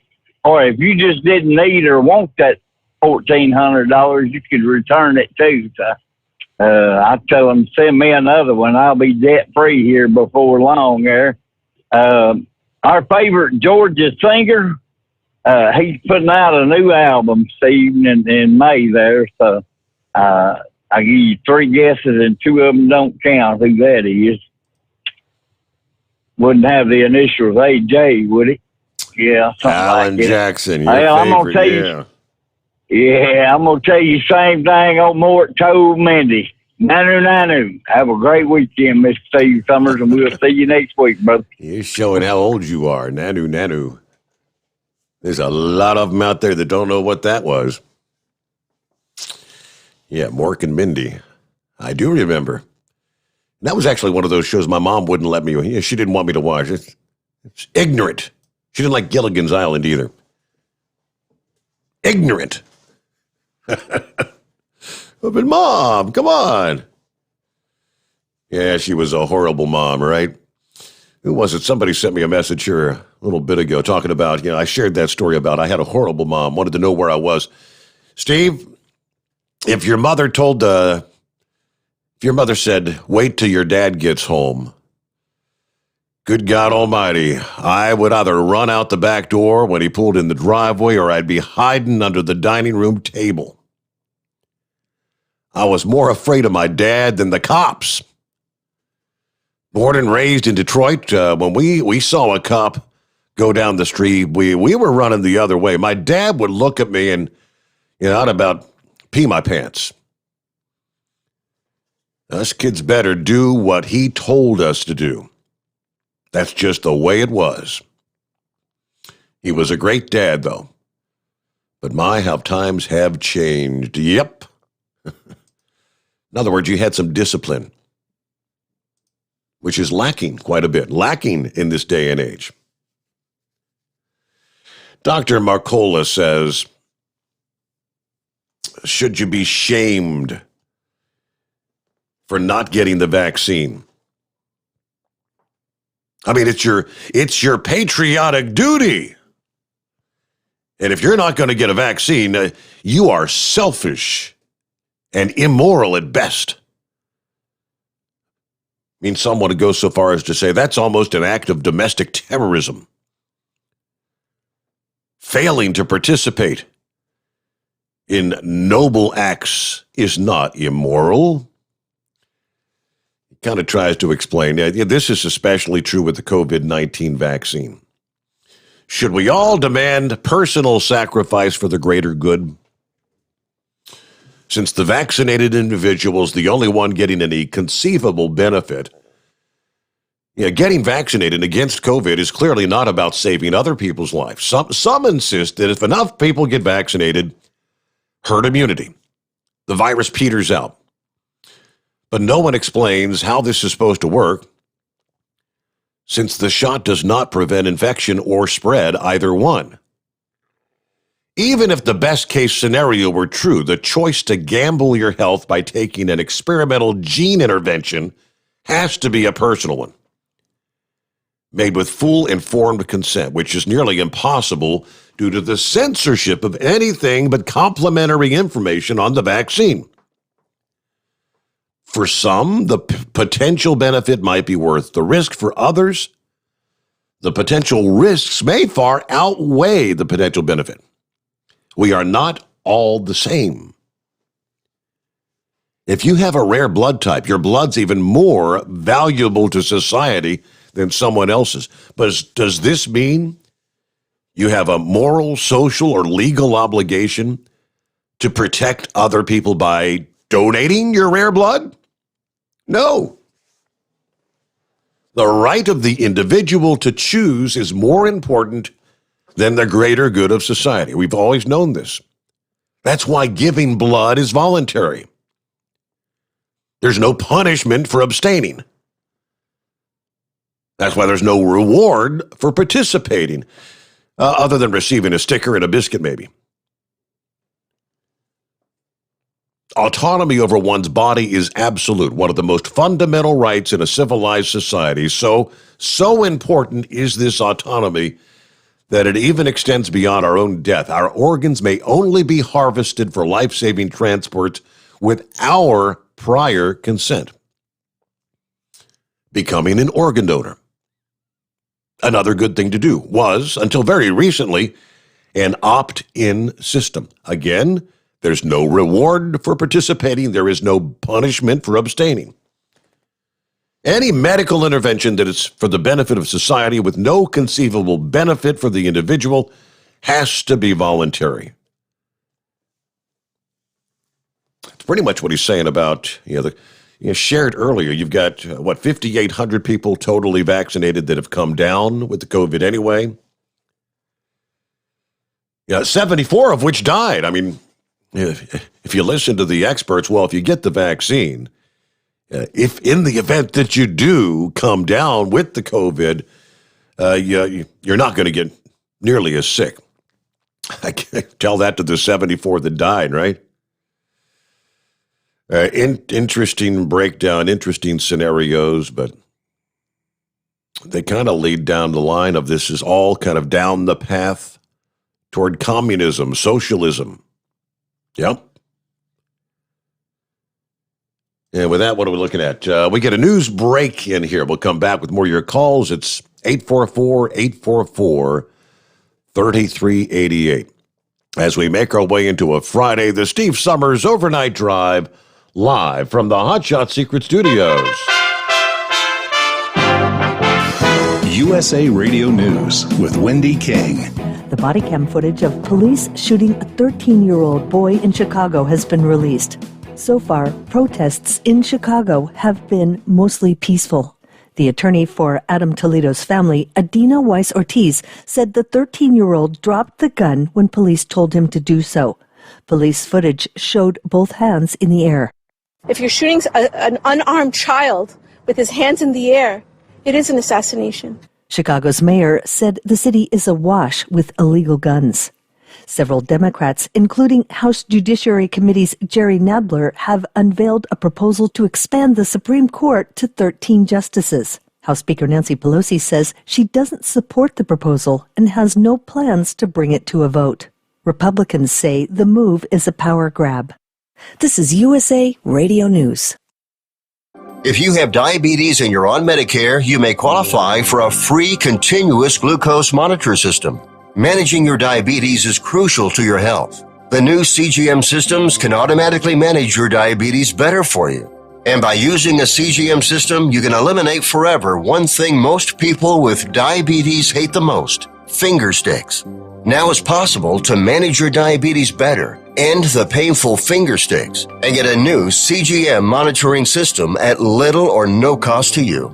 We even provide in-home delivery and do all the insurance paperwork for you. Now is the best time to manage your diabetes better and get your continuous glucose monitor. Call now for details. Call 800-451-9542. 800-451-9542. 800-451-9542. That's 800-451-9542. Paid for by U.S. Med. You're listening to the Overnight Drive with Steve Summers. At Hot Shot Secret, we share the science behind common diesel problems and their solutions. For example, Hot Shot Secret Diesel Extreme. Today's ultra-low sulfur fuels leave injector deposits causing frequent DPF regens and low throttle response. Diesel Extreme is a once every 6-month treatment that will clean your entire fuel system, including the tank, lines, pump, and the injectors. Hot Shot Secret Diesel Extreme is available nationwide at truck stops, fine farm and auto stores, and online at hotshotsecret.com. Some say their truck reflects who they are, dependable and reliable. That's why you trust Blue Def. Now the best just got better.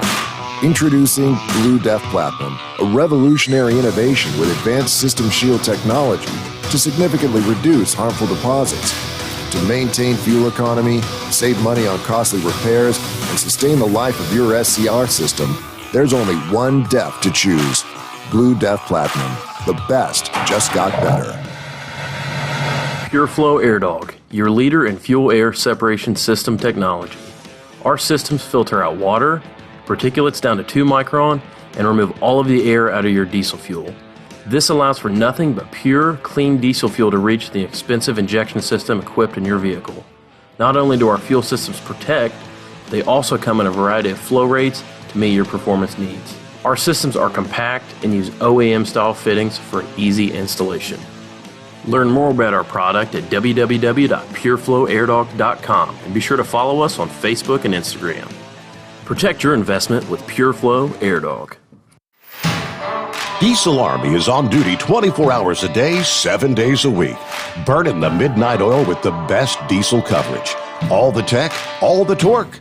Diesel Army, where there's smoke, there's fire. For the latest news and event coverage, as well as feature and tech articles, sign up for the newsletter and don't miss a thing. Visit dieselarmy.com from the Power Auto Media family of digital magazines. Again, it's dieselarmy.com. Dean Michael, the tax doctor here. I have one question for you. Do you want to stop worrying about the IRS? If the answer is yes, then look no further. I've been around for years. I've helped countless people across the country, and my success rate speaks for itself. So now you know where to find good, honest help with your tax problems. What are you waiting for? If you owe more than $10,000 to the IRS or haven't filed in years, call me now at 888-557-4020 or go to mytaxhelpmd.com for a free consultation and get your life back. For anything diesel, take it to Shy Diesel. They provide a wide variety of services and diagnostics to determine what the problem is with the latest technology. From simple oil changes and preventative maintenance to fuel system diagnostics and repairs, engine rebuilds and cylinder head repairs, and rebuilds with our in-house machine shop. They also have on-site DPF cleaning for exhaust issues and DOT inspections. If your diesel is asking for some attention, Shy Diesel has the specialist you need for anything diesel. Located in Terre Haute and Lafayette, Indiana, and Effingham, Illinois, Shy Diesel has you covered. Drivers, you demand that your equipment's reliable and dependable, and that also applies to your headset for communication. Well, our friends at Stellar Electronic have you covered. The Pluto Duo headset bundle is the best communication headset you can find in the industry. No matter the challenging environment you're driving in, the Pluto headset will make you sound crystal clear all the time thanks to their 99% noise cancellation.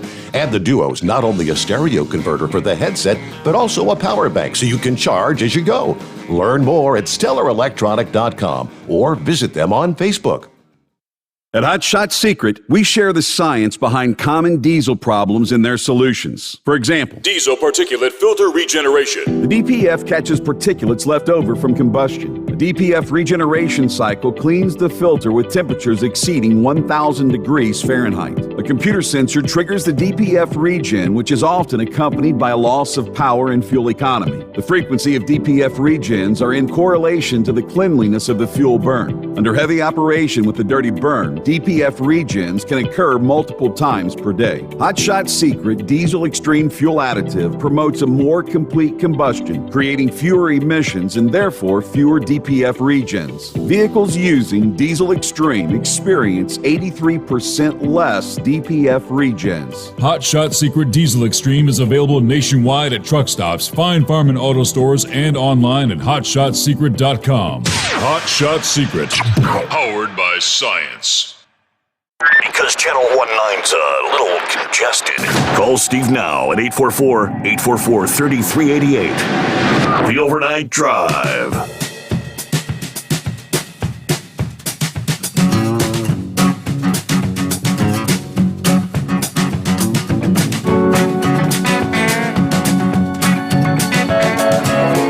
Got an email from Pappy talking about the vaccines, and I had not heard that. So did you hear the news this past day that a student here at the University of Cincinnati died like one day after getting the vaccine? Like I said, no, I had not heard that. So I did a quick search, and here's the story.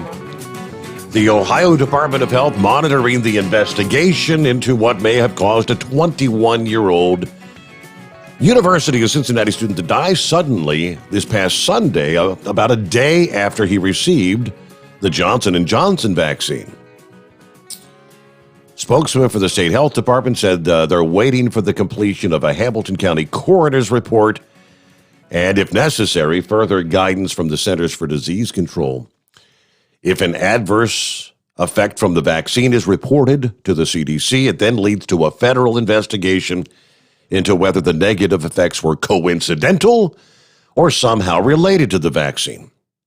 The student, John Foley, died unexpectedly Sunday. According to an obituary his family published through a Columbus funeral home, he was a junior studying medical sciences. His mother is an attorney with the state police and fire pension fund. There is a memorial service planned for today, no less. Few available details about the death. No available evidence that suggests his death is related to the vaccine, they say, but the family issued a statement asking for patience and privacy. All right, Alex Bernson, a writer who's gained prominence for promoting fringe, skeptical views about the pandemic and lockdown measures and vaccinations. He used his social media account to share information about Foley's death. That included publishing a private message from Foley's mother, sharing the news with friends that said the family suspected a bad COVID vaccination reaction, but they weren't sure. We understand many want to know more about his death. We do, but we ask people to understand this is the time for our family to grieve in private.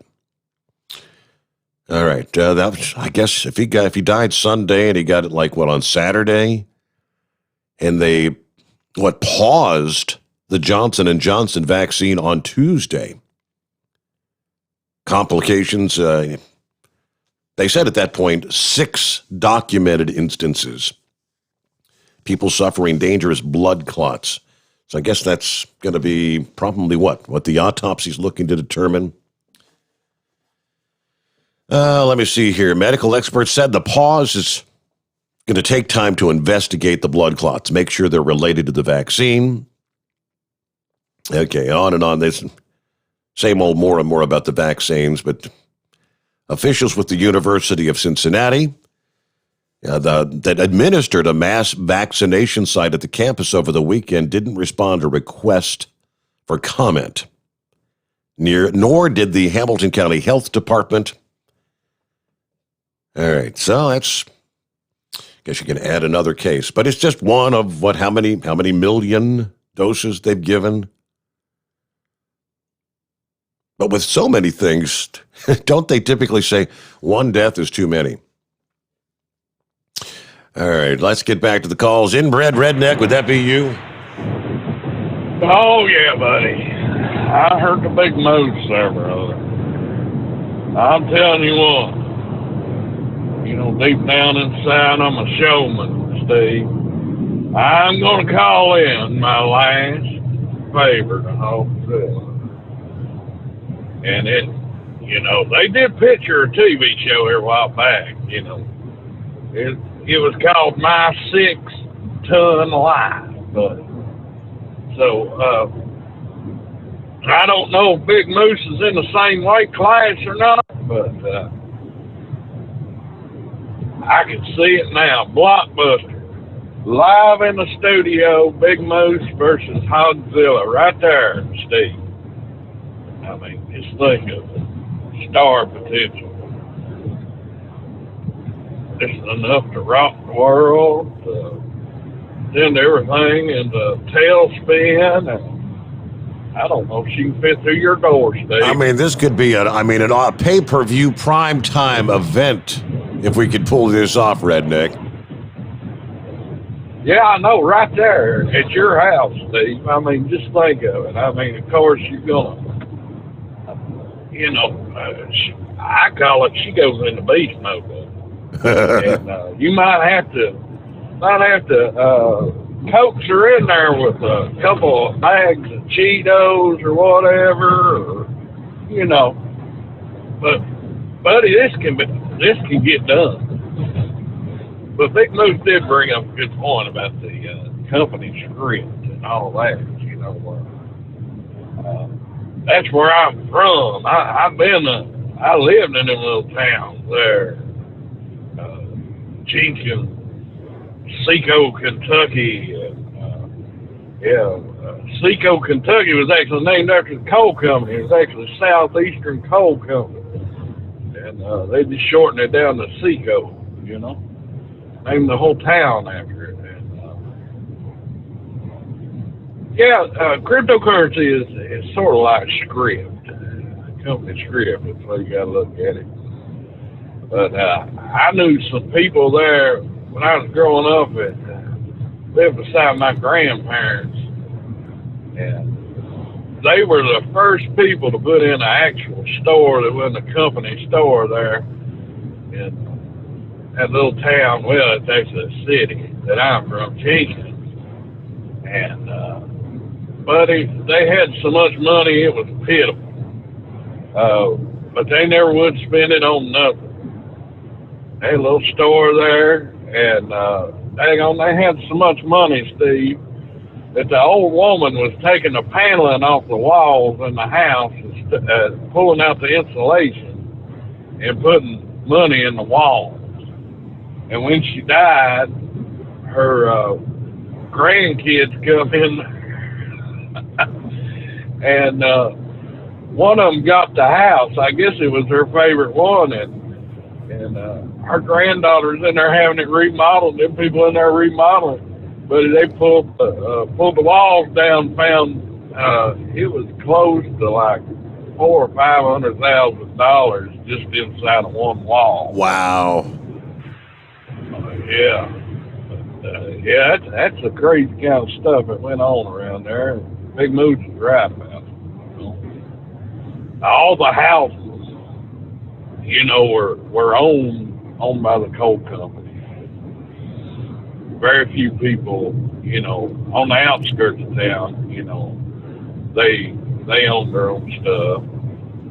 But you know, most of the town homes in downtown were like that. But they were all connected together. It's sort of like row houses up north, what they call them. You know, for the condos set up, every house is connected to the next one. You know. Yeah, little weird things there, buddy. Yeah. Went on. Well, if we can get old Big Moose to agree to this now, do you think that there's going to be any issues? Is he going to need saltpeter and duct tape with Hogzilla? You think he'll be all right? You know, I just that just depends on how fluffy he likes the woman. You know what I'm saying? If, chocolate and gravy turn you on, that smell is emanating from her. So, chocolate and gravy. Be careful. All right, you got the call out there, Big Moose. Hogzilla. He's going to make one last final request. He got one last favor he can call in. She's one big woman. The fallout from Major League Baseball. I was waiting to see, how precipitous the drop in favorability would be after pulling the All-Star game, and it is pretty big. Major League Baseball's favorability rate among Republicans has collapsed 35%, dropping from 47% now down to 12% in a month's time. In the wake of the decision to remove the All-Star game from Atlanta over the election integrity law, and the increasing number of woke proclamations, Republican support for pro-baseball has cratered. According to the Morning Consult, up until 2019, baseball had resisted all these woke politics. Their ratings were strong as the NFL and the NBA were collapsing. Baseball had only one player take a knee during the anthem until last year. In 2020, the league joined the rest of pro sports in approving protests during the anthem. Now, with woke baseball warning, they're going to start punishing red states for daring to pass laws that oppose the left-wing agenda. Baseball's once robust support has evaporated. MLB had the highest net favorability rating among Republicans of the four major sports before the All-Star decision, the All-Star game. Last week, they dropped below that of both the National Hockey League and the National Football League. Of course, baseball is far from the only pro sport with collapsing support among conservatives and Republicans, as each sport bows further in supplication to the woke society. The numbers have fallen. Only 26% of Republicans now support the National Hockey League. A smaller 16% support the National Football League. But the worst level of support figures for the NBA, which has a negative 5% support among the right. So baseball just above the NBA. But what a decline, 35% drop. Yeah. How long does it take for people to forget, I guess is the question. Are those that are saying, I'm done with Major League Baseball, are they going to stay done? Or do they come back in 3 months or 6 months or next season? That's the question that has to be answered. Well, good morning, Lone Ranger. 2 mornings in a row. How about that? Yeah, I had a tough time getting through. Your audience must be growing by the hour because I had a tough time getting through. Real quick, I know you're short on time. Woke used to be called political correctness, but when they did surveys and realized that 80% of America rejected political correctness, they changed it to woke because they're trying to make it look like if you don't go along with their liberal craziness, and by the way, liberals are now called progressives. Yeah. Same reason why political correctness is called woke, because they want you to think that if you don't go along, then you're asleep. You're not woke. And when they found out that liberalism had a negative connotation to it, they changed that to progressive, because you're supposed to think that if you don't agree with these wacky policies, that the country's not progressing because of people like you. They like to change the names. Remember when climate change used to be called global warming? Correct. And then they found out that the Earth's temperature goes up and down over the centuries, and it doesn't go up enough to change anything. Remember when, what's his name, Gore? Gore said that by 2020, Florida was going to be underwater. What year is it, Steve? And I have a quick comment on this court packing they're trying. Even Pelosi knows it's a bad idea. She said she won't bring it to the floor. So a few of the radicals are trying it. But what jumped out at me is the number they picked. They picked 4. Yep. Why didn't they pick 2? Well, the reason is because it's a power grab. There are currently 6 conservatives and 3 liberals. I won't call them progressives because we don't progress with their policies. So now, if they add 4, what a coincidence. It gives them just enough, the winning vote. just enough to overcome the conservative vote. Yes. So now they would have, if they got away with it. By the way, FDR tried it in 1938, didn't succeed, but they lost 72 House seats as a result of the attempt and 8 Senate seats. And Pelosi can't have that because she would no longer be Speaker of the House and get $223,000 a year instead of the $174 the rest of them get. So she's opposed to it because, again, she's all about herself and all about power. Everything with these people is about power. Nothing that Biden has done has helped the country. It's all about power. They have the media, most of the media. They have Hollywood. They have the House of Representatives. They have the Senate. They have the White House. And the only thing left they don't have is the Supreme Court. Total power grab. They want to turn America into California. They want one party. They want to eliminate the Republican Party. We've been talking about this for decades. That's the goal. That's why they want as many Hispanics in this country as they can, because Hispanics vote 75% Democrat. That's why the illegals are flooding in. They want to make them citizens someday. The whole thing is to eliminate the Republican Party, eliminate conservatism, and go to socialism. And guess what? Socialism doesn't work. But there's a lot of stupid people because they're buying their votes, the $1,400 checks, the handouts, minorities are getting handouts, and you want to hear real racism. One of his executive orders helped farmers out because the farmers were hurting like everybody else. But guess what?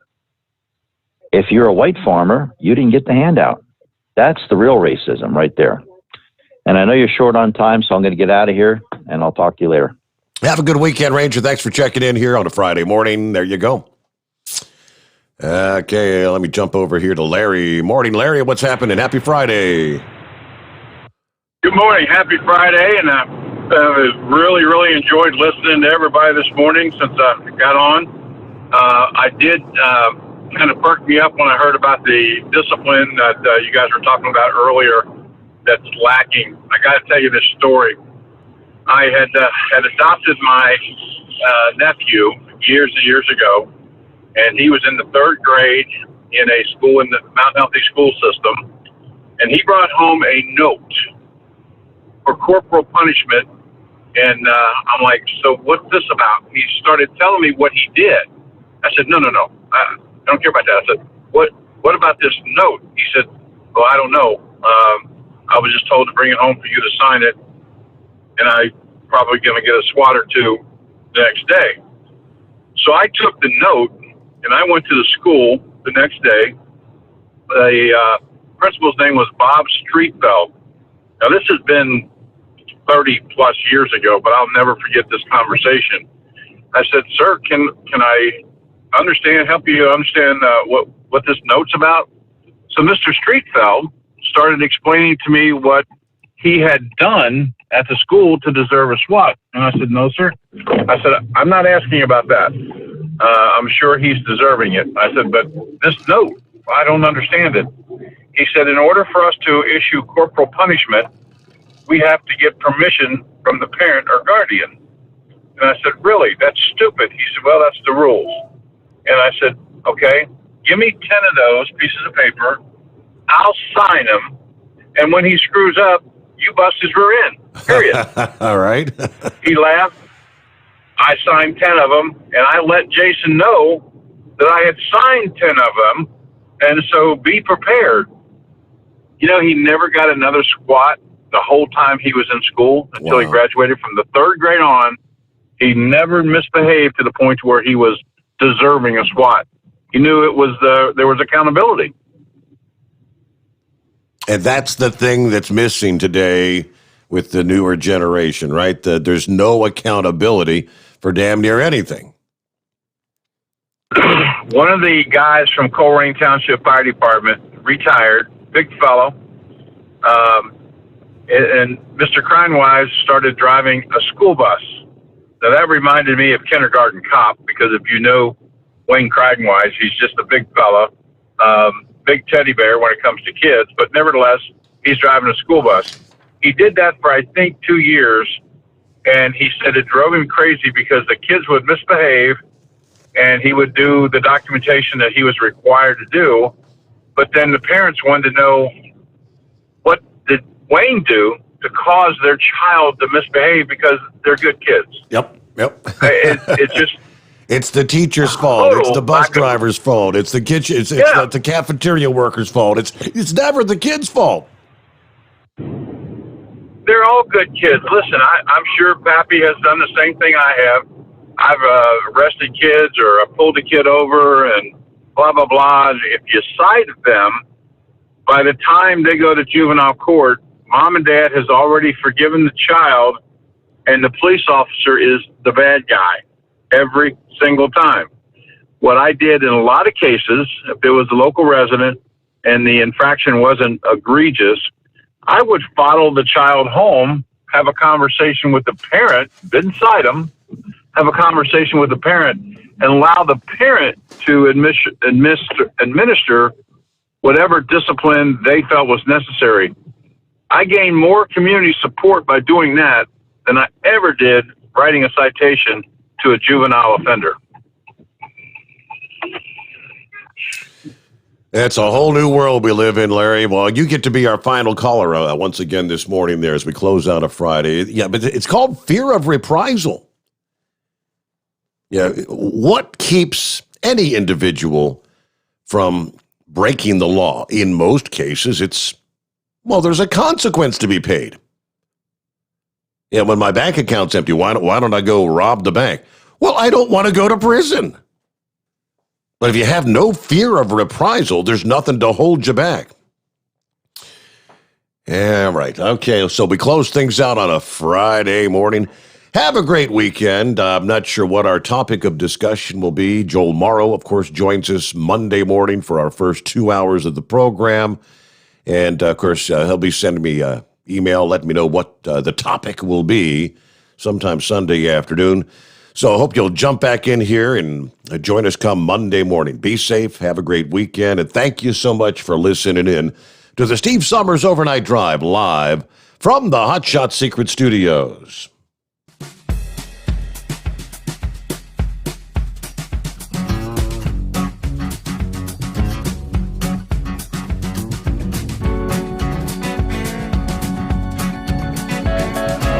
You'll never guess the places that I've been. You never guess the places that I've been. 'Cause everything is like a dream, yeah, but only in that dream that I live in. I'm never gonna let the day begin. Never gonna let the day begin. 'Cause everything is like a dream, yeah, but only in that dream that I live in.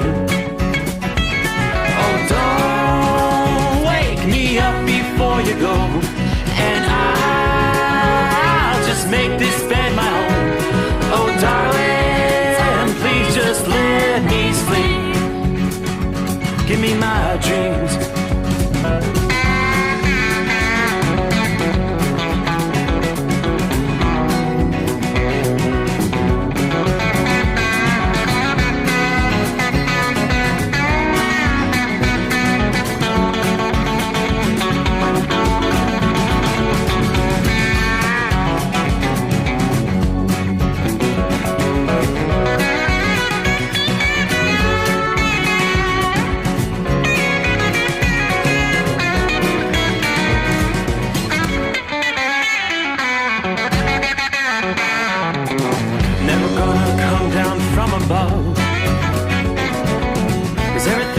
Better from above. Nothing's ever as it seems, yeah, except in that world that I dream of.